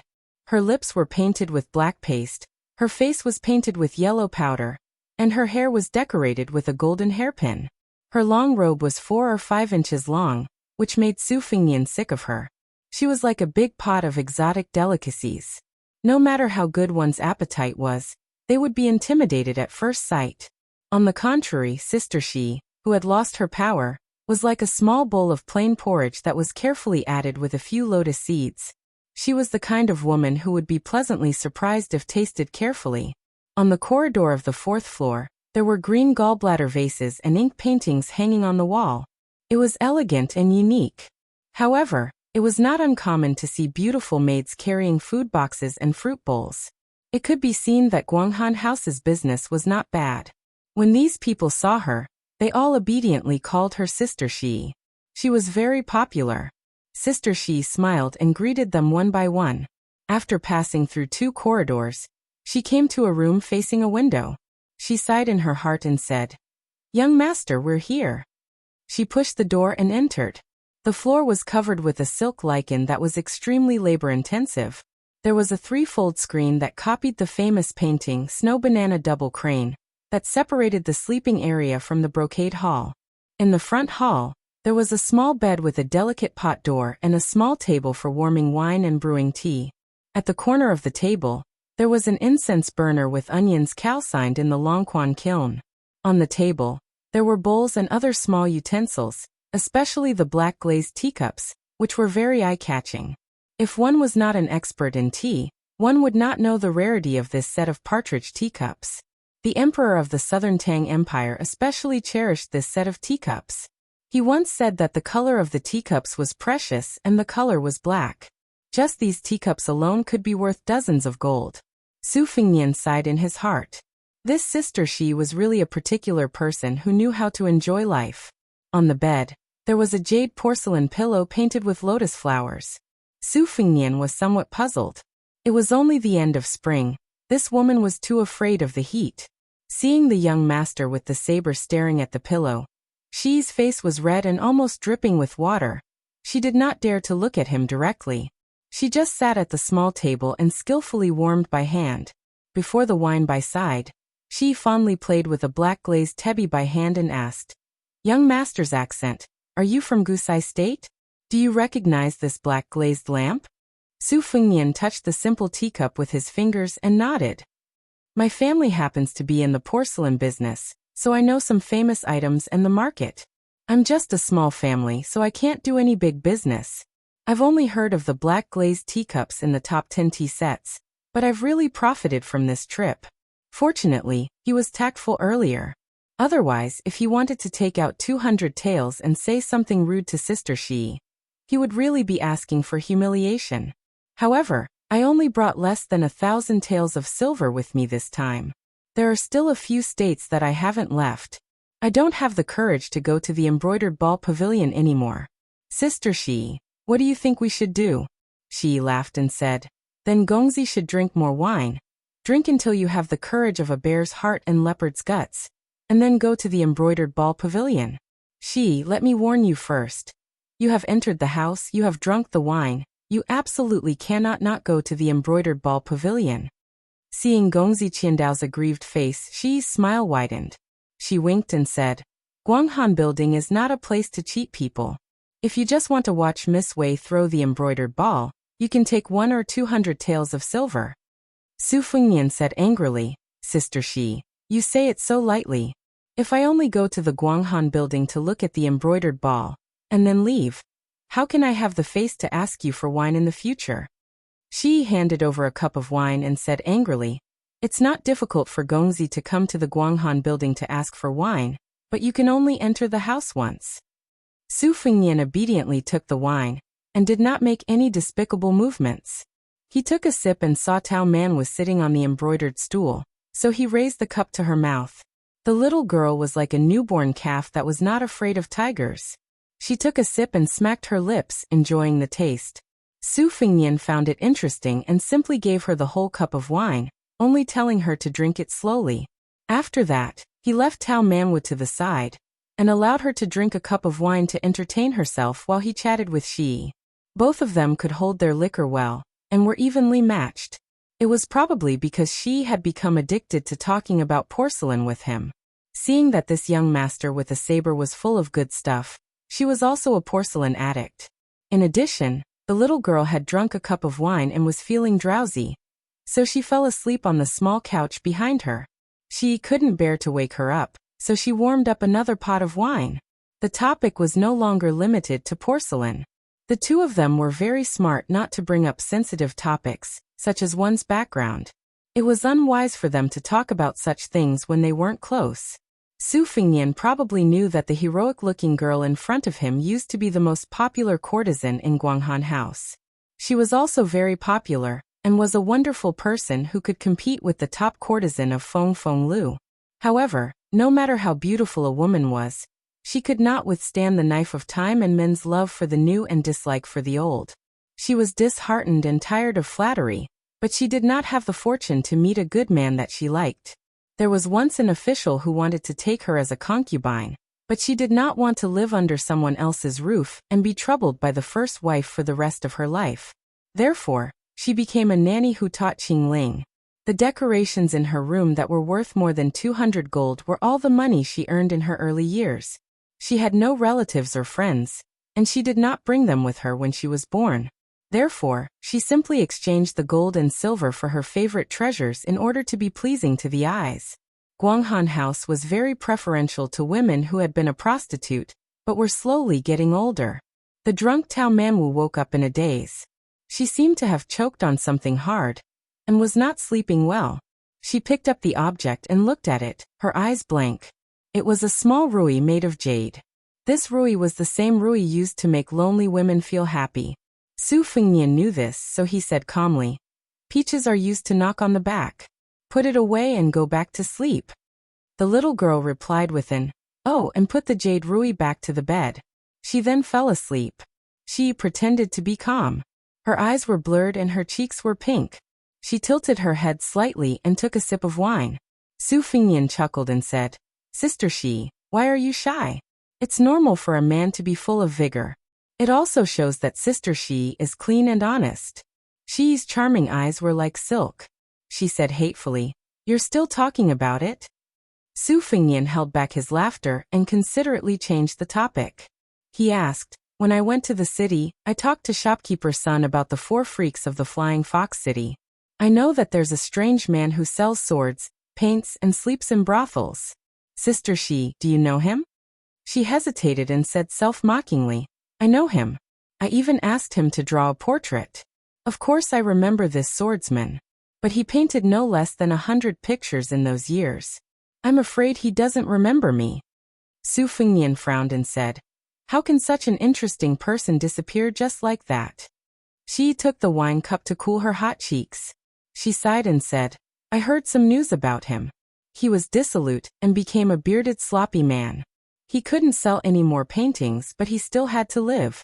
It seems that he went to the city magistrate's mansion to be a swordsman.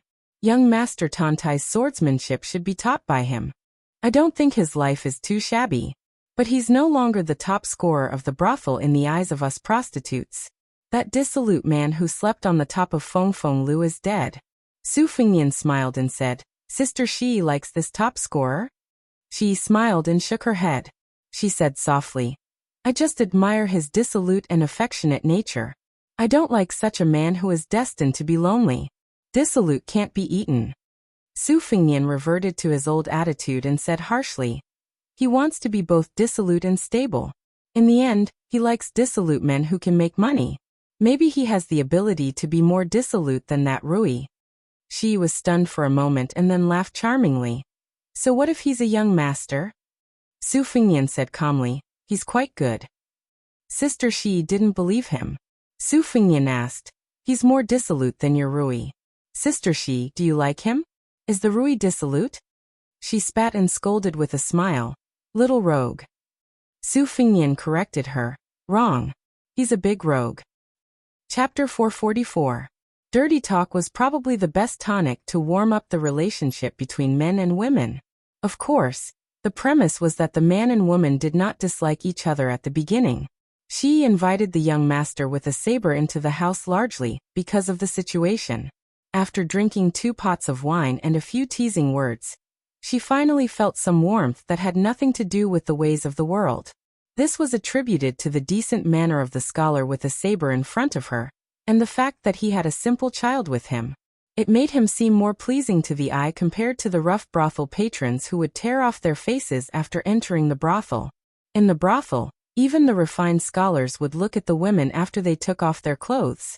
Su Fengnian accidentally got the information he wanted, and was ready to get up and leave the house. After going to the embroidered ball pavilion, he could leave the Guanghan building. Whether he could follow the vine to find the top scholar who sold the sword, and whether he was related to the man Su Xiao wanted him to find, would depend on fate.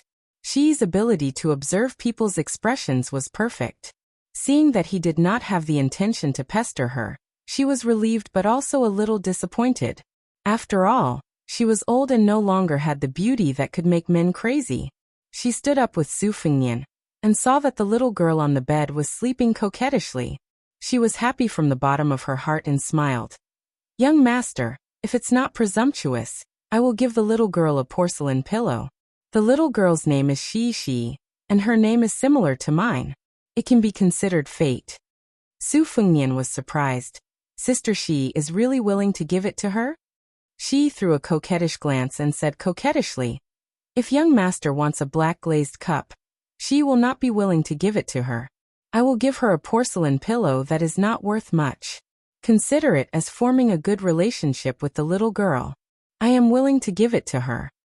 Su Fengnian sighed. Sister Shi is so considerate. It is disrespectful to accept it. If there is a chance in the future, I will definitely return the gift. Shi waved his hand and smiled. Don't. I don't have any ulterior motives for giving the little girl a porcelain pillow. If you return the gift, you will be at a disadvantage. Su Fengnian didn't insist. He thought that if he could safely return to Beiliang, there was a set of black glazed lamps in the prince's mansion that the late emperor of Southern Tang had held tightly to before his death. It could be said to be an immortal item. If there was a chance, he wouldn't mind giving it to this good-natured brothel girl.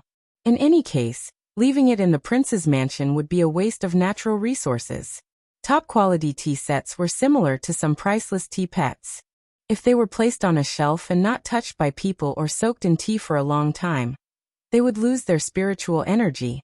It was the same principle as how people raise jade. However, there was no harm in not talking about this kind of unsettled matter at the moment.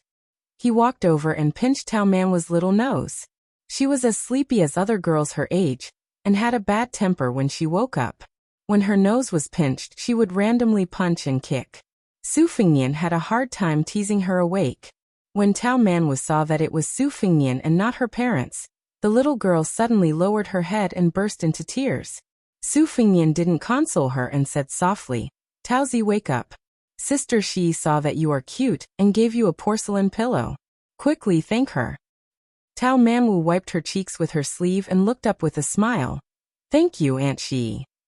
Shi's heart softened and she said softly, "Good girl." Su Fengnian took out a few banknotes and put them on the table. He held the little girl who was hugging the porcelain pillow and said apologetically with a smile, "I won't disturb Miss Wei today. Here is the deposit. I will come back tomorrow. Our Taozi has a bad temper when she wakes up. If I don't let her sleep well, she won't be happy for the next few days." She didn't have time to be rude and said softly, "Why don't you go to Miss Wei's embroidered ball pavilion and let the little girl sleep here?" She added flatly, "If you don't find it dirty." Su Fengnian shook his head. He noticed that his sleeves were being pulled. Seeing the reluctance in the eyes of the little girl in his arms, Su Fengnian frowned. The two girls, one big and one small, became nervous. Of course, Su Fengnian didn't want Tao Manwu to stay together with Joy, who had cultivated into a spirit. If there was any mistake, Su Fengnian would kill him without hesitation. However, how would they know about the inside story that was filled with thick blood qi? As they wished. How many people and how many things were as they wished? Su Fengnian, whose hearing wasn't inferior to that of a top crypt master, slightly trembled. As expected, unpleasant things came knocking on his door. Su Fengnian forcibly suppressed the killing intent in his heart. He didn't know why, but after the death battle with the demon Xie Ling at the Duckhead Green Inn, he didn't draw his saber and gained enough energy. The saber will in the scabbard skyrocketed, but the killing intent in his heart also rose. However, Li Chungang had already retired from Jianghu and wasn't by his side. Otherwise, he would definitely ask whether this was good or bad. Su Fengnian was really worried that when the time came he wouldn't be able to raise the dragon-slaying saber will and become a demon who killed people like flies. Su Fengnian silently recited the chant of the Great Yellow Court and calmed his mind. He looked at the door and heard a hurried knock. Su Fengnian was surprised. Other than Wei Manxiu, who she regarded as her daughter, no one else would come, and Xiaoer's knock wouldn't be so stiff. Su Fengnian took a deep breath and went to open the door. She saw Sister Cui with a playful smile.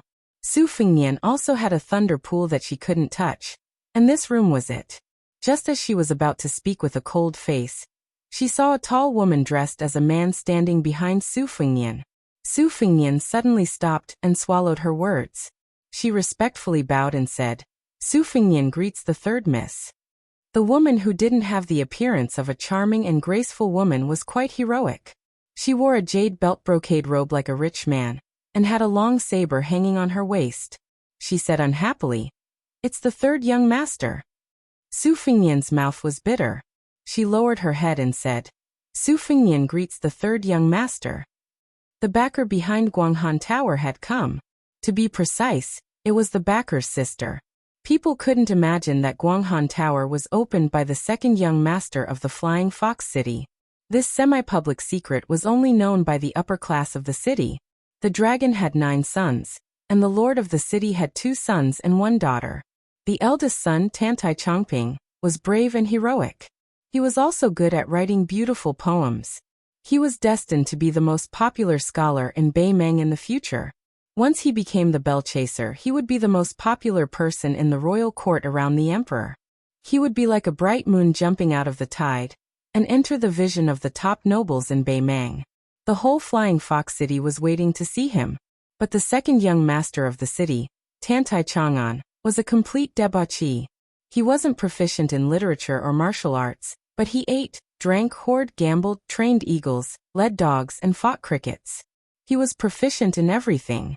Just in the breeding and trading of crickets, he had spent no less than 3,000 to 4,000 taels of silver. Because the second young master of the city loved to fight crickets, every year starting from the 7th month, it was unknown how many idle hoodlums would scour the city for crickets. They hated that they couldn't dig 3 feet into the ground to catch a fighting cricket worth several dozen taels of gold. It was no wonder that people joked that Flying Fox City had a 5th freak. The young daughter of the city overseer, Tantai Kongho, did not like women in makeup but loved weapons. She frequently fought in the bustling streets. Practically all of the city's hoodlums, big and small, had suffered. They already recognized her appearance, and when they saw her, they would take a detour, not giving her the opportunity to beat people up. The one standing in front of Shi was Tantai Kongho. Looking over Shi's shoulder, she saw Su Fingnian and said in a strange tone, Shi, I heard that you brought an extraordinary guest into the embroidered ball pavilion, and even showed off your skills in front of Mama Cui. This young master went to the embroidered ball pavilion to take a look, but there was no sign of him. I didn't expect that he really was here. Shi, I previously heard second brother say that you were the most authentic in the Guanghan Tower. Why do I feel that this is not the case? First, you secretly took the job, and now you're eating it yourself? Didn't you cut the silk in accordance with the brothel's rules and no longer receive guests? You made an exception for such an unremarkable young man? Have you gone crazy thinking about men? I heard Mama Cui say that these past few years, you've mostly used Sir Yurui to pass the spring. How about you let this young master gain some experience? This influential woman's imposing manner was overbearing, without the slightest bit of misgivings. Every sentence pierced the heart and bone, each word piercing the spine. She forced a smile and said, I only drank 2 pots of wine with this young master, and did my best to entertain guests. She did not receive any guests. If there truly is a day when she makes a comeback, she will certainly first inform the third young master before daring to act. Mama Cui clicked her tongue and said, Little sister Shi is truly an honest person. She deserves to be called a loyal woman who will dedicate her life to the Guanghan Tower. Tantai Kongho angrily rebuked. Shut your mouth. You don't have the right to add insult to injury. She is not a good thing. You're the same as her. If she's lacking, how much better can you be?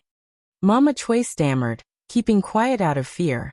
Su Fingnian, who was watching from the sidelines, laughed in his heart. Don't look at this little girl's poisonous mouth. She actually knew how to be impartial. She wasn't the kind of stubborn young girl who would listen to the wind and listen to the rain. Mama Cui's move of fanning the flames was a profit, but the profit was limited.